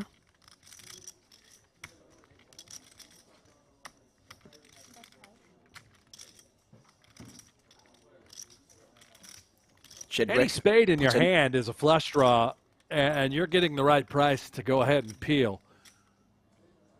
Well, especially with that tiny little bet. I mean, 5,000 into 23, you're getting, 5.5 to 1. Ace on the turn, 33,000 in the pot. Badir checks once again.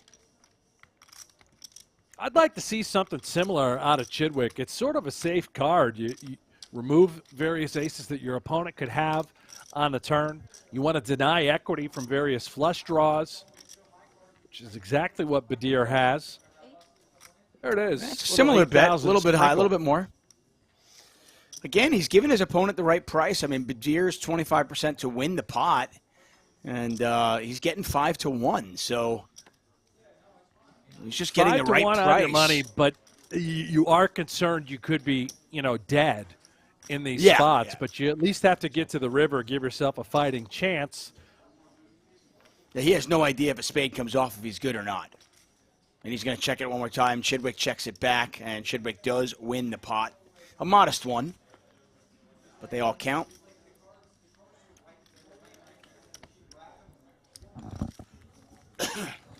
Once again, welcome to bonus coverage here. Super High Roller Series in Northern Cyprus. We'll be here for the next, I don't know, maybe 3 hours or so.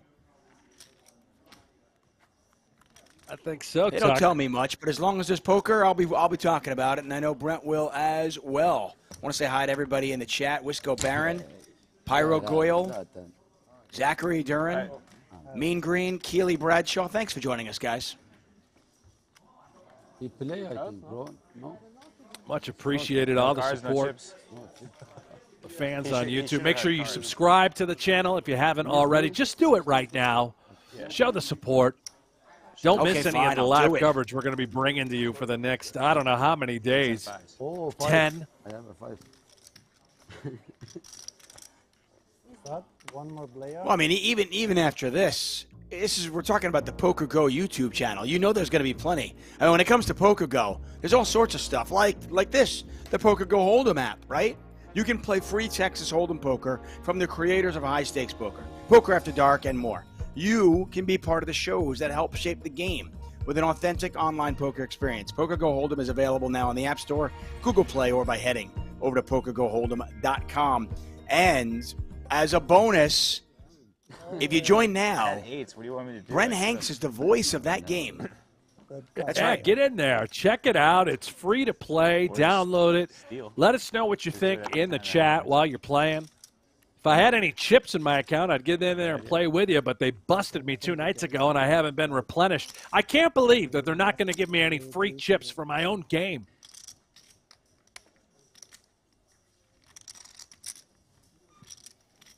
No chips for you. No soup for you, sir. Oh, soup. What a perfect start, by the way, for this feature table coverage. Little bonus extension. We got the Masters on right now. Tuck, I know you're watching it. I've got it right here next to me on a big monitor. Just getting ready for one hell of a day. Not to mention a little bonus for the Hanks family. Today is my 1-year-old son's birthday. Turned the ripe old age of 1 today. I'm saying. Yeah. Well, happy birthday. What's the little guy's name? Jonathan is his name. We're going to be celebrating after coverage today. Got the family coming over. I'm probably going to have a couple of cold ones. That's good. Well, happy birthday to Jonathan. Congratulations to the Hanks family. That's great. It is a wonderful day. Yeah, Saturday morning here on the West Coast, wherever you might be in the world. Good morning, good evening, good afternoon. King Queen versus King Queen. Pretty fair fight. Kongorin with the free roll right now with one heart out there. This will get chopped up if it goes to showdown. It looks like it might. Nobody seems content in putting any money in there. And sure enough, they're going to chop this one up. Certainly did pre-flop. Ran that sucker up to 76,000 to hit the middle. Two beautiful hands. Maybe Kongorin has thoughts about bluffing here. Not sure if he had already checked. Now Badir, look at this, a little stab. Yeah, make it look like maybe he checked back, check an 8 one time or something.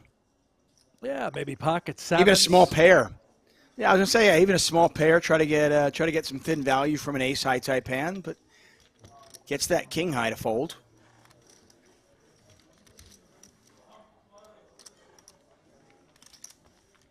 Are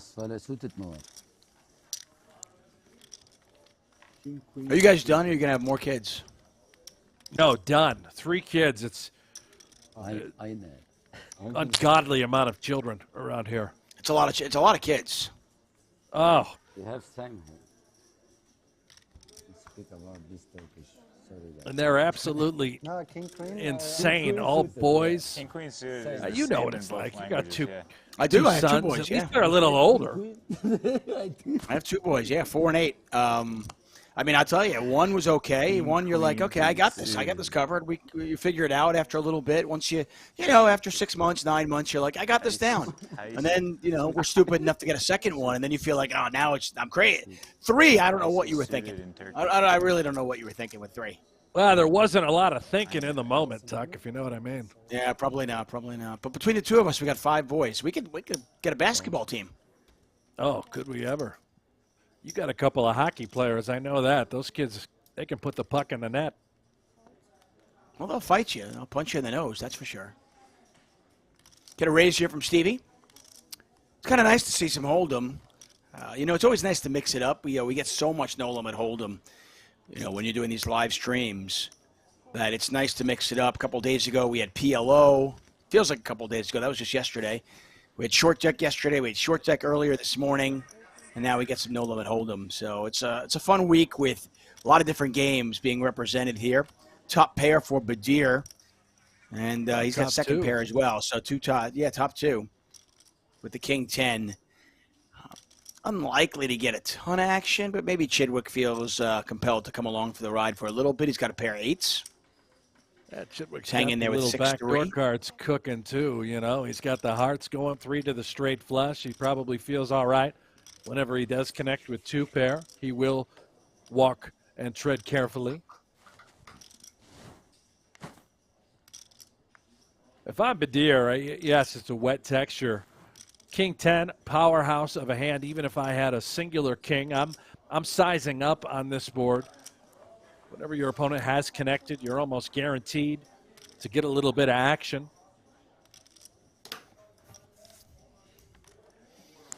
Looks like he's going to take your advice.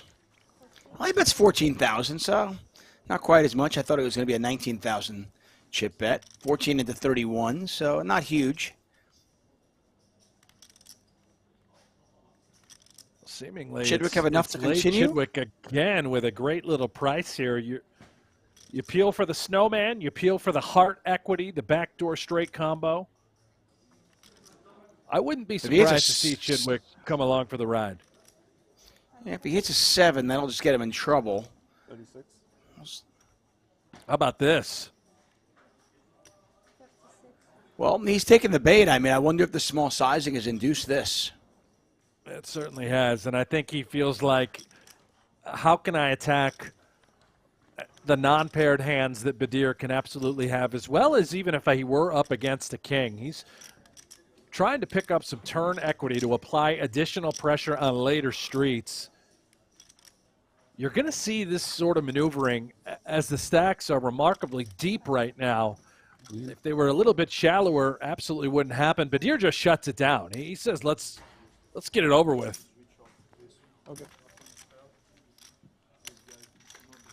Yeah, and I was curious to see what Badir would do in the face of that raise on such a wet, dynamic board, and we got our answer pretty quick.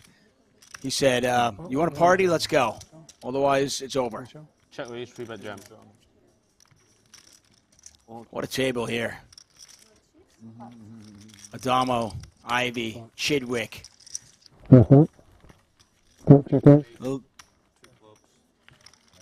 Check bet, check raise, 3-bet jam. Also having Petrangelo here, who, during one time, his course about high-stakes MTTs on a training site, considered to be the Bible for high rollers and for tournament players in general. Of course, Officer Eibinger, also a coach and instructor as well, play at the highest of levels. I often wonder why, I get it why people coach. I think you get you get a lot out of it, right? I coach, myself, not at this level, obviously, and I'll coach sports, and I understand, you're giving back, it's great. But sometimes I wonder why somebody like an Eibinger or somebody like a Nick Petrangelo, why they want to give away their secrets when they can make so much money with them. Well, I'll tell you what, they probably made a lot of money doing these training sites and websites as well, Tuck. I'm sure. And the game continues to evolve, right? I mean, what came out 2-3 years ago throughout that coursework, extremely valuable, no doubt about it. But, the skill set, the solvers, everything has changed exponentially given the technology available to help you study poker, to continue to get better. Yeah, I've got a backlog of things to study, and I'm still on 2017 material. But hopefully I'll get to by the time I get to 2022, I'll be on 2026. I'll forget it. I'll never catch up. That ship has sailed, Tuck. You mentioned you got the 2 kids, I got the 3. Who's got time to study? You got to be single, playing poker, dedicated to the craft. As hard as these guys work, as often as we see them play at the tables, I promise you, they're putting in just as much time away from the felt as well. That's amazing, too. Really is. Chang betting 16,000 with just ace high. Gongoran, not convinced, it looks like, and he's going to call with just a pair of 5s. River pairs the board. That's a nice river card for Gongoran. See if Tang shuts this down.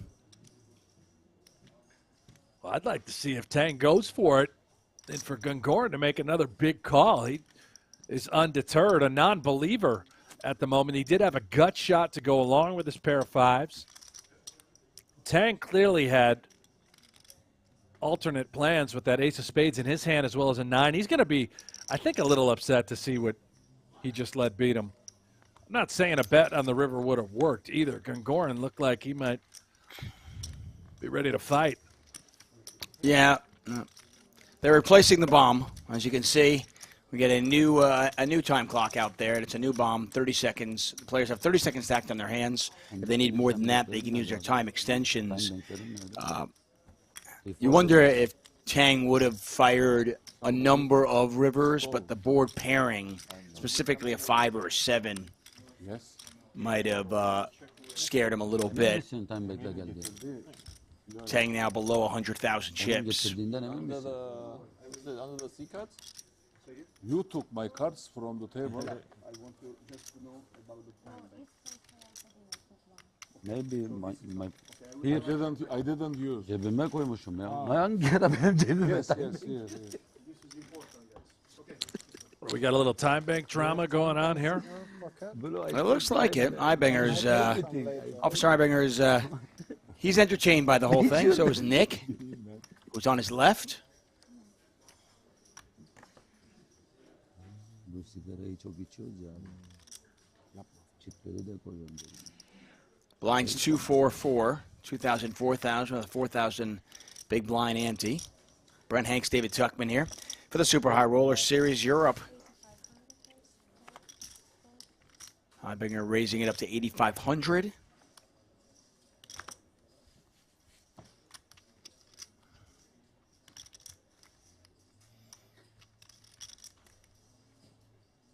Hey, did you see the latest? I saw a tweet from Patrick Antonius about a new innovative time clock, and curious what your take was on it. Did you see what he was doing?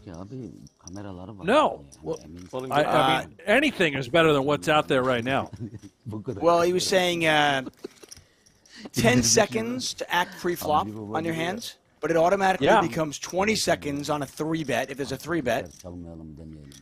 And you've got 20 seconds to act post-flop, but you've got a lot of time banks cards. So basically, it's kind of an adaptive time clock that changes based on what action has happened before you. You get more time if there's a tough decision. Take a look at our Merit Poker featured table. Badir pacing the featured table at 342,000. Matthias Eibinger at 238,000. Gungoran on 208. Ivey with just 78K in this one. Now it is a multiple re-entry tournament, so if these players do go broke, they can rebuy in. $25,000 will get you more chips. Tuck, get back to that clock sort of development from Patrick Antonius. I absolutely love it. I don't think that players need more than 10 seconds if there hasn't been action in a pot already. The 20 seconds, if you're facing a 3-bet, makes a ton of sense. Additional sort of extensions also make sense. I love it. Anything that can help speed up the pace of play absolutely needs to happen. And none of the players here today are taking too much time, in my opinion. You know, they're not letting it all count down to 30 before they decide what to do. I'd say about 75% of the time it's going to be a brisk pace of play, but man, there are situations that are just brutal. And not just from the viewer's perspective and the commentator's perspective. I just think from a player's perspective. I still remember my dad sitting in the booth watching play one time when I was commentating, and my dad was like, "This is boring. Why is he taking so long? I don't understand this."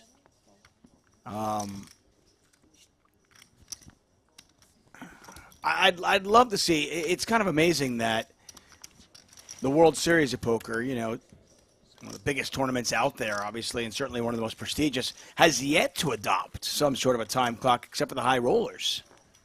Yeah, and I understand it's difficult. When you've got that many tables, that many players, you know, there might not even be enough iPads in Las Vegas to put down at every single one of those tables at the World Series of Poker. But it certainly seems like when you get down to, say, the final 3 tables, you start to put a shot clock in play, pick up the pace.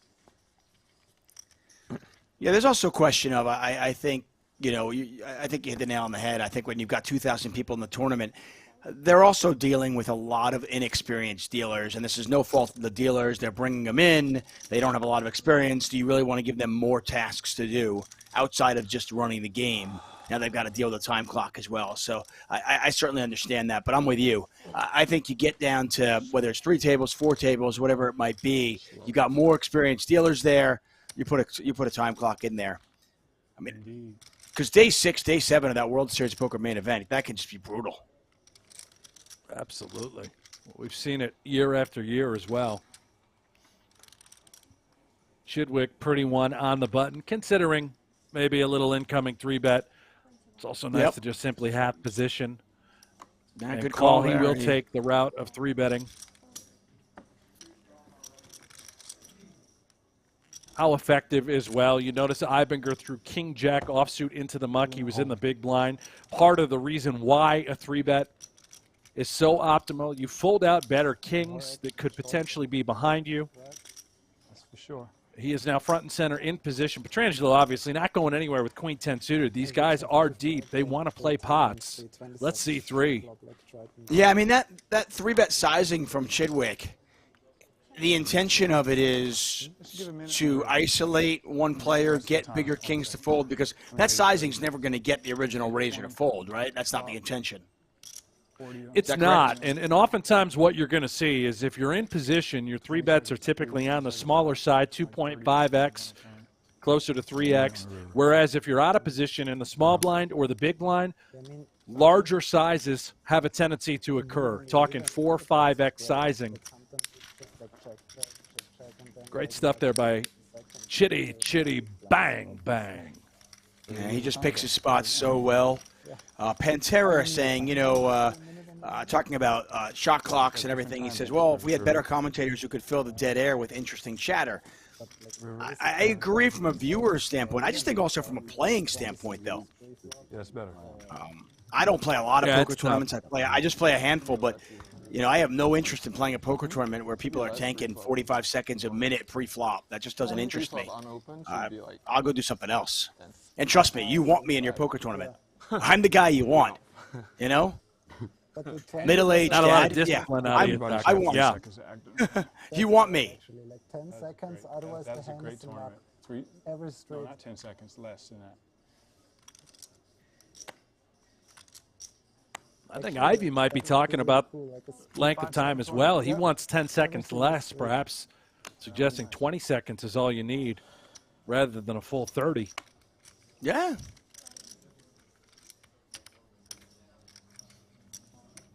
And you have like time banks is fine, right? No, they're talking about the same thing that we're talking about. So basically it's just like a backup in case you time out that you're not folding. And Yeah, there's some live cash games done in LA now with shot clocks, and there's time banks, and the games run fine. I mean, just very rarely are people even using the time banks, and I just think it's a really effective way to kind of monitor people, make sure that they're playing fast. It's really just about players that's not taking sad, advantage. man. Having to think about time clocks needed for cash games. I mean, what a miserable cash game experience. That's supposed to be fast, loose, aggressive. Everybody's splashing this just around, ensures having it. fun. That's the nice thing. This just ensures it. And I will say that in this cash game in particular, the time banks are very rarely used. Once in a while, there's a really tough decision where, somebody is facing a check raise all in for, 1.5x pot. And you're like, whoa, wait a second. What just happened here? And you might need a minute to think about it. I get that. And there's no problem with that. You're going to face big decisions, genuine decisions all the time. Yeah.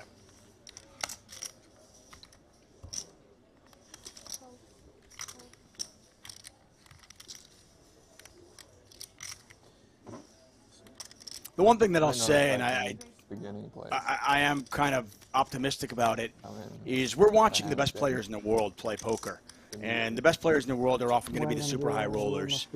And I think they're leading the way. They clearly want the game to be played faster. They're okay with shot clocks. And I think that with them leading the way, it bodes well for the rest of the game.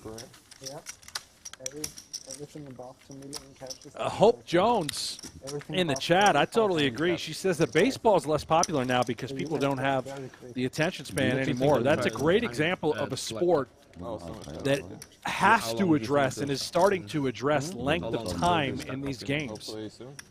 When a baseball game is now lasting, I think everyone wants to do it. They just don't want to 3 to 4 hours. They don't want to pay for it and do to it becomes unwatchable. At least if you're at home. Even if you're at the Vegas. game, that is an extremely long experience. Yeah, and to Hope Jones' point and what you're going at is, I wouldn't mind watching, I mean, I don't want to watch 3 or 4 hours of baseball no matter what, but I wouldn't mind watching a 3-hour game if they were actually playing it. It's, the pitcher getting the ball back, rubbing his leg, looking in, rubbing the ball, taking his time. I don't need 40 seconds between each pitch. Come on. Let's go. Ivey's going to raise it up here. A lot of it has to do with the analytics involved with the game. So much now is dialed in as far as what pitchers are most effective, lineups. But a lot of changes. We're trying to speed it up. Gungoran with a pair of fives. Third diamond out there. Still no money in there post-flop. See if Ivey goes for thin value on the river. This would be pretty thin. Well, he checked the flop and the turn. Stick by Ivey. Little 5K bet. Might get called exactly by a 5. Beautiful. What do you think about emojis? I think Ivey got max value there. Like we should have some GG emojis for live poker. Emojis? Yeah. Isn't that just your face? Yeah, but like. What is that? On GG you can. Oh, emojis. Yeah, like the whatever. Well played, nice hand, hurry up, you suck, and those kind of emojis. You can just say those things. Yeah, but it's more funny like if you put it in front of you and you have this face or something. For live poker? Yeah. You can just look at my face. You suck. Yeah, but that's rude, right? If you just say it in your face.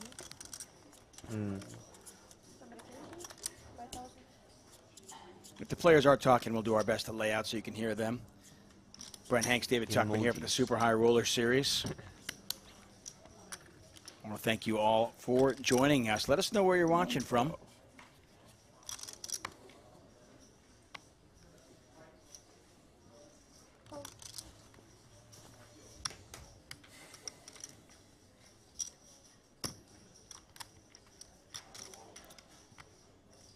I don't think there's a prettier hand than Queen Jack suited. That's just gorgeous. Show us how it's done, Chitty. Is that your Something hand? about the puppy paws. You know, the Queen Jack of puppy paws, that suited variety. That one in particular, it's got to be of the club variety.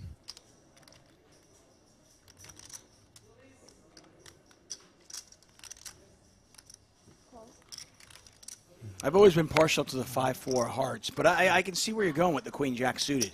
Queen Jack suited is one of those hands where if you raise and you get 3-bet shoved on, you really hate folding. You just hate it. Oh, you're like, oh, I want to see the flop with that one.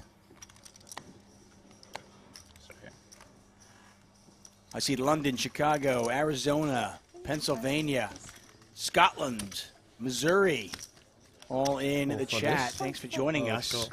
A couple folks out of Australia. How about Missouri? What's going on, Roy Henson? How you doing, man?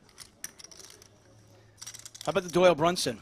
Tang in there with 10 deuce, and he flops top and bottom. Yeah, Tang. He got a little price out of the big blind. He did a little gambling. Did some pair hunting. How about we collect 2? Up against a gutter from Gungoran, and Petrangelo's got some sticky 7s. I don't think he's overly in love with the texture, but he's also probably not that fearful. Yes, we're concerned about someone containing a 10 in their hand, but otherwise we may take a shot right here. Try and win the pot on this sort of texture, even 4 ways. Oh, and it checks through, and now Chidwick's got a queen. This pot's got 38,000 in there.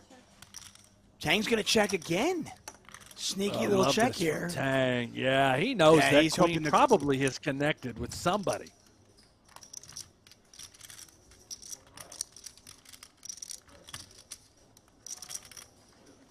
If you're Stevie, you're just not at all worried about being up against 2 pair on this sort of board. Does someone really have 3 deuce, 10-3, 10 deuce? Unlikely they have queen 10 as you're holding a queen in your hand. Chidwick's going to bet 10,000 into 38. Pot's now 48,000.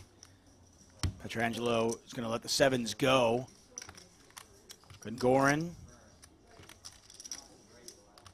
Danny Tang just licking his chops. He's hoping Gungoran puts a little money in there. It doesn't happen, but how about now? 48,000 in the middle. Tang's got 77 behind. Could he just grip and rip and put Chidwick to a very difficult decision on sort of a draw-ish board, a couple diamonds? I played a ton last year. Like certainly after we straight went draws to, available. Yeah, Jason's clubs at that place. I played so He'd much be last targeting year, and I a started to play pretty queen. well. You're going to play when you get back?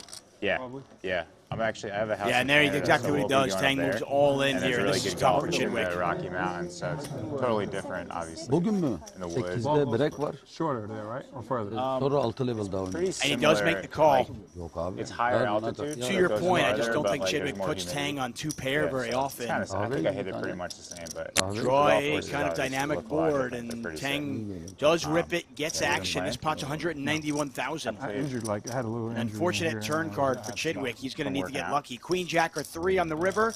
Nope. Tang fills up. Excessive yoga. And doubles up. Yeah. I was doing a little too much yoga. Did you like Eat your heart out, Doyle Brunson. How about 10s full with the old 10 Dewey? It's fine now. I can golf you. Yeah. My buddies came out from the East Coast and we played Shadow. Like right before I came out here, we played Shadow and Cascada.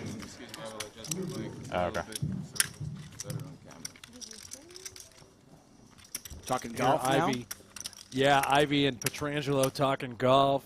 Petrangelo just played out at Shadow Creek, he said. That piqued Ivey's interest. Blind you now 2,500, 5,000. Yeah, I heard Shadow and I heard Cascada. I haven't played Shadow. I played Cascada. Same. That was the first time. Did you play a bunch at Cascada or mostly? I only played a couple times. Yeah, that was my first time I played there, and we played Shadow, and yeah, that was really fun.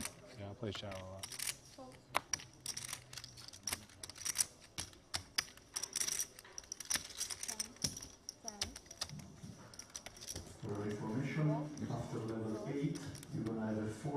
Ivey raising it up with King Queen suited. I'm not sure if the levels went up or if Ivey just sized it up a little bit more. No, they just went up to 2,500, 5,000. There you go. So it is a stone min raise, King Queen suited. Yeah. Ivey looking for action. He's going to get it out of Tang.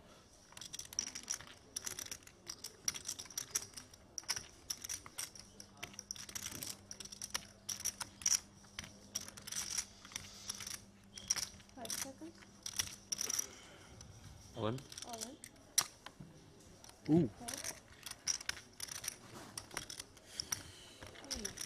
And I think this is out of the small blind. Ace-10 suited for Tang. Ivey decision time. Does he feel like flipping? Knows he's never dominating anything. Tang would unlikely do this with a hand like King Jack, even of the suited variety. King Jack suited. He's up against Ace-10, 60-40 scenario. Yeah, Ivey started this hand with about 18 big blinds. He's in there for 2, and he is going to relinquish the King Queen, and Tang takes it.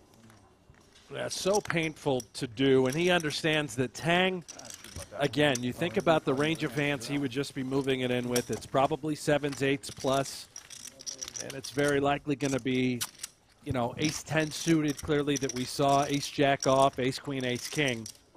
You're not in great shape. I thought, Ivey, we might see a little old-school gambling there. Just King, Queen of shovel's too pretty, a little too powerful. You're never dead. Unlikely you're up against kings. I feel like you had like 10s or something like that. You say as if 10s is not a big hand, man. That's what I said. It feels like you had 10s. Oh, no.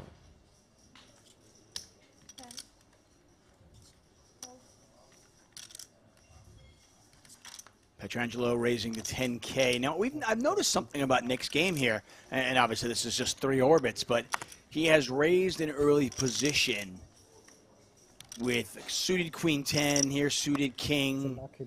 Not necessarily a premium hand from up front, but he has opted to do that. He's just getting, you know, relatively pretty hands, decent hands to be opening pots with. I don't think the intent is to simply try and be the aggressor from early position. It's just more about the cards he's being distributed. They're good enough to raise. Well, we got a bit of an action flop here. Chidwick with a flush draw. Nick with top pair. Backdoor clubs. And it is interesting, right, for Chidwick. If Petrangelo does come with some sort of bet, which it looks like he is grabbing 6,000, Chidwick has the sort of situation where, yes, we have a flush draw, but on a paired board, King 3-3, Chidwick has all the 3s. Petrangelo doesn't have any. It would have to be ace-3 suited. That's about it. For Turkish subtitles. So Chidwick could really apply a lot of pressure But it will be hard. in these spots. A very effective check raise if he does decide to do that. Now, granted, he is just getting a great price to peel with hearts. But there it is, the check raise out of Chidwick. And he would do this with a 3. Bunların sitesi var, çok güzel anlatıyor şeyleri. I'm assuming Nick's hand just too strong to fold at this point. Reevaluate the turn. It's too strong, right? But Nick also understands that Chidwick should be check raising and can be check raising various flush draws representing a 3. Kardeşim, bir orta kahve rica edebilir miyim? I would assume the flush draw that he might not be check raising with would be an ace-high flush draw, though. Unlikely, yeah, Tuck. I think that's more of a check call candidate.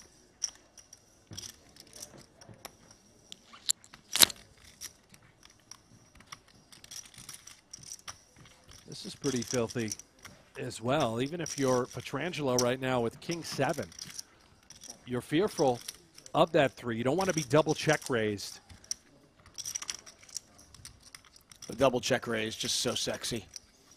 Really is. I'm not saying Chidwick would have done it, but certainly may have considered. Now he's connected with a 10. He has to know, or at least would assume, that a 10 is no good. Would Pietrangelo take a similar line with 7s, 8s, 9s? Maybe.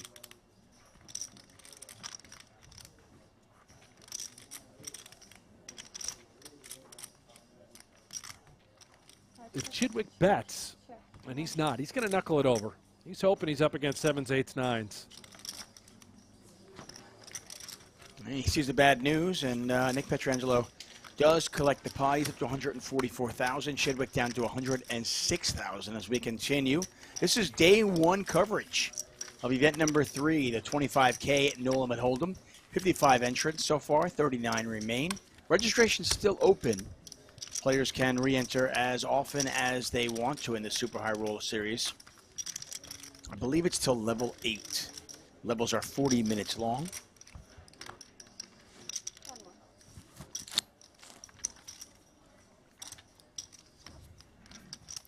Brian Hanks, David Tuckman here. We have we've seen a couple of champions already. Yesterday, Tom Vogelsang won the PLO event, and this morning, Mikita Bodziakowski just went wire to wire. Came into that final table as the chip leader and never looked back, just dominated it throughout. Eventually defeating Phil Ivey, heads up for $756,000. With that second place finish, Ivey vaulted himself into 3rd place in the PokerGO Tour standings. So,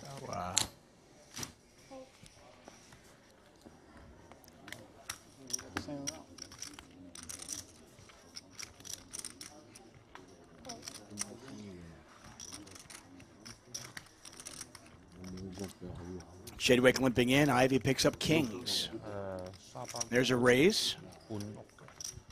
This is sort of guaranteed action for Ivey. Chidwick's hand is just plain and simple. It's too good. It might Ivey's even not be good very enough to deep. just simply stick it in. No, he's not. And I think Chidwick recognizing that. Unlikely Ivey would do this with air. We do see it on the PGT from time to time.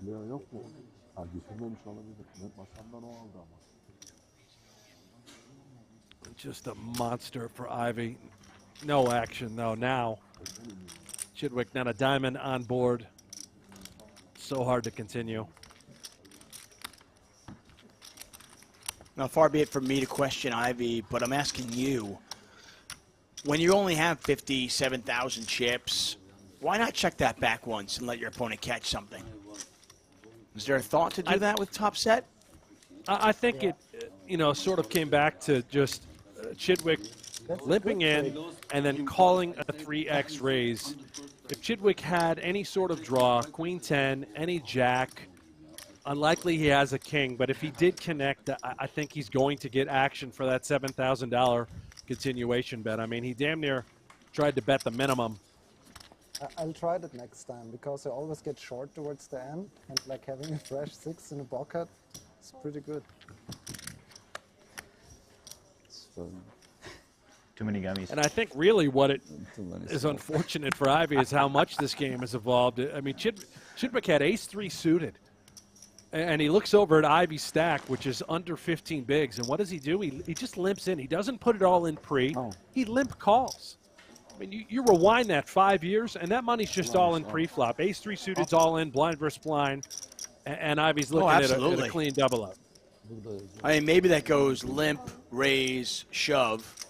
Right. And yeah, exactly. It is a double up, but Chidwick essentially loses the minimum. I mean, he loses 3 big blinds in a situation where many players are going to lose 15. Yep. Ivey all in here with 8s over Gungoran's open.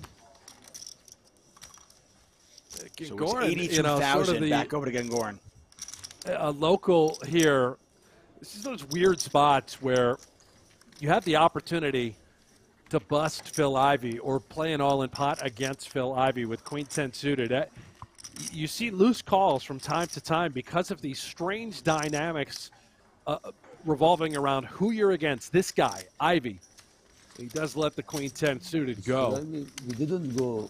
You didn't go to. Yeah, I have seen that time and time again. I imagine there are situations where a Phil Ivey or somebody of that ilk gets folds that other players would not get.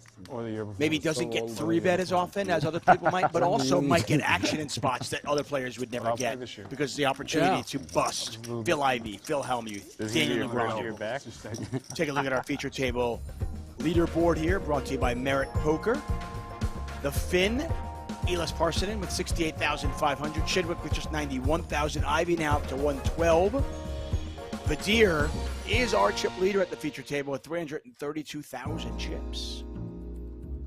No surprise, this is home court for Badir. He did it the last time around in Northern Cyprus here at the Merit Royal Casino and Hotel, and he is doing it again. Silhadan Badir, local legend around these parts.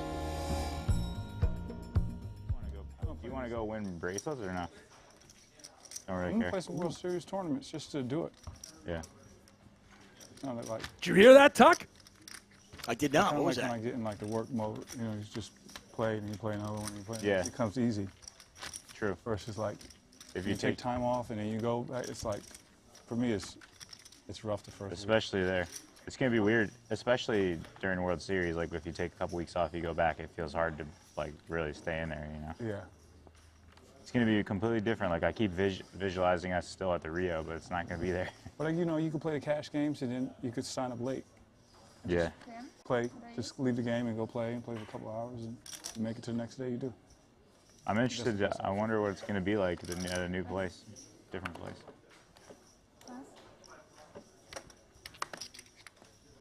What did he say? Oh, you heard it. Did Ivey say that he's is gonna coming play to it? the World Series. Yeah, he says he just wants to every play. 2 levels, Bruce. Just wants Every to 2. play because of what it is.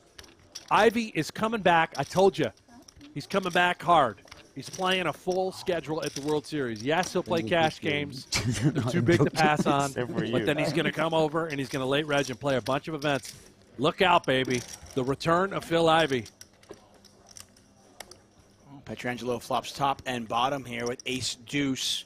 And for those of you who play, you know, fantasy poker, put Ivey on your radar for sure. I mean, Ivey should always be on your radar, but you've got to be, you know, cognizant of how many events somebody like him will play. And if he is true to his word and he's going to play a full schedule, then you want him on your team. That's for sure. I believe him. Daniel Negreanu alluded to this, that, you know, he thinks that Ivey's, the return is fully here. You know, he's got the lawsuits behind him. Everything's gone. He's done. It's in the past. Ivey is back, and I think he's back with a vengeance. Get a bet of 10,000 by Badir, a raise from Pietrangelo, and the hand is over.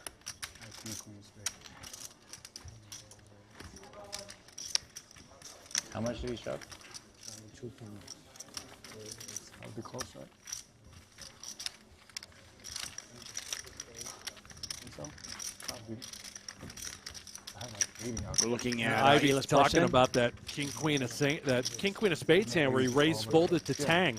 Sure. He and Ivinger are talking about the hand. Ivinger said it's close.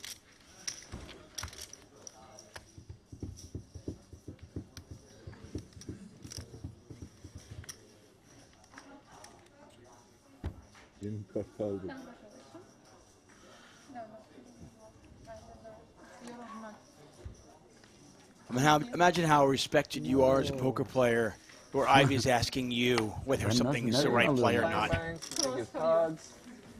Take his sweatshirt. It's me. Well, Ivey knows, man. He knows how much the game has changed, how good these kids are. Break. I cannot stop to take something from people, you know. Right? No weed in the break. Okay. This one you skip. I cannot promise about it, but okay. So.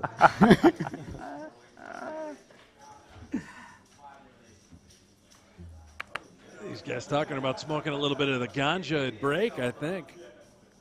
Whatever floats your boat, Tuck. A little too early for that here in Las Vegas. Yeah, legal here in California, legal in Nevada.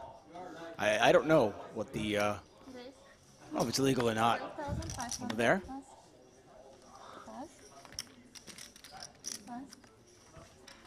Gungorn raising it up here. A little bit more than last time. He made it 10K and folded the Queen 10. This time he goes 13K with Ace 10 and does not get any action. You ever dabble with the goods, Tuck? You ever get into the old cannabis experience? You know, I have. Regularly, not, or? No, I wouldn't say I'm definitely not a regular user, but you know, when it was legal, I did dabble a Say you little run to bit. the toilet now. How much money are you losing per hand? Well, when you're not in the big blind. I can assure you it's not the same for everybody. Well, yeah, obviously, roughly. That's all. Whenever I know. I dive in, it's just straight to the moon. I mean, I'm in full orbit. Some people might be winning money. Can't handle it as well as I used to. Ouch. No, yeah. I'm saying some people. I'm not gonna lie, I'm a fan. Oh, no hangovers. What if you're gonna I about to mean, get the cooled? hangover's gone. It's a nice, easy feel. I mean, I tell you, especially I if could handle it playing I've done poker, something active. No, not when I play poker, but if after Okay, if let's I play a say hockey you game or something like that, Okay, let's say just the to best relax of the after best. that. How Kind of much nice. do you think you're losing per hand? Sarugi Depends on the in table chat again. says, now we're That's talking about annoying. pot. I just Apparently wanna that's where we go roughly here. Yeah. Why But not? it's day one. Yeah, it's day one. I mean, It's bonus coverage, you know. We're not going to make a TV episode out of this. We can talk about some of the greenery. It's legal. well, I mean, in fairness too. I mean, it's How long you gonna be day gone for? one coverage. 2 minutes. Bonus coverage, as you mentioned. You're watching the minutes. game, and if a good hand develops, we'll 3 obviously minutes is turn our $40. attention to the good hand. But you're $40? watching some of the best players in the world. Per hand? Enjoy it. No, for Probably a lot of people out there dabbling right It's now as based we that in speak, the just full sort of hour kick you make back, 800. feet up, enjoying the show, Why not? on their way to the moon. How many? I actually went to a cannabis 30 dispensary an with hour? Doug No Polk way. when they More first like opened up 20. in Vegas. Is that right? Yeah. I'd say 20. Maybe 15 to 20. Okay, in a normal cash game table, which people are usually faster compared to this, I think, in my opinion. You get dealt like roughly 22 hands an hour. 22. Been a long time since Am I you played the I'm- cash games, huh? I'm thinking shuffle machine maybe. Yeah, shuffle machine, including shuffle Alright. machine. Yeah. Oh, am I? You have big blind unpair. I'm? No. I should be big blind. It's a misdeal, I guess. What we got going on here? Yeah, I think he should be big blind. This one's not your fault. He was more blind last hand. I think so. And you were big blind. Good job. We got a misdeal going on. They're talking about the. But there's two. I mean, listen, we're talking about the ganja. They got a Yeah. misdeal going on. They're No talking about how action. many hands they're getting in an Action. hour. Raise. It's bedlam, I tell you, in northern Cyprus. I think everybody's on that. Take it. Oh, okay. Those were supposed to be I'm running good. Oh They're my supposed to be God. mine. Whoa. Ivy's on his phone. He's probably downloading PokerGO Hold'em right now. I mean, there's no doubt Oh, he he is. is. And Yeah. yeah. I mean, he's almost definitely playing PokerGO Hold'em, and you too can play free Texas Hold'em Poker. It is. It's from the creators of High Stakes Poker, Poker After Dark, and more. You can be part of the shows that help shape the game with an authentic online poker experience. PokerGO Hold'em is available now on the App Store, Google Play, or by heading to PokerGoHold'em.com. Play with Phil Ivey right now. 20% ROI, average 6 hours in the tournament. Don't lose anything. How do I Different divide though, it because by you're, you're Now playing she higher showed me stakes. it's No, I say if you time it Now right. she give me tap and she showed me it's yours. If you fold the most amount of times. I think it's better to do big blind for 100. Like obviously you lose less money if you skip early. Yeah, I'm looking forward to a day, though, Brent, that cannabis becomes as accepted and as mainstream as having a beer. Like, it's just not a big deal. I think it's pretty much there. I mean, I think it is among, you, me, our generation, younger, of course, but it's still kind of looked at, I think, in other ways by others. What's the best? I think it's certainly coming, though, and we're on our way that way. Hijack. Then you guaranteed you're not going to miss 3 hands.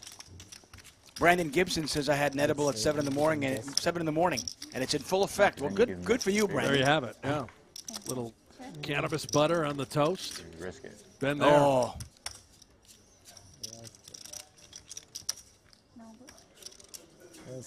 Queen high flop here. Chidwick with a pair of jacks. I think there's also a big difference what table you are. I think on some tables you give on average hand stake way longer than another table. I don't think this table is like slow. No, I think it's like average, right? Christoph's not here. Okay, one more time. Small one. With the time bank, the guys that are still slower, Christoph and Makita. Day one at No Limit Hold'em, very different than day one of short deck, as we saw yesterday. Day one short deck, all we saw. You're tired from slow. All in after all in after all in. As the players were pretty short at our feature table. Here we're seeing a lot of controlled pots. Some interesting check raises. I'm tired from playing slow. I like it.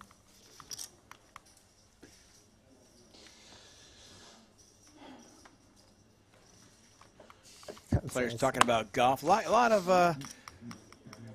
fun going on here on this Saturday. Of course, it is Masters weekend. Anything going on in the Masters there, Hanksy? Speaking of, Tony Finau, I love Tony. Just misses a little baby par putt to drop a shot.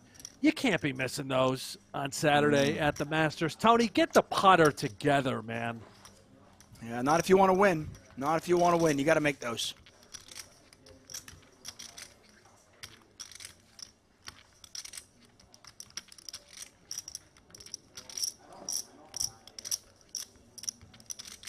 Gungoran with a pretty little suited connector. He thought about it, but he's going to get rid of that. Tang also with a suited connector. Out of the small blind, because of Eibinger's sizing up to 13, not getting a tremendous price, though we do have a very fun hand. We're partially committed. Tang likes to gamble. He's going to splash it in there. Why not? He's in pretty good shape.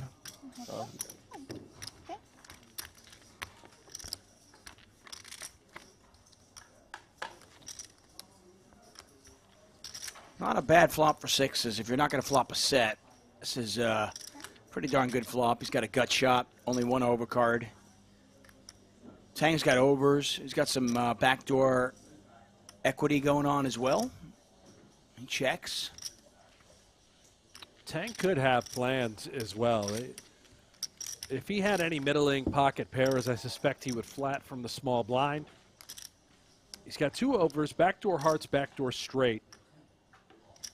Pending Eibinger and the sizing and what he comes with, it's a chance Tang could consider dialing up a check raise, a little crafty play out of the Tang. Eibinger bets it's a little bit less than 1/3 the pot. He bet 11 into 35. Back over to Tang. That is Danny Tang. The funny thing about Danny Tang is he's relatively new to poker. I mean, I want to say 7, 8 years ago, this is a guy who was playing 1-2. Look at this deck. Yeah, you called that right. I mean, he knows that he's going to be all over those. A lot of turn cards are going to give him some equity that he might continue on. Absolutely. Whether it be a 10, a 6, a heart.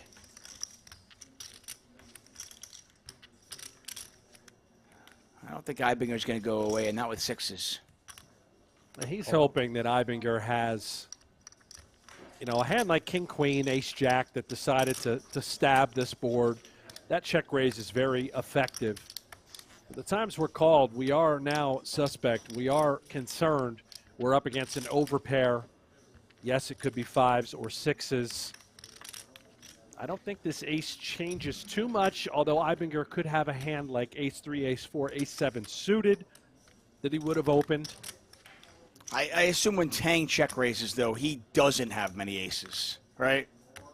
Unlikely. Maybe ace deuce suited, but I think that's more of a check call given the price. And I think a lot of those aces that you're mentioning, Tuck, they're probably just 3-betting pre-flop out of the small blind. More often than not. And Tang recognizing that, so he checks on that ace of spades. Eibinger with the 6s. Does he check it back?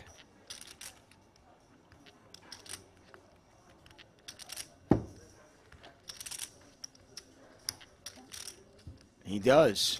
Pot is 108,000 chips.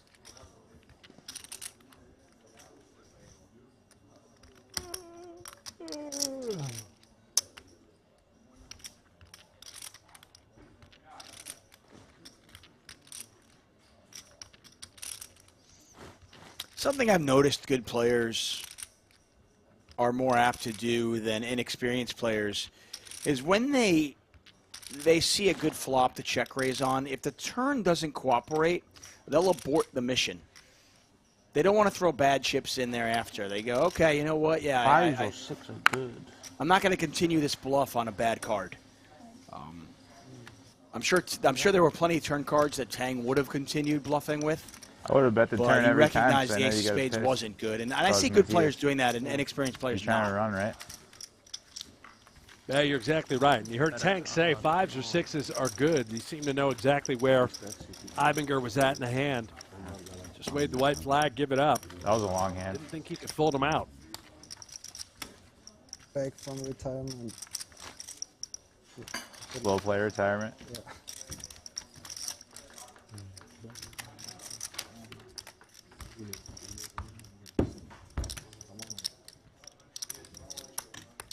Wisco Baron saying Ivey is the Michael Jordan of poker. I mean, I think the comparison is appropriate. I mean, he's certainly, whether you want to say he's the Michael Jordan or. You watching the Masters? Depends on your generation, right? For you and I, it's the Michael Jordan of poker. For younger kids, it might be the LeBron James of poker, whoever they think is the GOAT. Masters.com. Right. I'm not trying to start a fight here with the YouTube. No, I mean, listen, if it was me, no, I'd say I it's am, the Wayne because Gretzky. it is Michael Jordan. He's the Wayne okay? Gretzky of hockey. I mean, he made the cut. Or the Connor McDavid of hockey. There's a guy that has a big Yeah, I don't even know who Connor McDavid is. That's how out of touch I am. How do you not know who Connor McDavid is? I know. It's pathetic. He hit a lot of good shots, honestly. The only highlights I see are on SportsCenter for and hockey. Yesterday was really tough. It's like cold and windy. And he started really bad. He was 4 over. The rest of the day, he played really good. He missed a couple Team putts. Jordan, though. I'm not Team LeBron. I mean, it's unbelievable, obviously. Like, his ankle is bolted in. Like, he has no flexion in his ankle. He had to completely relearn how to swing with his back foot. It's crazy. Like, I mean, there's only one person that could probably do it, like, ever, right? To just rebuild his leg out of steel and just figure out, like, he's beating guys that are just in their prime. Crazy. I mean, I think he's obviously just, like, unreal on that golf course, too, and you can hit a lot of different shots, and it's not necessarily... That golf course is made for him. He's got to be the best ever on the golf course, or one of them, and because you can, outthink your way around it versus other people, and you don't really need to hit bombs. It's a lot of strategy, obviously, compared to other stuff. So, but still, I mean, unreal. Yeah. He's hitting it good, legit hitting it good. Like, I'm kind of a newbie, but that's really new to me. That like there's so much strategy in golf. Like I thought, like there's the one way that you're basically supposed to go, and like, it's like too long. Like that's a long conversation, but you have to position yourself in every hole. Like there's a lot of risk but reward. there's so much different options that you can Yeah, go for. I mean risk reward is probably the easiest way to say it. Mhm. You have to manage your way around the golf course in that way. Got an all-in and a call here. Parson in the thin all-in, 59K. Chidwick with ace-7. That was quite a shove by Chidwick. He got a better ace to fold, but Parsonen stuck it into gamble with queen jack suited. Are the good players, all of them, playing it aggressive in terms of risk reward, or like? And with the dead ace, I mean, you can see that Parsonen pretty much a coin flip here. But there's an ace, one heart. Parsonen drawing pretty thin. Basically, you can go all Got in 3 with to the the royal. stand if you. Now he's drawing dead. Well, yeah. It's different. There is a lot of variance in golf too. I just want to put this out there, Hanks. Yesterday, you and I were talking golf, and the people in the chat were yelling at us. Said stick to poker. Same people are they're fine with these guys talking golf though. Just put that out there. It is great to hear, you know, Ivey Petrangelo talking about Tiger Woods and everything that's been going on there. They're teaching Ivinger about golf a little bit. But then you sacrifice accuracy of all those situations. And then when you're trying to get it on second shots, like approach shots, a lot of times. This is their way to set up Ivinger and get him on the golf course. Brings in a lot. Because you know, get him on the golf course, and the next thing is they're gambling. You know, I mean, does anybody play golf and not gamble? Figure out the highest EV shots. It's the only way. Have you ever played? That wasn't the case back Have then. you He's ever tied played for golf 19th, as an adult but, like, and not one gambled? guy has a huge lead. He's plus. No, I mean not in the last 10 years. No, there's always some sort of action. Something, right? Whether it be little or big, there's always something. Yeah. I mean, I don't want to play golf with people that don't the guy want, that just recently you know, became number action one. to play. He's What's the really good point? Young guy, Texas guy.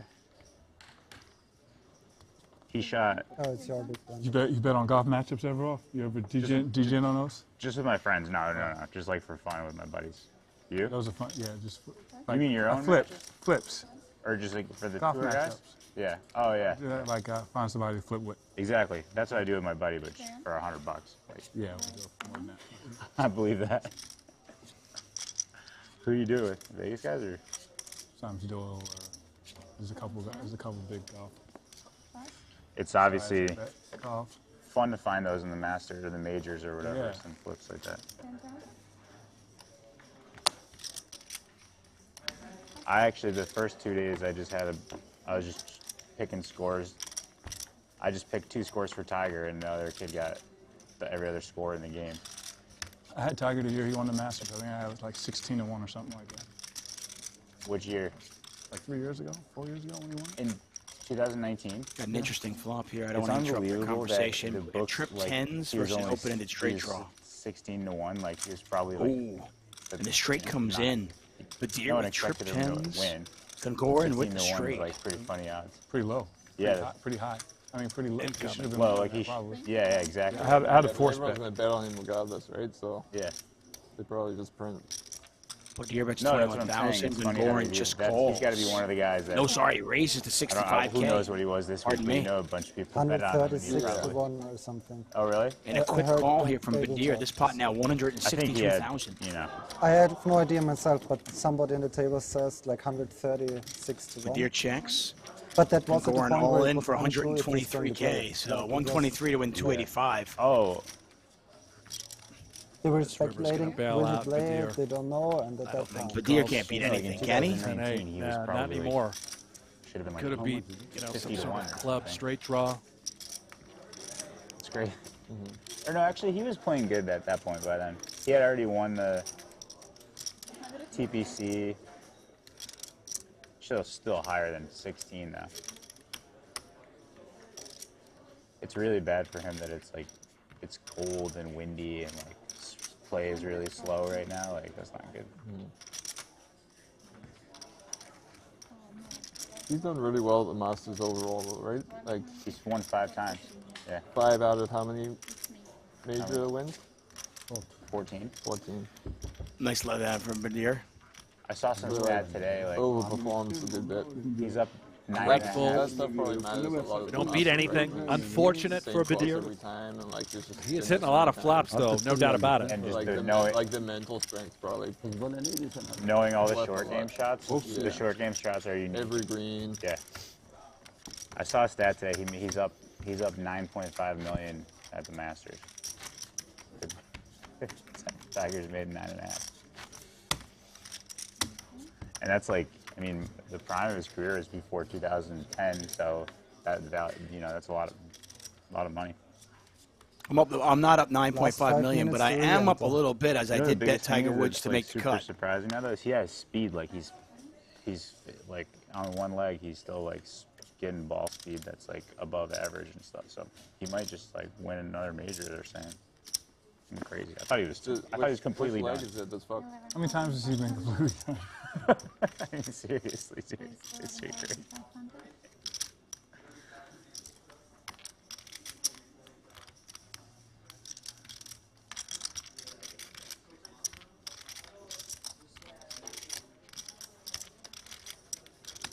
Get a raise here from Gongoran.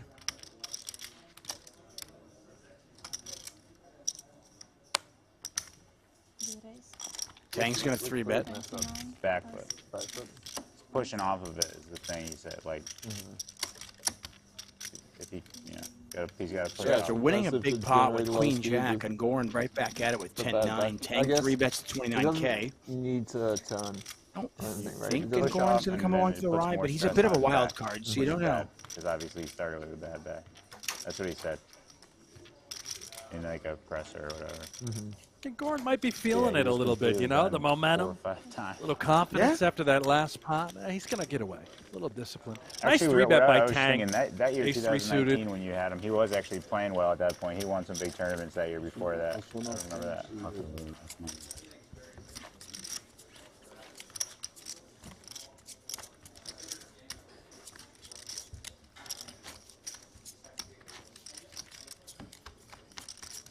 How did the hang go?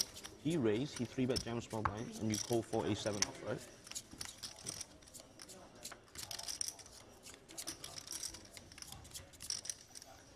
Oh. But was it you two that went all in? Raise, call, squeeze. Okay. You okay. I'm surprised he wasn't in there already. I was expecting the suited connector to be a bit lower than Yeah. I was hoping for the 7-8. So you have him crush? Tang with the Phil Hellmuth. How do you fold that? How do you fold Queen 4 offsuit now? Well, I guess not. PLO. He clearly didn't see the hand. Very good. Yeah, I mean, I just don't understand. Hold him. Semi-retired. Hold him. Right? Hold him. Doesn't play much hold him. No, I Bro, think always raising under the gun. What can I do, bro? Huh? E, like 3 E's and numbers. Nick with the bro, you always raise under the gun. He makes the call. He hits a pair of threes. Badir with kings. 10,000 pre-flop, 10,000 post-flop. There's the call from Nick. Very cool. Petrangelo currently 8th in the PokerGO Tour standings. Okay. Sort of a safe turn card if Petrangelo suspects he could be up against King Queen, Queen 10, maybe unlikely Queen 10 as we hold one. Basically any unpaired hand we peel to try and take a little safe texture on the turn. You like a double barrel here? Sizing here. I do. I mean, if I've got kings on this board and I get called, I'm trying to build a pot. I'm hoping I'm up against a jack. You also have to deny equity from various draws that can be present. I feel like you have the nice flush draw. That's what I think. Nothing? Oh. He doesn't have a nice flush draw. He also doesn't have nothing. Yes, of course. I would too. No, I'm just rushing because it's re-enter. If somebody wants to. You can re-enter. This is it, like 17 seconds. No, if you bust in the last time, yeah, you can always. bust next time. I mean, Not you, anyone. I mean, play. You feel like flush draw, right? I felt like you I had believe we've got a something good break that coming wasn't up. When the players go on good break, yet. we will as But well. you were already there. I play good. But we will come back for You think more like action. this, right? I believe we're going to play 2 more levels after break. So we got about 80 minutes of coverage or so, 40-minute They levels. should, right? They can't just like, they usually rotate them, right? I am here for it. Well, with the legend on the table, they might And I want believe to it'll keep be us the longer. same table as well. Are we moving on? We're going to have more Oh, Ivey. if it's not the right, if it's not the same table, I'm rioting. Oh yeah, I'm Ivey just or not we going to come riot, back right? after break. Yeah. Yeah. It's not going to come back. Go ahead and they can. So they don't need This will be the commentators last- anyway, Tuck. You know, whoever they put out there. I mean, in fairness, they're this chatty bunch. It's great. Hearing them talk about Tiger, I don't think I've ever heard Nick talk so much. It's fantastic. I love it. Badir gives him a little action, and I imagine this goes check, bet, fold, and we go to break, but we'll see.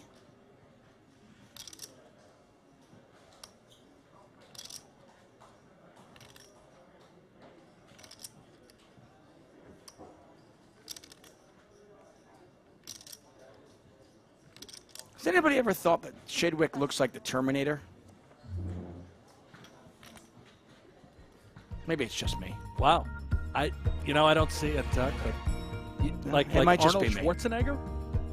No, not like Arnold Schwarzenegger, but like, the stripped-down version. More on that when we come back from Take break us to take to a look break, from our... Jesus. Yeah, we take a look at our Merit Poker leaderboard. Gungoran, our chip leader at the feature table with 274,000. Phil Ivey on 100,000. More poker action from the Merit Royal Casino when we get back. We got about a 9-minute break. See you then.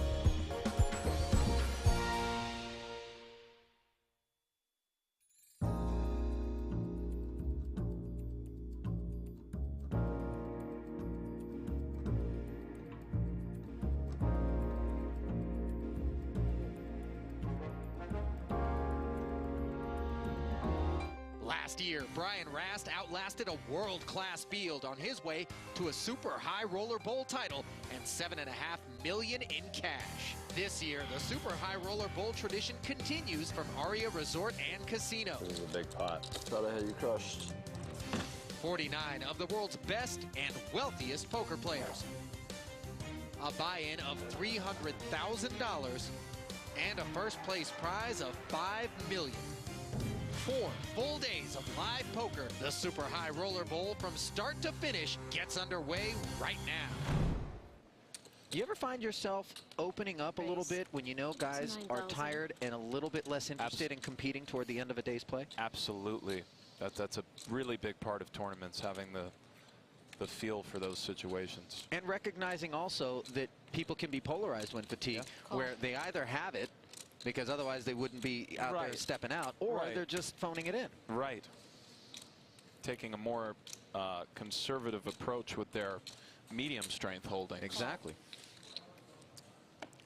Because they don't want to think as much, and there's a lot of thought that has to go into those gray area type plays, as we see 3 players in a raise pot pre-flop, and the flop yield is Queen 7-6 with a couple of clubs. Goes without saying, that's a nice flop for Budiga. Yeah, top pair with a king kicker. Nothing much for Anthony Gregg, who's checked as well as Petouche. And Rainer Kempe checks his 2 4s. Here comes the turn card. Kempe picks up the bottom end of an open-ended straight draw. That is a nice turn for Kempe. However, 2 flush draws on board for Petouche now. He's got top pair. Budiga leads here. It really depends on how much, as far as Kempe's decision goes. And Petouche fires 20,000. Don't see Gregg continuing. He lays the 5s down. And I don't think Kempe has quite enough to continue. If you know an 8 is good for sure, it changes things somewhat. But an 8 could be no good. Petouche has some combos with a 9 in it. However, 4s could be good at the moment. This is reasonable. Rayner makes the call. A 3, 4, and 8 would make his hand best. And it's a 3 on the end, giving him the 7 high straight. That is the perfect card for Rayner Kempe. A disastrous one for Pertush. That's how you do it. It's just that easy, boys. Look at Rayner sizing him up. Kempe is a touch capped here. Can't really have 8-9. He can, of course. He could check 8-9 on the flop, but most of the time he would bet. So Pertush is kind of asking himself, what are his 4 combos, and thinking about trying to get some value from this king-queen, which is reasonable because Kempe could have checked back some 6x, some 7x, and doesn't really have 8-9, where Pertush does have some 8-9 here. So I don't mind Pertush's value bet, but it is ambitious. 1,000 is the bet. And you could potentially get your guy to induce here by checking with some sort of busted draw on the end. Sometimes, and I think Kempe may find a raise here just based on, I feel Pertush may have given away the strength of his hand a bit based on his mannerisms. That felt very value-y to me. And that's not to say he did anything wrong, and it's much easier to make reads when you can see somebody's hand. Oh, wow, look at this. You're exactly right. But we've seen a lot of flat calling on the end with not the nuts. But Kempe really felt like this straight was good. That's logical. Pertush really only has the 8-9 suited combos. He's not taking off out of the small blind with 8-9 off. He might not be taking off out of the small blind with 8-9 suited. So Kempe really believes this straight is good. It is, and it puts Pertush in a very awkward spot. 80K to call. If you're going to make thin value bets, you have to be prepared to face these decisions. Well, Pertush didn't find the auto fold. He's asking for a count here. No, it's. But could Kempe really be bluffing for his remaining stack in this situation with just 80K? Great question, Ali. It's so hard to say. we can't get into Kempe's mind or know one of the beautiful things about poker. Oh, Pertush thinks he could be. Maybe Pertush thinks that to turn these over. And that's why you don't stand behind a horse. And Fedor. And we come right back to a possibly curious Fedor holes, and I love when we only get to see the one card. I really do. Yeah. Because start to imagine, what do you think Fedor does with the jack of spades? How about a queen? Play along with Fedor. He knows that Helmuth has been splishy splashy, to say the least. Yeah, and the deuce 4 offsuit here, 3-betting to 90K. That's right. It looks like Fedor is taking a flop. Excuse me. Oh, it looks like he's going to charge him more to take a flop, isn't he? 52 raised to 235. It's a 4-bet to 235,000. It's like a soul read. I think after a little bit of Hollywooding, Helmuth is probably going to let this go. What's going on here? I 3-bet the kid twice in 4 hours, and he 4-bet me both times. Are you in a hurry? You got a death wish?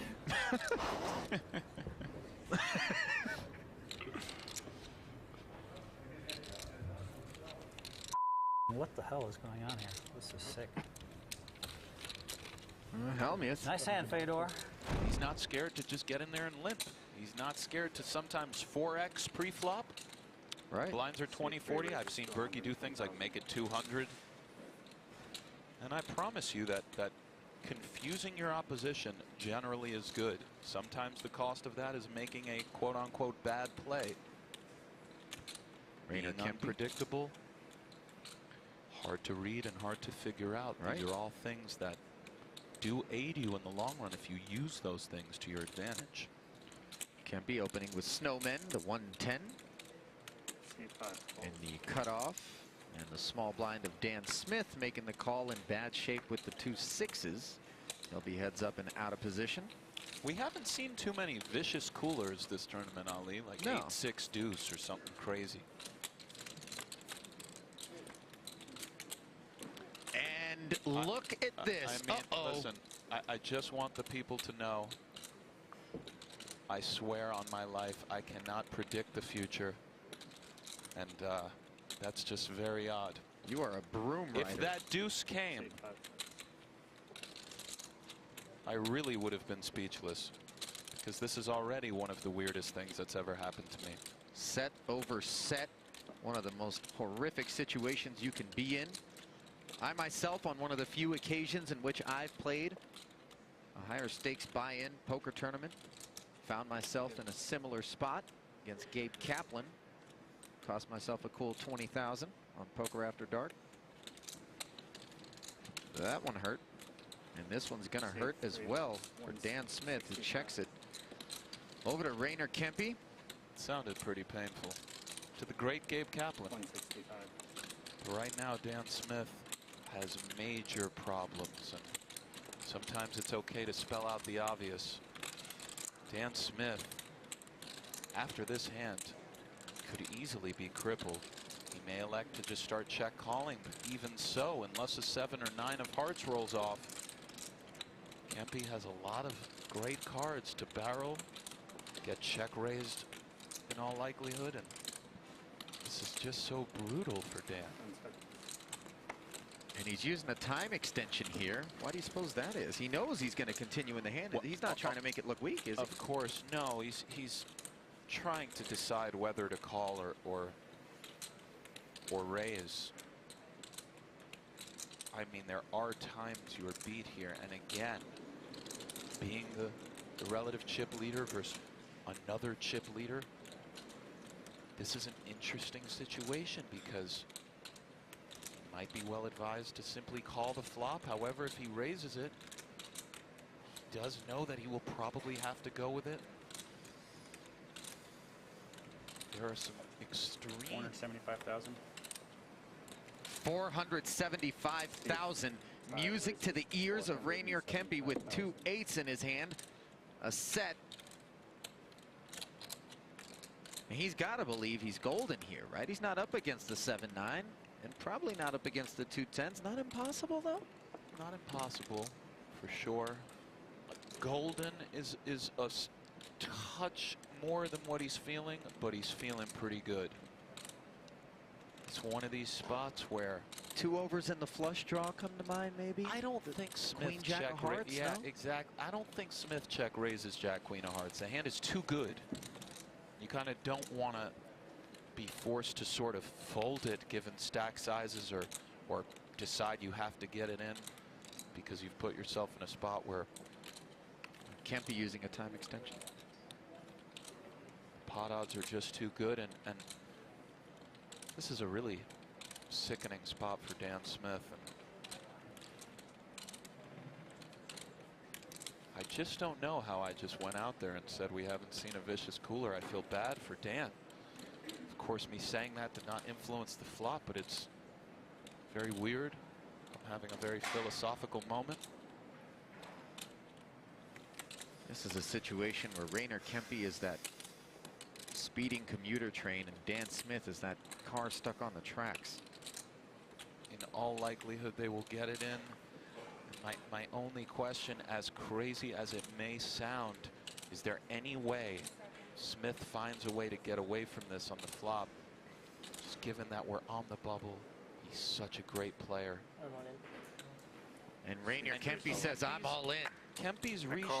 Yeah, Snap call by Dan Smith. But you notice the trepidation in his voice.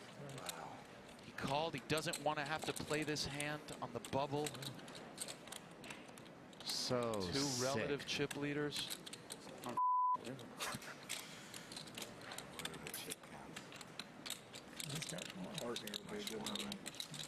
9 of hearts, all right.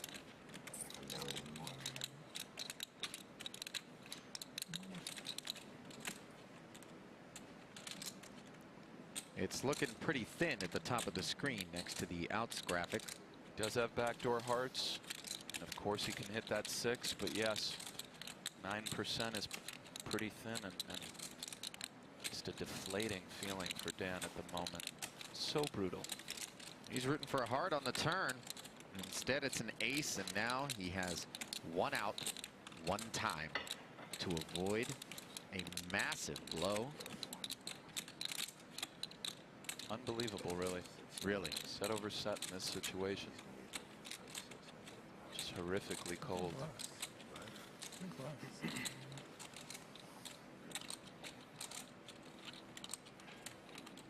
Dan Smith Can't connect with the one-outer on the river. Set over set, one of the grossest feelings in all of tournament poker. See 3 calls. Berkey, undeterred by the outcome of the last hand, limping again, this time with ace-9 suited on the button.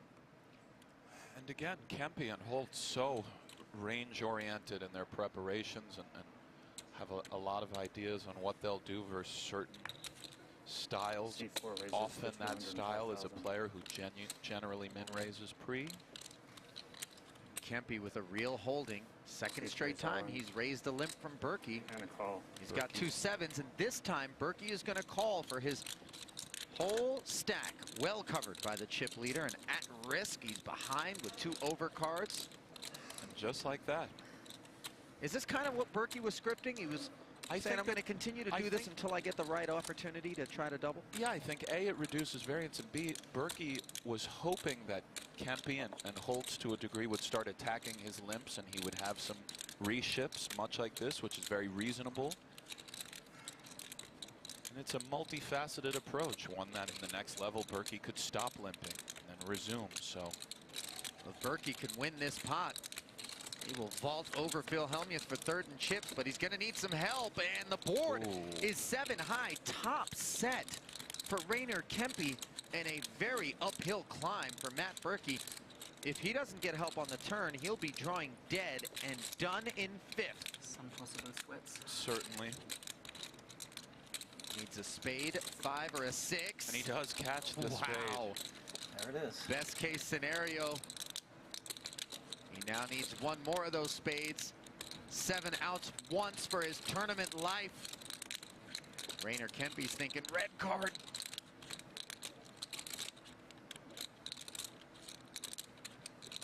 The tension mounts. And here comes that river. It's a 4. 7's full for Rainer Kempe, and the end of the road for Matt Berkey. Good game. Good, Phil. You definitely win best dressed. Thanks.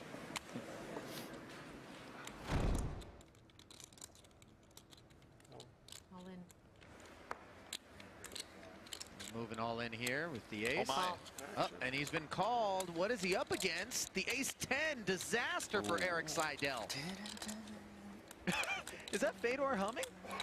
Pretty odd spot to start humming.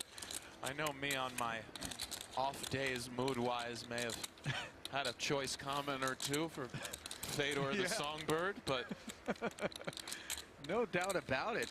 Maybe that's just the awareness that he balances his humming range. The kids are really on top of everything these days. Look, if Seidel's out of here, that's an extra guaranteed 1.1 million into Fedor's pocket. So it certainly is, and for Eric, who's battled so hard, and for Holtz, what a huge equity pot this is. Yeah, 9-9 Trey. There's some chop outs here. There's always hope for the short stack in this spot. It's never easy. Kempe's going to have to sweat it out.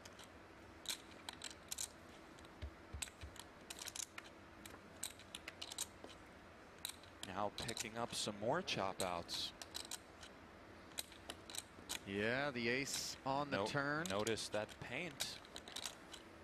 Can't win anymore. Seidel cannot win the pot outright. That is correct. Very, very insightful observation. He does pick up many chop outs. 9, an ace, a king, queen, jack. Instead, it's a 6, and that's all she wrote for Eric Seidel, who really fought hard. You can't say enough about Eric Seidel. We are back. Welcome to the 2022 Super High Roller Series Europe. We're in Northern Cyprus at the beautiful Marriott Royal Hotel Casino and Spa. Event number 3, day 1 coverage of the $25,000 No Limit Hold'em event. And we have quite the final table, and what a gorgeous, absolutely gorgeous hotel. Live from the Marriott Crystal Cove Hotel Casino in Northern Cyprus. The sun has set there, despite the fact that it's just morning here. And look at this featured table. Ivey, Petrangelo, Tang, Chidwick, Ibinger, And they're all chasing Gungoran, who is our chip leader at the feature table with 274,000. I am David Tuckman, joined by my co-host, Brent Hanks. We're here to call the action. Thank you for joining us on this glorious Saturday. How about Artur Martirosyan now moved to this feature table? There will be action, no doubt. Some of the best no-limit hold'em tournament players in the world right here at this feature table. There will be blood. And I am here for it. I believe we have a couple of levels of poker for you, so stick with us for the next hour plus. I see you all in the chat. We are paying attention to the chat, so if you have any questions for us, feel free to ask away. 136. There he is, the Terminator. Chidwick. I can't believe you don't see it. I don't see Arnold Schwarzenegger. No, not Arnold Schwarzenegger. Okay, remember the stripped down version. After Arnold Schwarzenegger loses his skin and his body, and it's just the machine at the end of Terminator. Now look at Steven Chidwick and tell me he's not the Terminator. robot. Yeah, you believe he's the robot? I think there's a resemblance. Okay. Wait till right. now. Look at that. Oh yeah, I mean, Not yeah, Arnold. all right. It looks like okay, the robot. Right, the actual Terminator, not Arnold. No. Oh, I'm with you now, Tuck. Yeah. I mean, Chad is all over it. They think I'm a genius. I can see it already. Does that mean any sort of, physically fit, bald-headed human being can look like the Terminator robot? I mean, so like Ivey, No, he's got the Terminator Phil Ivey- robot look too, or No, not at all. Phil Ivey does not have that Terminator look. There are many bald men who are physically fit who do not have that Terminator look. Stevie Chidwick does, though. And I, for now on, will call him the Terminator. I might be the only one who does it, but I'm going to do it. I believe. You're alone on that island, I think, Tuck. I'm okay with that. I'm alone on many islands, Yeah. okay? Ivinger here with the best hand with just king high. Let's see who bets at it. Who wants it?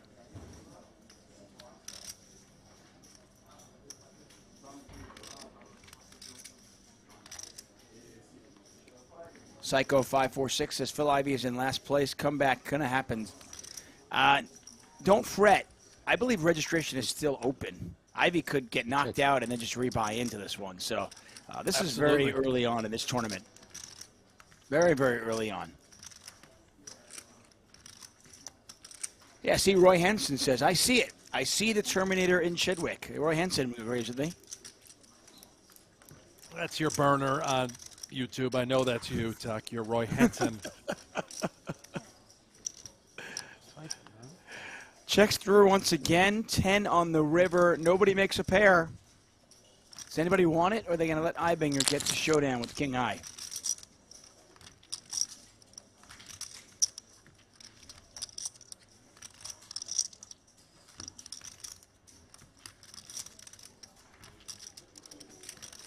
I think the only way everybody will buy this is if Chidwick lets me or somebody else use like body paint, and we can paint him a metallic color, and then I think you'll see it. Yeah. Yeah, I'll talk to him about this, see if we can get this done. Chidwick's going to bet, see if he can get a king high to fold. He is, I don't even know if he's targeting a pair. I think he's targeting exactly king high, and he gets the king high to fold. The Terminator takes one down. Yeah, I can see it. You like it. I could. You're loving it, aren't you? I'm loving it, Tuck. Yeah, I'm loving the Terminator. Yeah.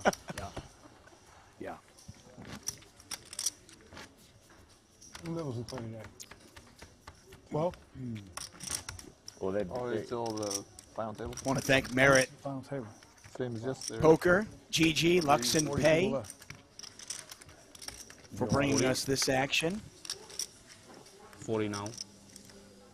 And for those of you who are enjoying it on the luxonpay YouTube channel or the Merit Poker YouTube channel, I'll go fast. thank you for joining us. It'll go If you're fast. watching it on the PokerGO YouTube channel, please hit that subscribe button. It's kind of We shallow. are doing our best trying to get up to 250,000 subscribers. Just do it right We're now. just a couple of click thousand short. subscribe. Easy, Click right? the thumbs up while you're at it. Yeah. Monterosian raising the 12K with 8s.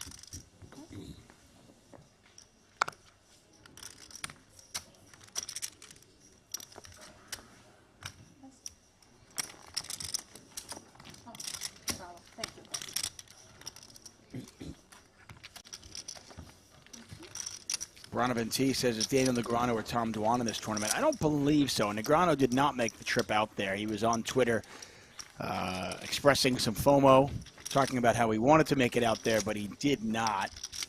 And I have not seen Tom Dwan anywhere.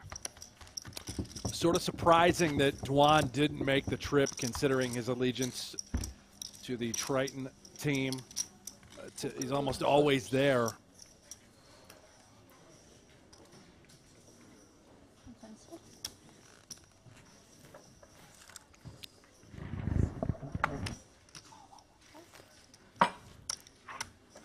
$12,000.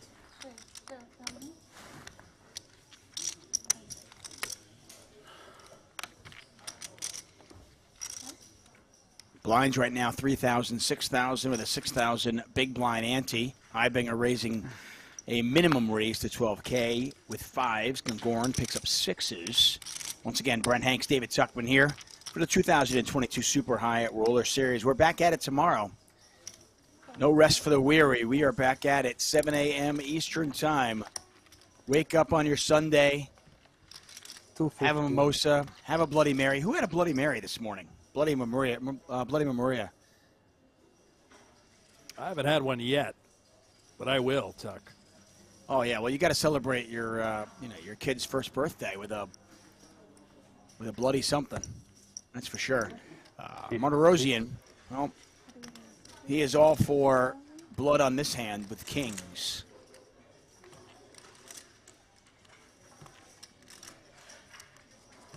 See what I did there? Sizing too by Martirosian, keeping Eibinger, Gangorn interested.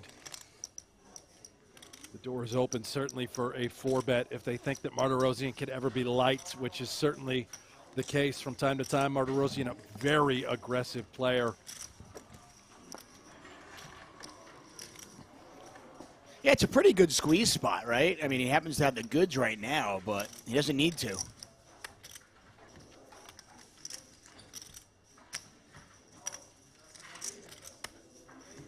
Maybe Gangorn does a little mining. Put the helmet on, click the light on.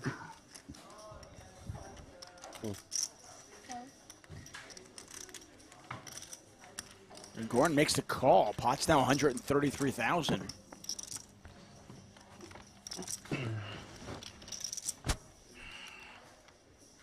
Queen, Queen 10. Is that a flop that should worry Martirosian? I mean, we can see it doesn't, but You know, you're still way ahead, way behind sort of situation, right? If we're up against a queen, not loving life, all other pairs we are still just crushing.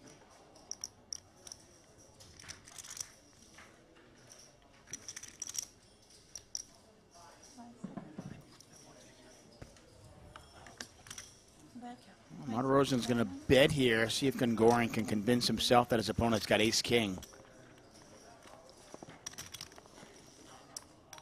Pot's 156, 23,000 to call. And Gangorn, not a believer, he's going to raise to 85,000.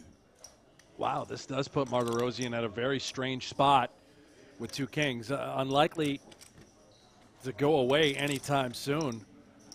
But this is pretty brutal. Gangorn hoping to just take it down right now.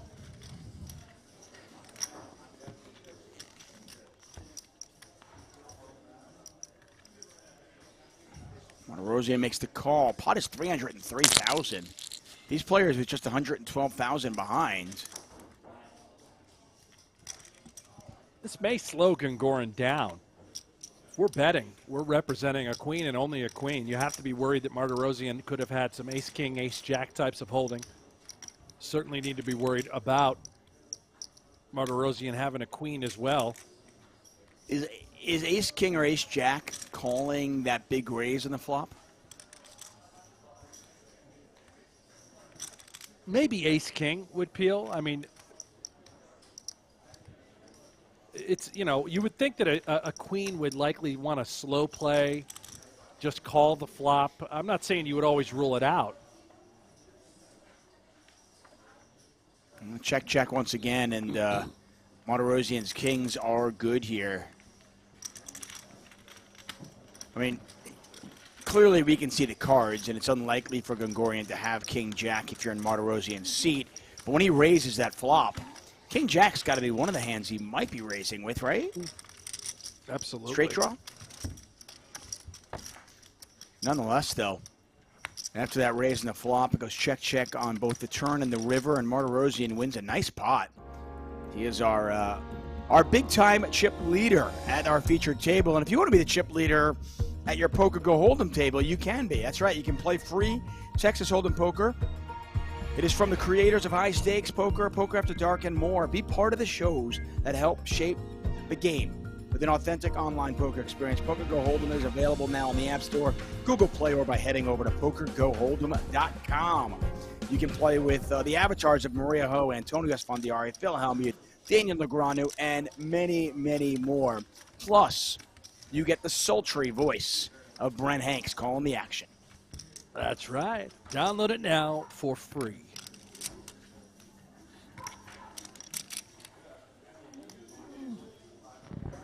See if you can hold on to your chips longer than Brent Hanks can. I bet you can't. 12,000. Oh, short and sweet, wasn't it? They busted me in one hand.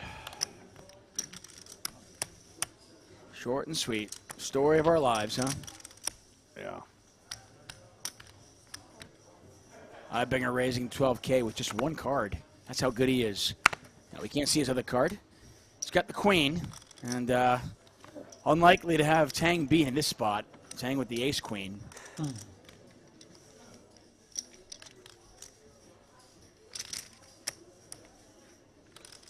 Mentalistic says, surprised the table is so quiet. They were very talkative before the break. It'll come in waves. Oh, it's the most we've heard out of Phil Ivey, maybe in years. Ever. All in. A lot of conversation between he and Nick Tang all Petrangelo in. about golf. And Ibinger, nobody home. Nah.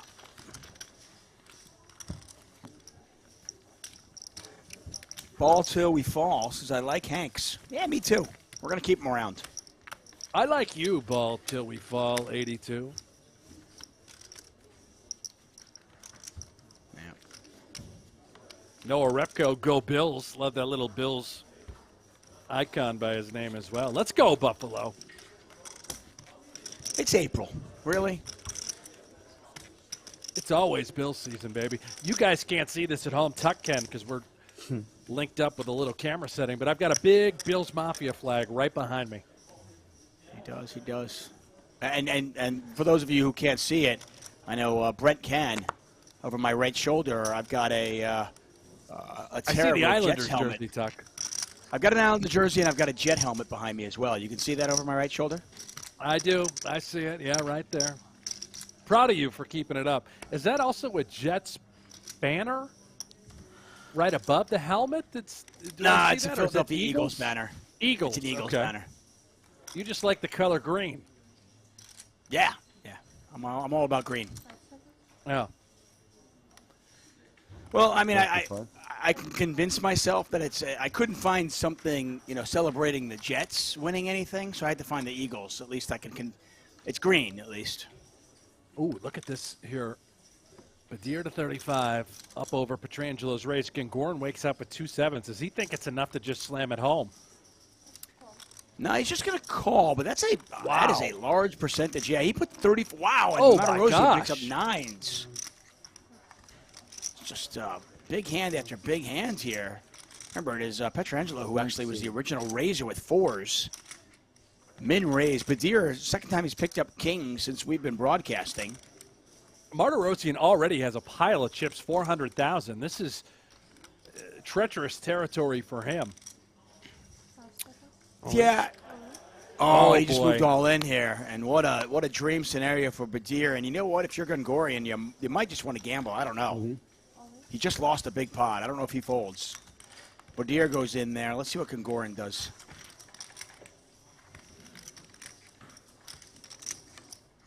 He's put 35 in. By now, he's got to know the sevens probably aren't good. What's the best case? You're up against ace, king, ace, king.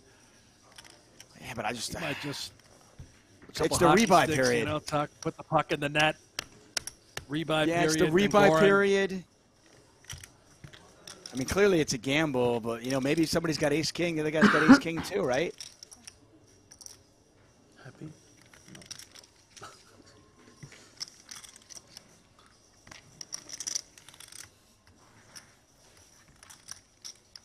What a dream scenario for Badir. It's our biggest pot that we have seen so far. Over 500,000 chips in there already. And that might be what Gongorian is thinking. I mean, do I want to stick 77,000 in there and possibly be the chip leader?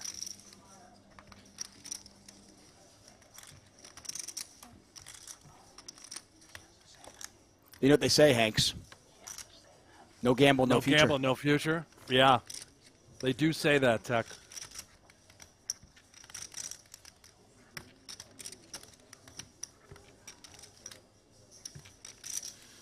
I don't blame him for giving it some thought. I mean, the initial 35 he flicked in was questionable. He does get away from the hand. Kings versus nines. If a 7 falls off, Gongorian might flip the table over. Did you have an ace? Oh. Only I work, and that's for Titan as well. Ooh. There's a 9 right there in dear. the door. Martirosyan threatening to run away with this right now. Badir looking for a king or running spades. Well, he can pick up a jack now. 10 of hearts gives him a few more outs. You can see him in the top of your screen. Looking for a jack or a king. It is a deuce of diamonds. That's fine. And an unfortunate run out for Badir. A dream scenario where he could have had over 500,000 chips turns into a nightmare. And that man right there, Martirosyan, now with nines are running hot today. Almost 700,000 chips. Absolute pile for Martirosyan. I have to imagine he's the Did you have fun in the short deck? chip leader right now.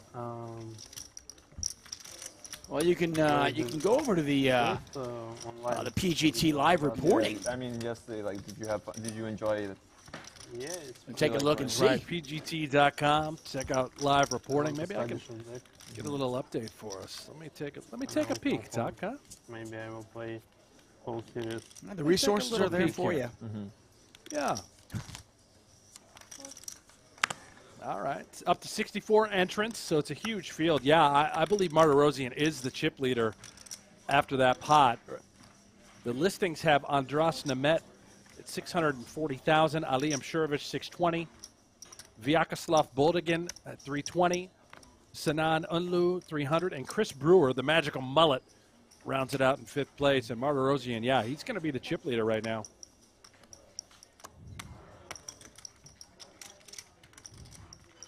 Bill Ivey with a meager 85,000 to work with, but we have seen him spin that up before. See if he can do it again.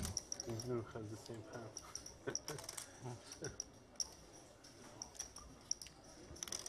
17,000. And Eibinger's going to take his trash hand and raise it up, and I don't know if Ivey's going to go anywhere. We'll see.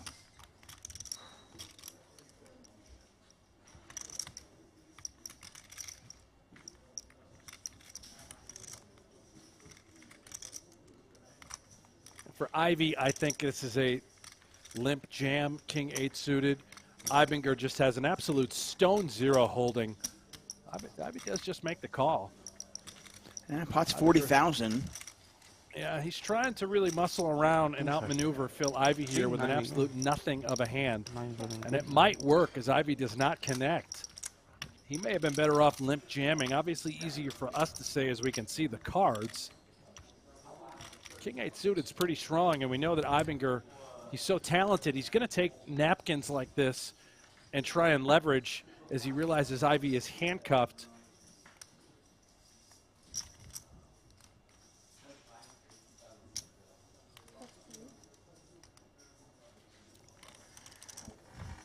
And Eibinger does outplay Phil Ivey there. Officer Eibinger at your service. Jack 3 off. I'm not afraid of you, Ivey. I'll show you how it's done. Beautiful stuff.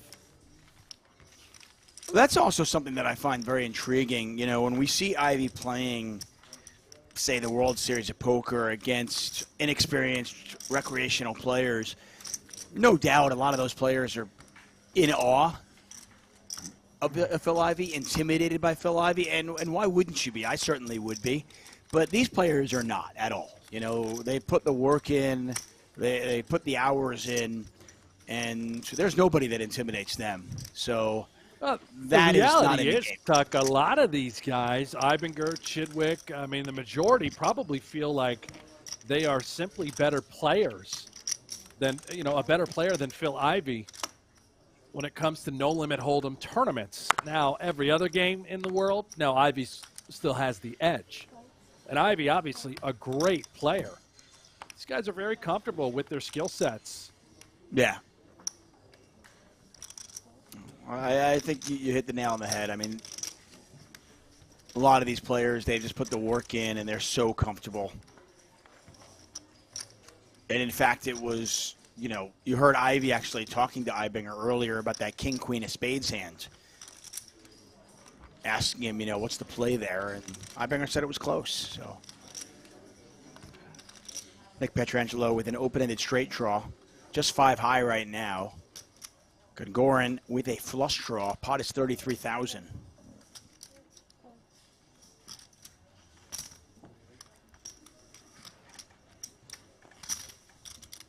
Rory McLean says, why would these people think they are better than Ivey? Well, I mean, just to be clear, I think it's a question of are they better than him in this variant? And the answer is probably yes.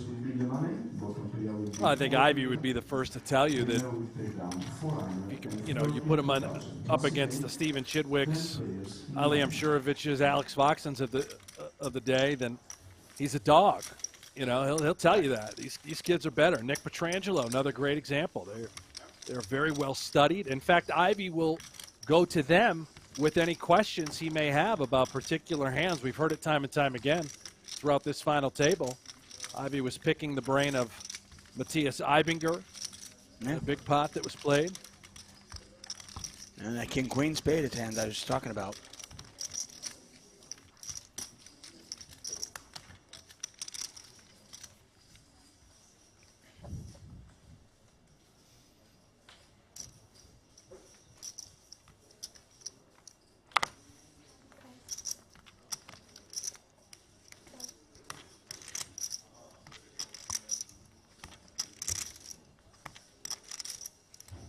This stack looks easy to build in short deck. Very hard to build. Chidwick with the very pretty Jack 10 suited. Short deck 3 hands. Oh, it is. A delectable, collectible. More shots. Suited connectors. Yeah. Another one for Eibinger. Yeah.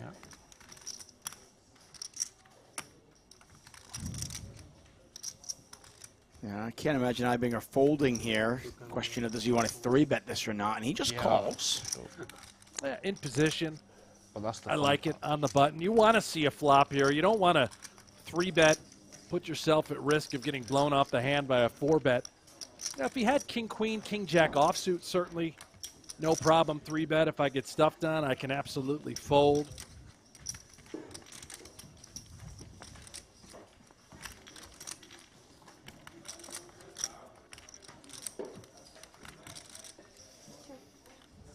Pair of 10s for Chidwick.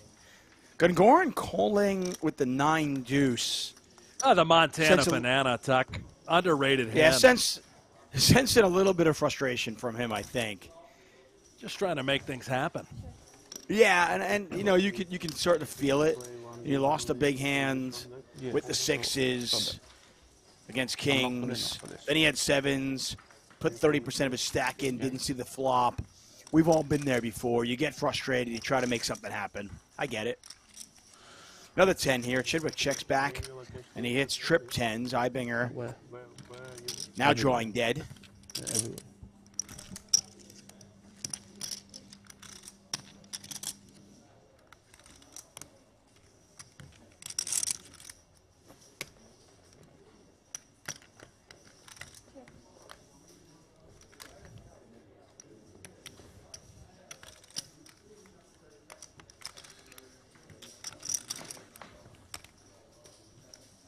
You play online a lot, right?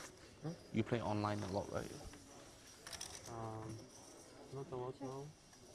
We play only for Sundays now because no game. To go tournaments. So what else you do normally? Huh? So what do you do from Monday to Saturday? Study, chilling. Chidwick's so cagey, checking it. I want to study someday. River's a king. Who's going to take a shot at it? Does Gungoran take a shot at it? No. Just gives up. Credit to Gungoran. Don't put a nickel in the pot. And Chidwick did his best. I think if he did have an ace, even a hand as good as ace-queen, he likely would have checked the flop on over to Eibinger as well. Eibinger did not take the bait. He was happy to see a turn. Chidwick did his best to check trip 10s again on the turn. To the 75K. Feigning weakness, and look at this. He goes for the 3-check with a premium. Eibinger now would have to turn that 7 into a bluff. If he were to bet here, he's hoping to bluff. He'd be targeting a king. Nah, you see the grimace on his face. Not only is he giving up, but he also knows his 7 doesn't have showdown value. He knows he's beat. Maybe I didn't have practice, you know. Eibinger too smart for that. Yeah. Shot that is very easy to make mistake, and you don't even do it. Very exciting news. My 8-year-old's got a Little League baseball game today. Apparently he hit a double, which means he hit a ground ball to the second baseman. That's awesome. Yeah, that means he hit a ground ball through the second baseman's legs, and he got the second base in all likelihood. But hey, we'll take it. Beautiful. Every double matters, Tuck. That's because you're playing. I think so. They all count. Got 30 anti.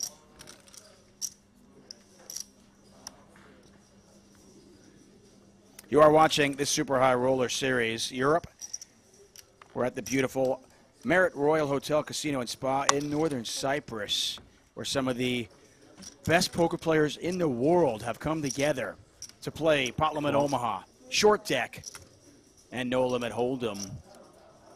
The stakes range from $25,000 all the way up to $250,000. That is the Super High Roller Bowl, which will be happening on April 13th, 14th, and 15th here. You're good. Make sure you join us all week for the exciting coverage. Coverage starts each day at 7 a.m. Eastern Time, and you can join us here on the PokerGO YouTube channel. Make sure you hit that follow button. Give us a thumbs up. No. The more you support us, the more free content we can bring to you. So hit that subscribe button. Give us a thumbs up. We do appreciate it. Thank you all out there. Matthew A., Roy Henson, Dimitri, Andrew Anderson. Thank you.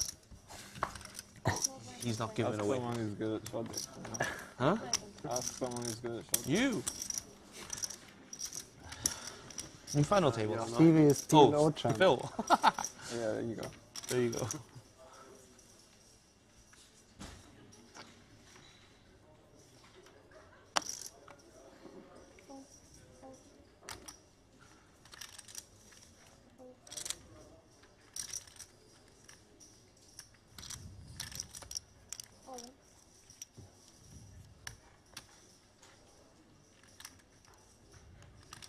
Pretty 1-4, Petrangelo, grip, rip, Jack 10 suited. Gungoran now another small pair. He might just stick it in now, Tuck. You know, you've had enough. Yeah, it wouldn't shock me at all. I mean, you kind of want to have some fold equity with this hand, but the last 15 minutes have been brutal for this gentleman. And I certainly would, I can certainly relate to his frustration.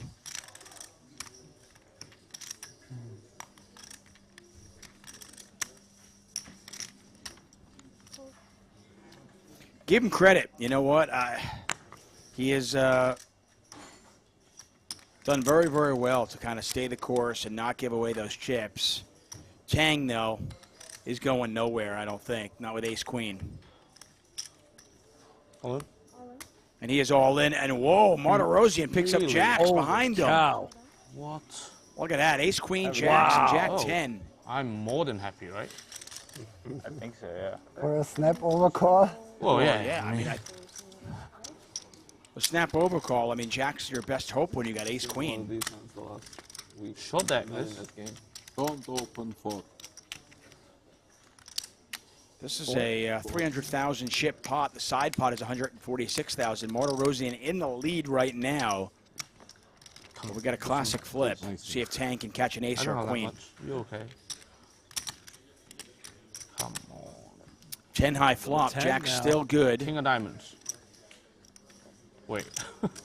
It's just an extra out. I would root for an ace if I were you. But that's 6 the of way hearts. You can't ask for the ace. Like. On the river. We bink it in on the river. Bing! Yes. Oh, wow, he called it. He called it. He said bink, and the bink came. I don't. Tang was feeling it. The bink. Yeah, the bink came in the form of the ace of hearts. Nick Petrangelo has been eliminated. See if he rebuys. A triple up there for Tang, who's going to be right around the 500,000 chip mark. I'm going to lean yes on the rebuy for Petrangelo. No chance he came out here to fire one bullet in this sucker. Yeah, unlikely. Danny Tang on 446,000. Martirosian on 520,000. As we look at the Merit Poker leaderboard, Ivey nursing a short stack with just 71K. Matthias Eibinger, 228,000. And Steven the Terminator Chidwick on 250,000 chips. Still rolling with the Terminator, huh? Oh, I won't let this die, chitty, bang, bang. I'm not letting this die. No way. Here for no bonus how. coverage. 3,000 of you tuned in on YouTube. We thank you all so much for joining us here today.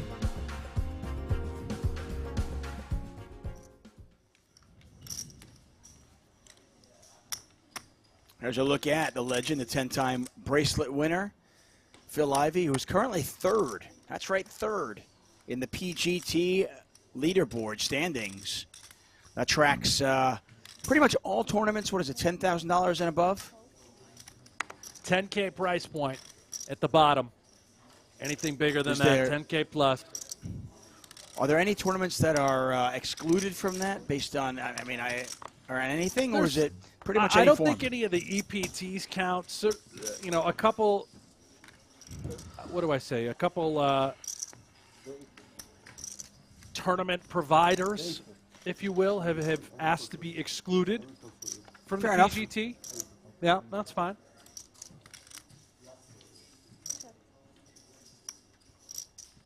Well, Ivey's hit an ace here. Chidwick with nothing.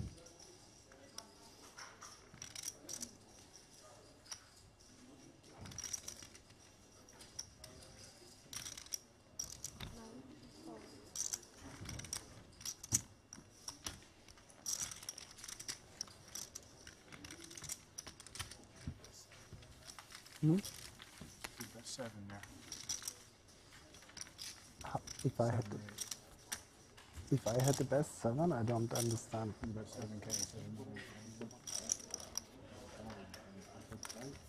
How you mean, like? Ah, that's how you mean it right 15 now. big lines for yeah, doesn't really matter. Something the go. small difference. 7, 8, 9, 10, all is good.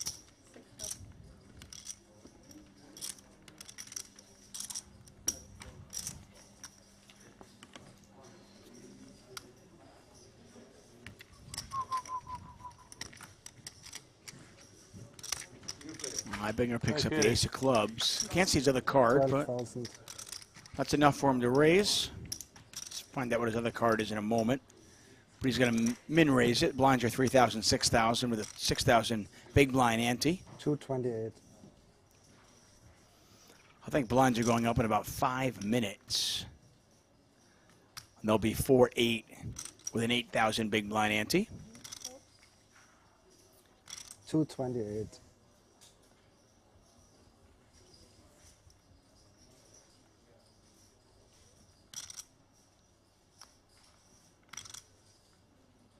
Tang with ace-6 of hearts. Aggressive player.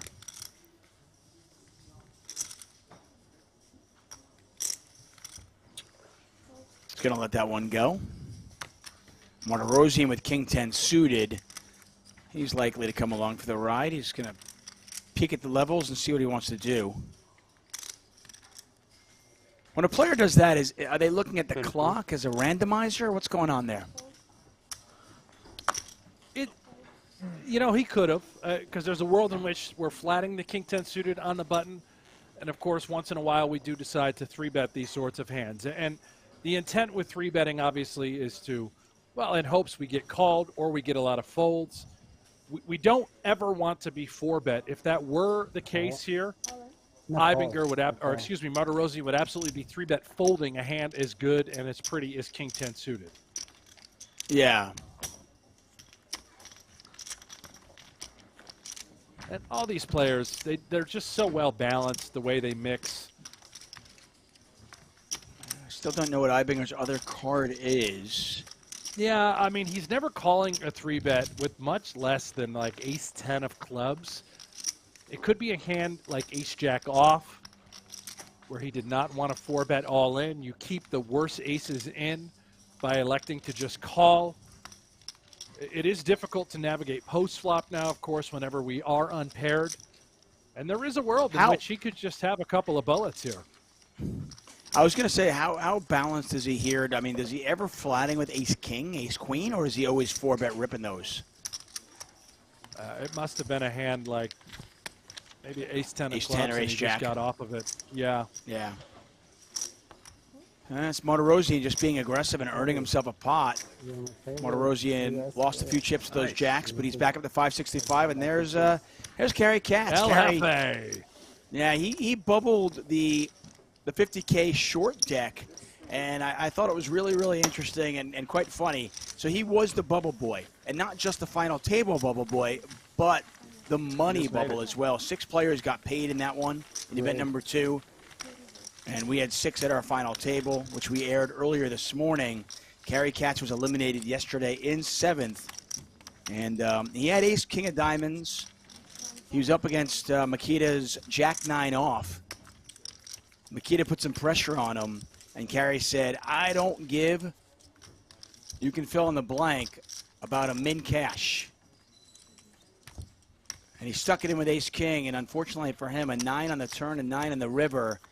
And Kerry was gone in 7th place, but he is here to battle. This table has gone dead silent, hasn't it? He started the deal. There we go. Yeah, you did. We're going to liven up a little bit. It was just, you flipped over the king of hearts, but the first shuffle was... No. Kerry told me... No. Kerry showed me the clock and said you were lucky because there were 7 seconds left. 100%. Yeah, I think they're good. So I take it Kerry's hat has not been shipped out to Northern Cyprus. Funny, I thought maybe because they'd you call showed somebody me up and this have them time, ship yeah. it out, or maybe order another one. I've never seen him do that. Well, he definitely wanted it. He reached out and asked if I knew anyone going to Cyprus. I told him to check with Daniel, and then I knew Dan Smith. There was a chance he was going out.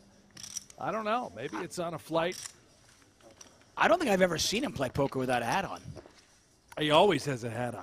It's his lucky hat. Well, we'll see how this week goes for him. If he wins a tournament or two, he may never wear it again. And if he strikes out, he may always wear it. So.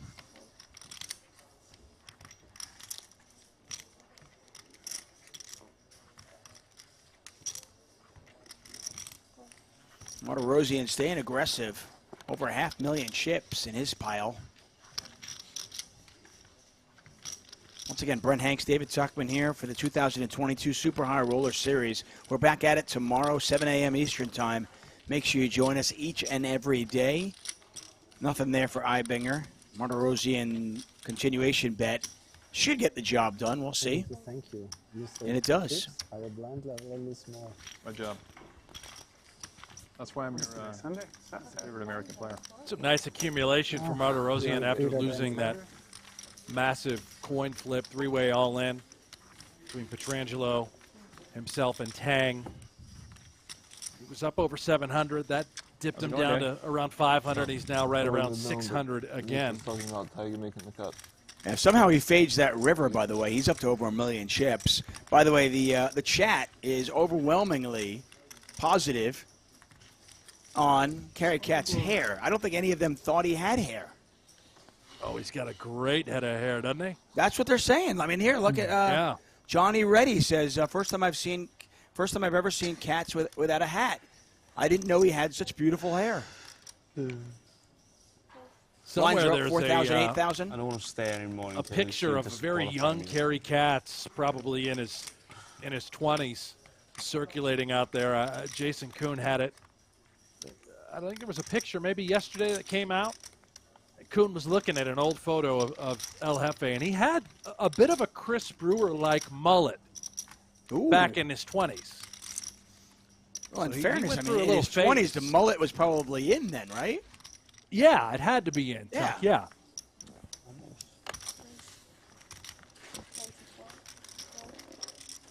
And Chidwick's going to raise it up to 24,000. It's a big raise. Blinds are 4,000, 8,000 right now, so he goes 3x with the ace-9 from the cutoff seat.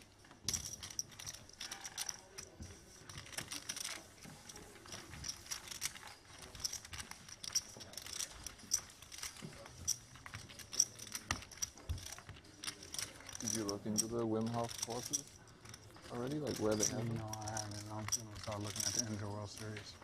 Stuff like I'm not even thinking Actually, I had a bet with, well, not a bet, but thing with Dan Smith. Some tournament over the summer, like if one of us won it, they would pay for us both to go. main event. Hmm? No, Or any it's tournament. like one of the high rollers. How much is it? Anyway. I don't know. Can't be that much, right? No. 10, 20? Where were you when Phil Ivey and Stephen Chidwick conversing at a feature table? Yeah, I was just thinking that. I was right here. The GOAT and the Terminator. Having a conversation right here on the spot. I love it. Love to see it. Ivey picks up fives. Only has 77,000. He's got less than 10 big blinds. He's in the cutoff seat. Stick them all in there.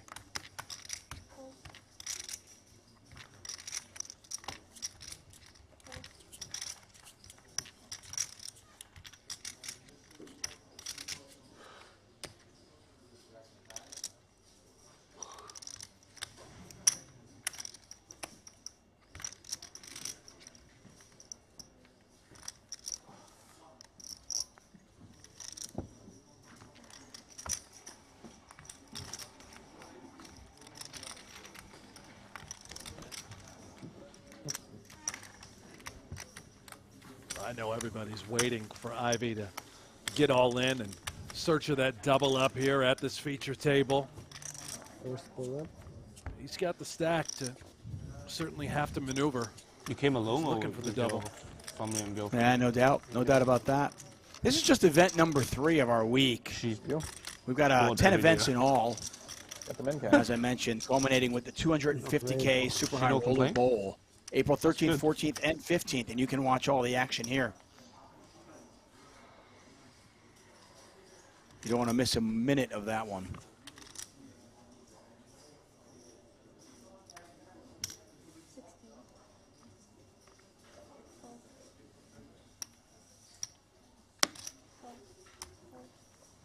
By the way, we've been referencing the PokerGo, the PGT leaderboard. Ali Mazurovic is our leader right now with 1,493 points after yesterday's performance. Isaac Kempton in second with 1,375. And it is Phil Ivey, who is vaulted ahead of Alex Foxen. And Ivey is third now. Foxen fourth.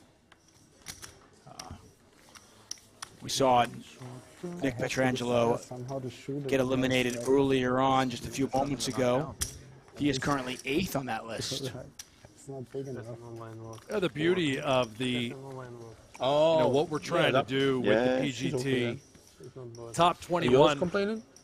Your wife will qualify for the PGT Tour Championship in December. Nothing to do. Meaning that guys are going to be chasing points. Everyone's got good other house.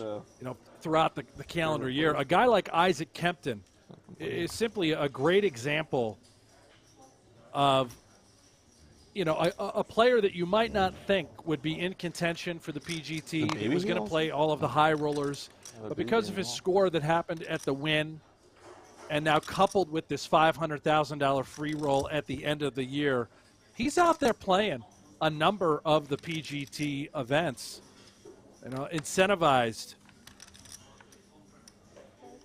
Yeah, I mean, you got a $500,000 free roll for the top 21 players. If you're in contention, I don't know how you don't play. Other players, by the way, other notables on this list, and obviously they're all notables. Jake Schindler, Carrie Katz, Daniel Negreanu, Tom Vogelsang, who won the PLO here at the Super High Roller Series Europe.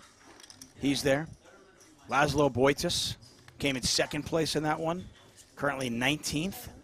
Can I have a sparkling Eric water? Seidel is 21st. So right now, Eric Seidel would be the final person in there. Some players on the outside looking in. Mike Watson, Lucky Chewy, Andrew Lichtenberger, Joseph Chung. All just on the outside looking in, but a lot of play left. We got an all in here from Gungoran with the aces. Katz doesn't like it, but he doesn't. Katz many. has great instincts. He understands he's up against a big hand. The problem is King Queen is just, oh man, it might be too big to pass on. For nine big blinds? Right. That was a big hand. Nice. Yeah, he knew it. His instincts were spot on. Just it's a sub 10 big blind shove. I mean, what are you going to do? I wish it was short duck. I'd have a chance. Good luck. If Kerry he would have a much better chance. Play leading up to this all in, I think he would have called even quicker. Honestly, Gungoran has been looking hungry to eat. Yeah, no, I think it's spot on. Queen high flop here, so some light for Katz. Looking for a king or a queen. Like a 20% chance.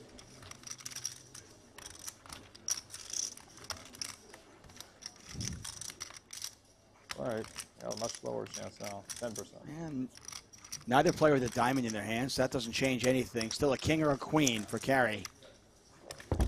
Unfortunately for him, running eights on the turn and river, and Gungoran has doubled up to 190, Carey down to just 15K.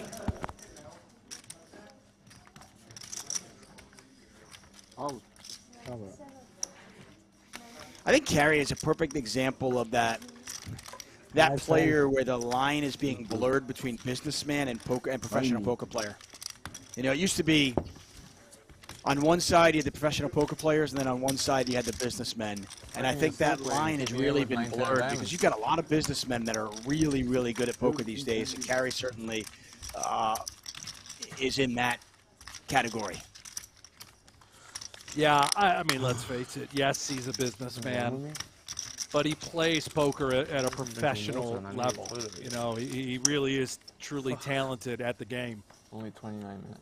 Unfair to continue to call him a businessman. He's a pro. I just remember many years ago, I remember in the one drop, I remember it might have been on ESPN or whatever it was, but I remember they said, "Oh, the businessmen," and then the pros. And a lot of people were kind of joking around, be like, "Yeah, but these businessmen are better than those pros." So, and I just feel like now here in 2022, that line just continues to get blurred more and more. Because there are a lot of really, really good, quote unquote recreational players out there these days.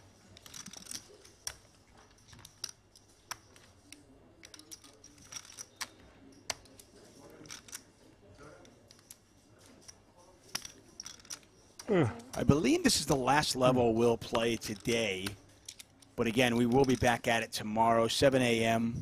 Eastern Time. The final table of this event we'll have for you. So kind of like the way this is setting up. We get the we get a little bit of taste, and then we get the final table the next day.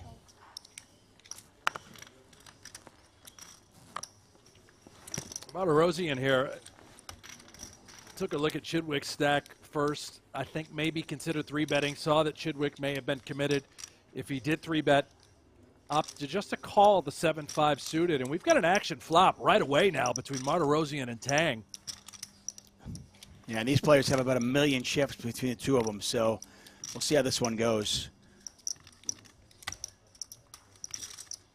How crazy do they want to get? Do they want to play small ball, or do they want to mix it up?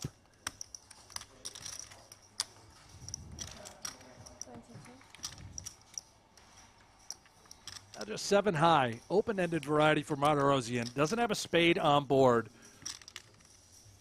But perhaps a check raise is indeed profitable in most situations.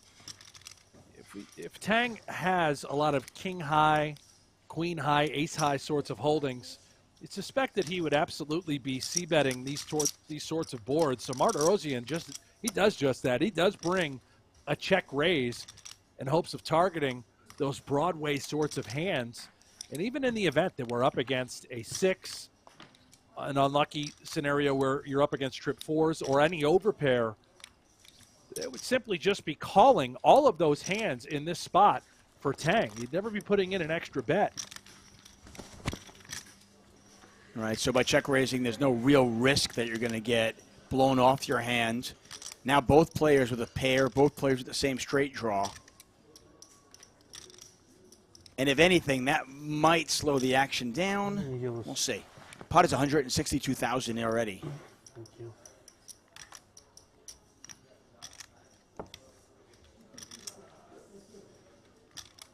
This gets 45. very interesting in a hurry. Martirosian, 45,000. 45,000.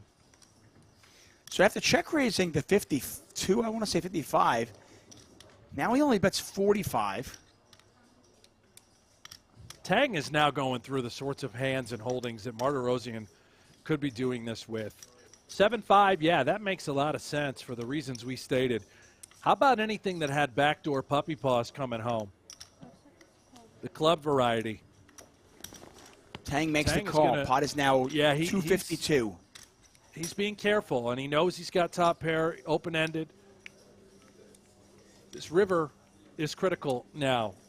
If Martirosian puts another chip in the middle, he is turning that 5 into a bluff. Look at Tang, just eyeballing him.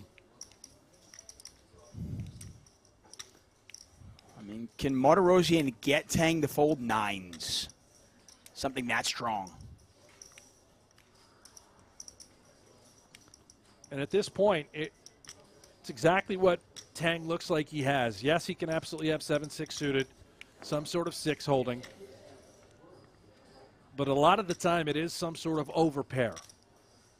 If Martirosian believes he can bluff him off a hand like 9s that you said, Tuck, then I would suspect an overbet would be incoming. 175.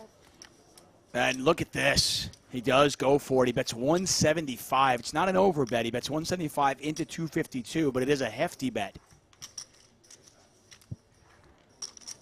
And he is absolutely turning his pair of 5s into a bluff.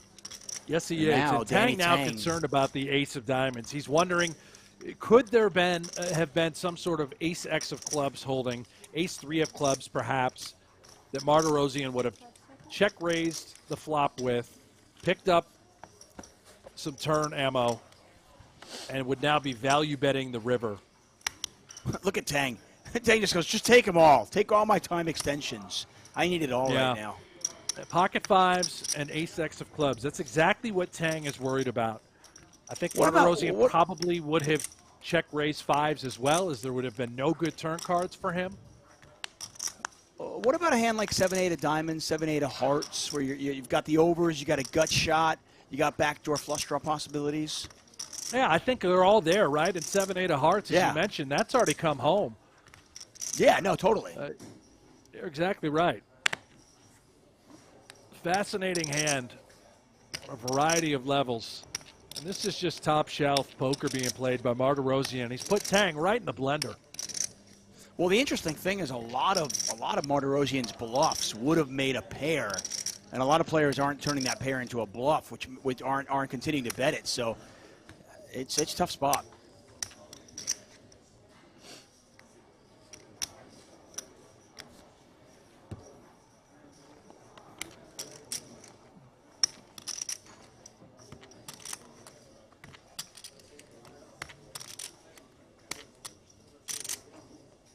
Pot is 427,000. Tang trying to think this one through.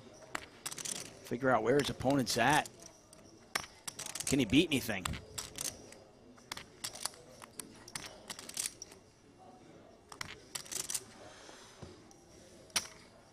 Makes the call.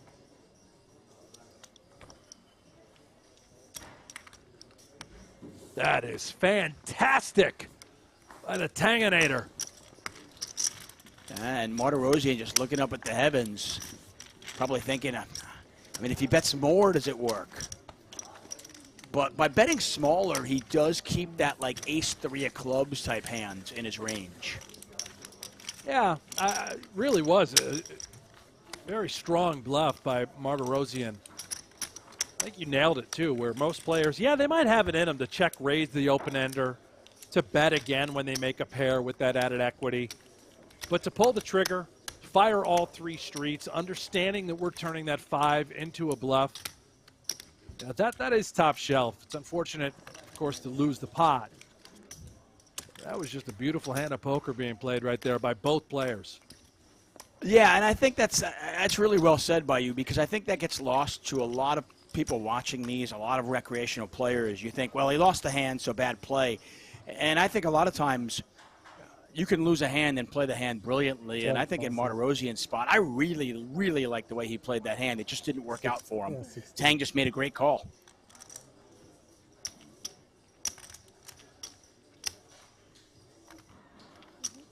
Ivinger raising it up to 16,000. That's a min raise. Blinds are 4,000, 8,000. Gungoran picks up king, queen. And you can kind of sense as the blinds move up, the gravity of the play has certainly has increased as well. Everything just getting a little bit more serious now. Tang now on nearly 750,000 chips, by the way. Nice call. Almost. Had a good hand. I think nines, kings should fall. 6, 7. 10 high flop, 10, 4, 4, 2 spades out there. Neither player with a spade in their hand. Ivinger's 8 still good.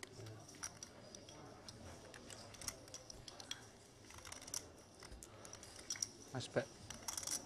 Nice bet.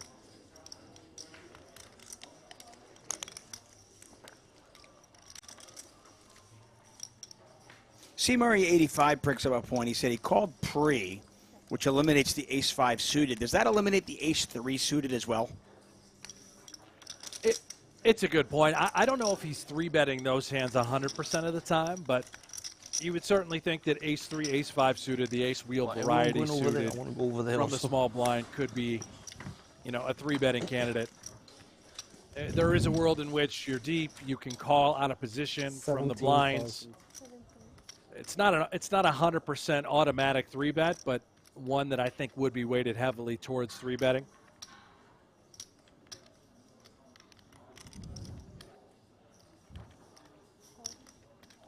Oh boy, Gungoran, this is ill-advised at home.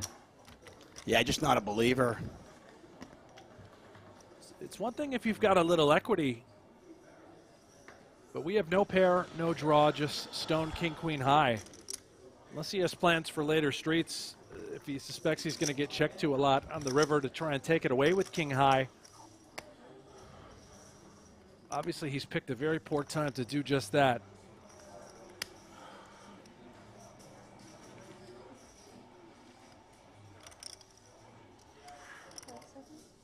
$52,000.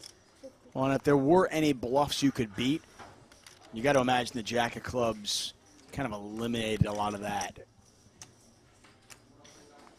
Not sure he called with the intent of picking off any bluffs, although maybe you're right. No. Now there it is, the disgruntled fold. You're I think he was just kind of peeling, trying to hit a king or a queen. Maybe try and Lucky bet for- if check two on the river.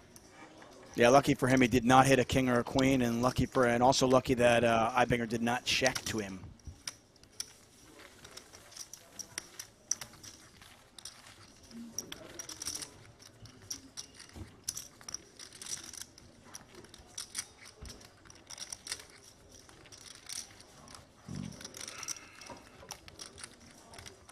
(2022) Super High Roller Series Europe.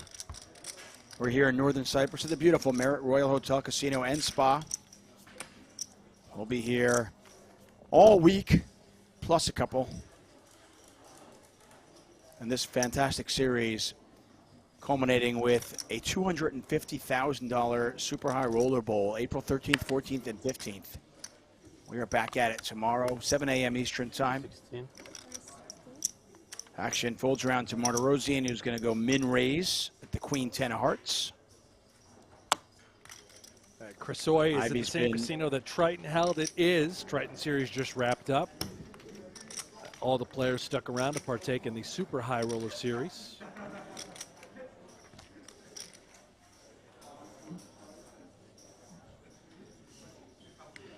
Call.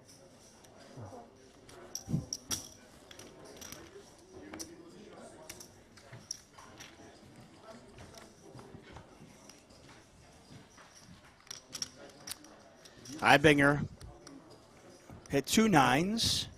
So after turning a full house last hand, he flops trip 9s. Ibinger starting to heat up a little bit. Martirosian's got some backdoor equity, but not much going on.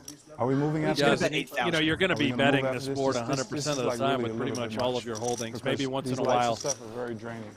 The Queens, Okay. Kings, Aces, we check it back way ahead, way behind. But when we have just Queen High, backdoor draws, we suspect we can win the pot a lot right here. Ibinger check calls. Pot's 60,000. See if the turn brings Martirosian some equity. Nope, he's drawing dead now. He is, and you know, it's interesting because given the price, I think Martirosian expects Ibinger to fight on these sorts of flop textures no matter what. Even if he didn't have trip 9s, he would probably peel, float out of position, any sort of backdoor draw, anything like Jack 10 offsuit, you know, would be coming along for the ride. And again, Martirosian, because of those reasons, he's going to fire a second shell here, understanding you still get a lot of folds. I was going to say, I mean, if Ibinger has a hand like, you know, King X with a backdoor spade draw or something like that, those are hands you can target with that second barrel, right? Absolutely. Total Badoogie board. 65. Right now is where Ibinger has the bad news, but this is where things again get sort of insane, right? Martirosian understanding that Ibinger can absolutely check raise with air here, sort of suggesting or repping that he has a 9. It's extremely polarizing right now.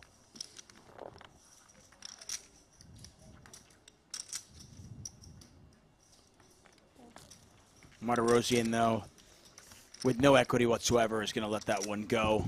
Live to fight another day.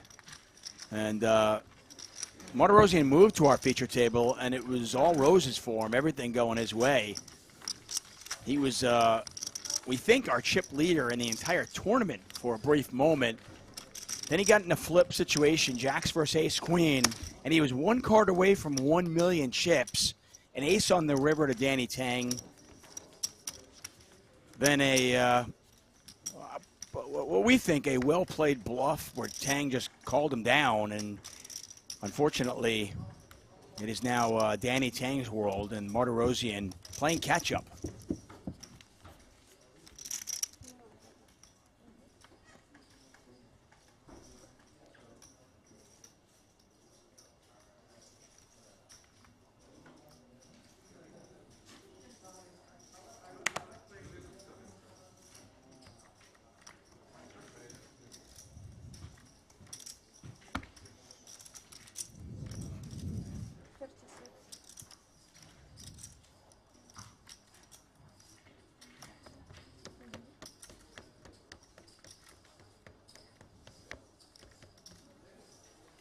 looks like a very large sizing out of Gungoran, right? 36,000.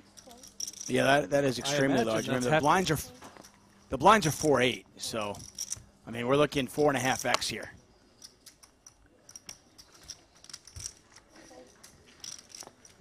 And he gets Chidwick to fold the king queen.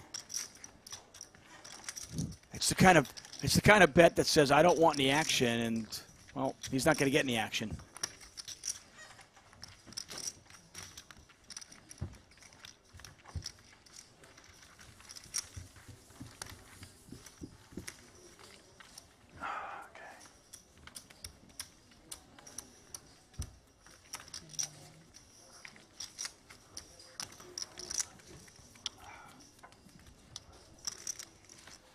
It's been a roller coaster ride for Gungoran.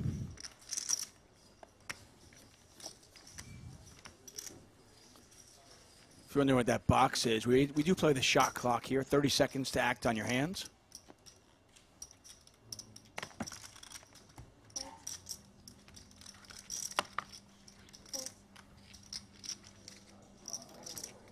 I think we got about 10 minutes left today.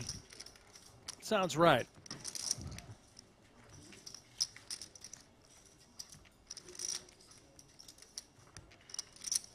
And I believe the game plan for tomorrow, well, for the rest of today, is I think they're going to play down to 9 today, and then we're going to come back with a full final table.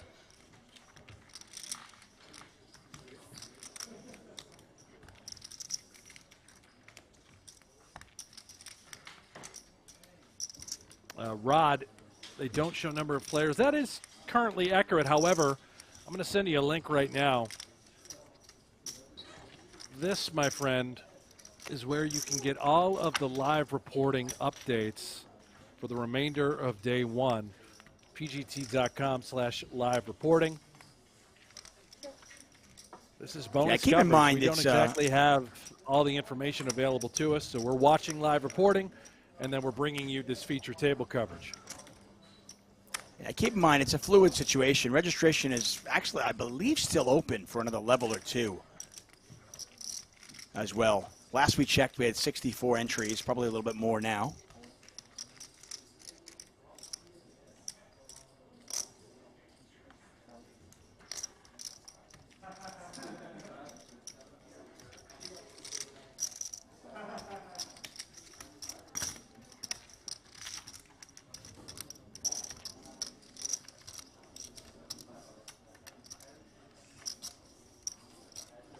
Ibinger with the best hand right now with the queen. Gungoran with a 10. Does either player want to rip the jack? Ibinger probably thinking he doesn't need to. Stevie, do you have like the updated version of the schedule for this? I have. Can you send it to me? What's up? Don't have your number, but What's up?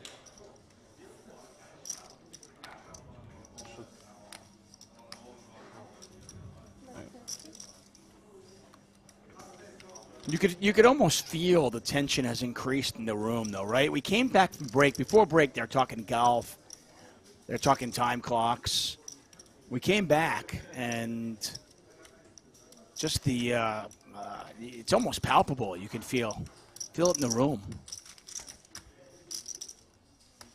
Yeah.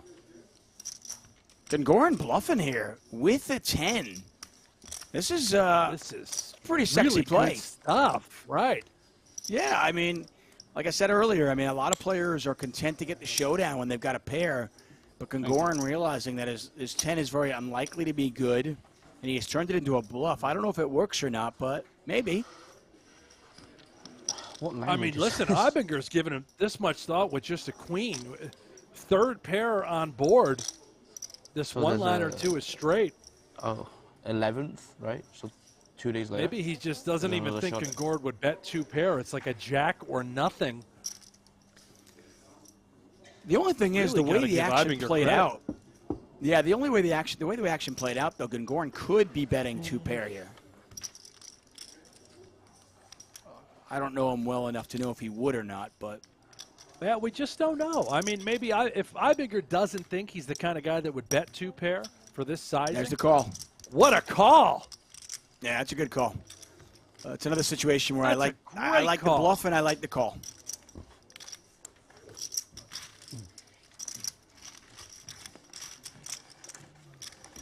Gungoran down to 153,000. The Officer Eibinger, picks up a nice little pot as he snaps We Gungoran salute off. you. What a call by Officer Eibinger. Ooh, playing the sheriff today. We'll take a look at our Merit Poker leaderboard. Danny Tang on almost 750,000 chips.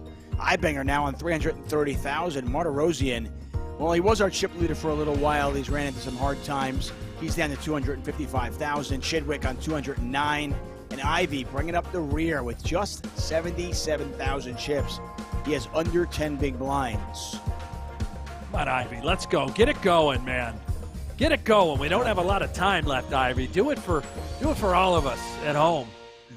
Yeah. Send them some heat. We got to send them some fire.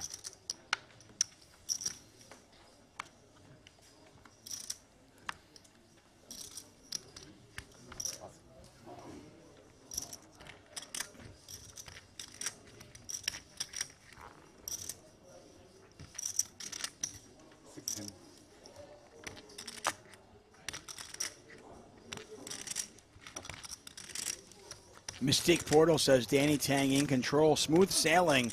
Team Tanganator. That we are on the TV table all the time. I like that. I like it, Mystique. Yeah, that's pretty good. I know, right? Catchy. That's what I think as well. Normally we should be off by now. I think you had the highest TV time. Chidwick raising it up with nines. I think so. I mean, I've seen you blend it.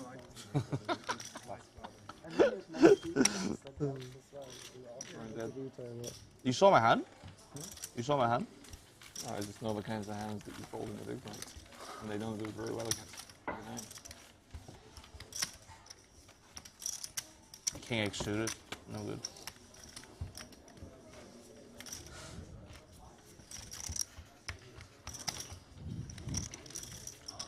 I know it's worse than 8-ball, so it's not very good.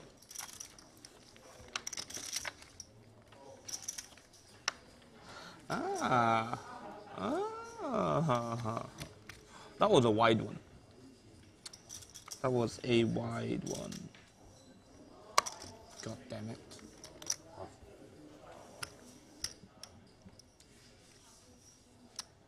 $16. Welcome, Rook Gostisha. Yeah, we saw a lot of Rook. You may want to consider 3-betting ace wheel suited. Yeah, welcome to the table. We saw a lot of Rook in the PLO tournament, right? Yes, we did. Plays every game very well. Young kid, very good friends with Ali Mshurovich. They traveled here together from Las Vegas.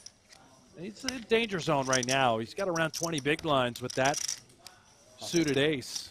What a fold. That's very difficult to do.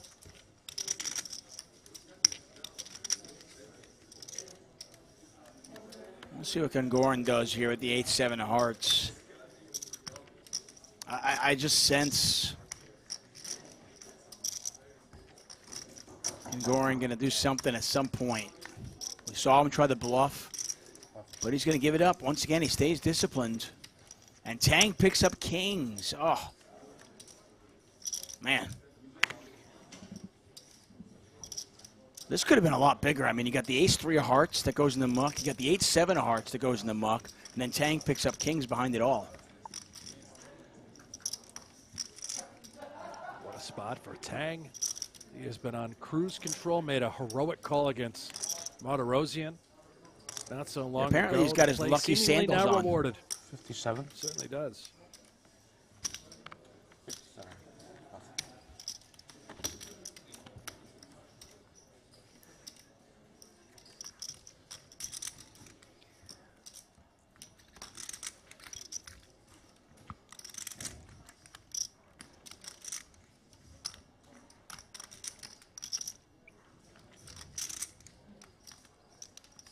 $41,000 back over to Eibinger. Pot's $89,000. Yeah, this is really brutal for Eibinger. He might have the very bottom. Ace jack off, Tang on the button too, which always looks oh so suspicious. In fact, the Tang's got chips. He's on the button, maybe he's in the blinds. I'm not sure. This is just a great call by Eibinger, rather than 4-bet jamming ace jack off and getting snapped. He's going to take a look, peel 3, try to connect. Well, he's got a gut shot. Unfortunately for him, if he hits it, he's in a world of hurt because Tang will have a full house.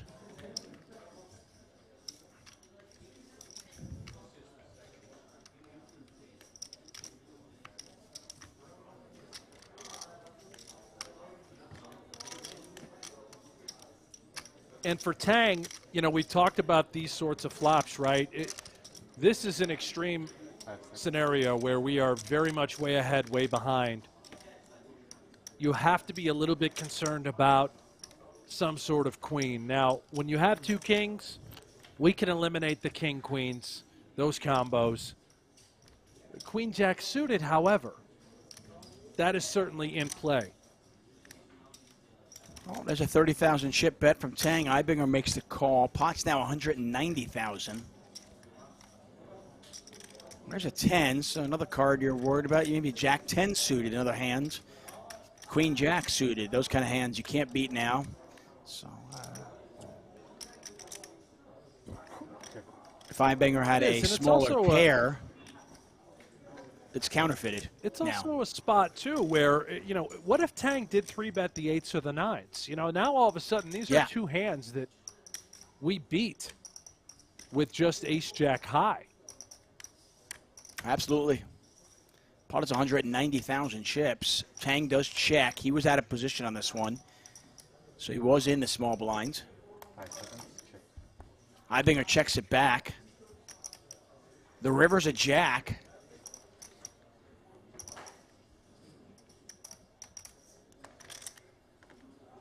Just all Broadway on board. Yeah. Check.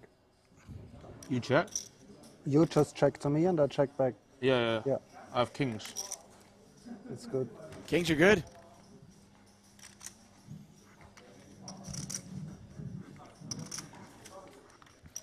Another pot for the Tanginator. He's up to 822,000 chips. Eibinger down to 243,000. That was an interesting hand for sure. I believe that is it for us. The players are going to go on dinner break. We're going to call it a day. We'll be back tomorrow, 7 a.m. Eastern time, for the final 9 of event number 3. You're watching the Super High Roller Series, $25,000 No Limit Hold'em. Event number 3 here in North Cyprus. And we'll have the final 9 players. Brent, it's been a fun day. Congratulations to the Milkman who won another title, won himself $750,000 earlier today. A strong performance out of Mikita Bodziakowski, defeating the great Phil Ivey. Phil Ivey, man, let's go. Get it going here in today's event. I expect to see him at tomorrow's final table, Tuck. Yeah, we'll certainly have a great final table with it, regardless of whether he is there or not. For Brent Hanks, for everybody at PokerGO, goodbye.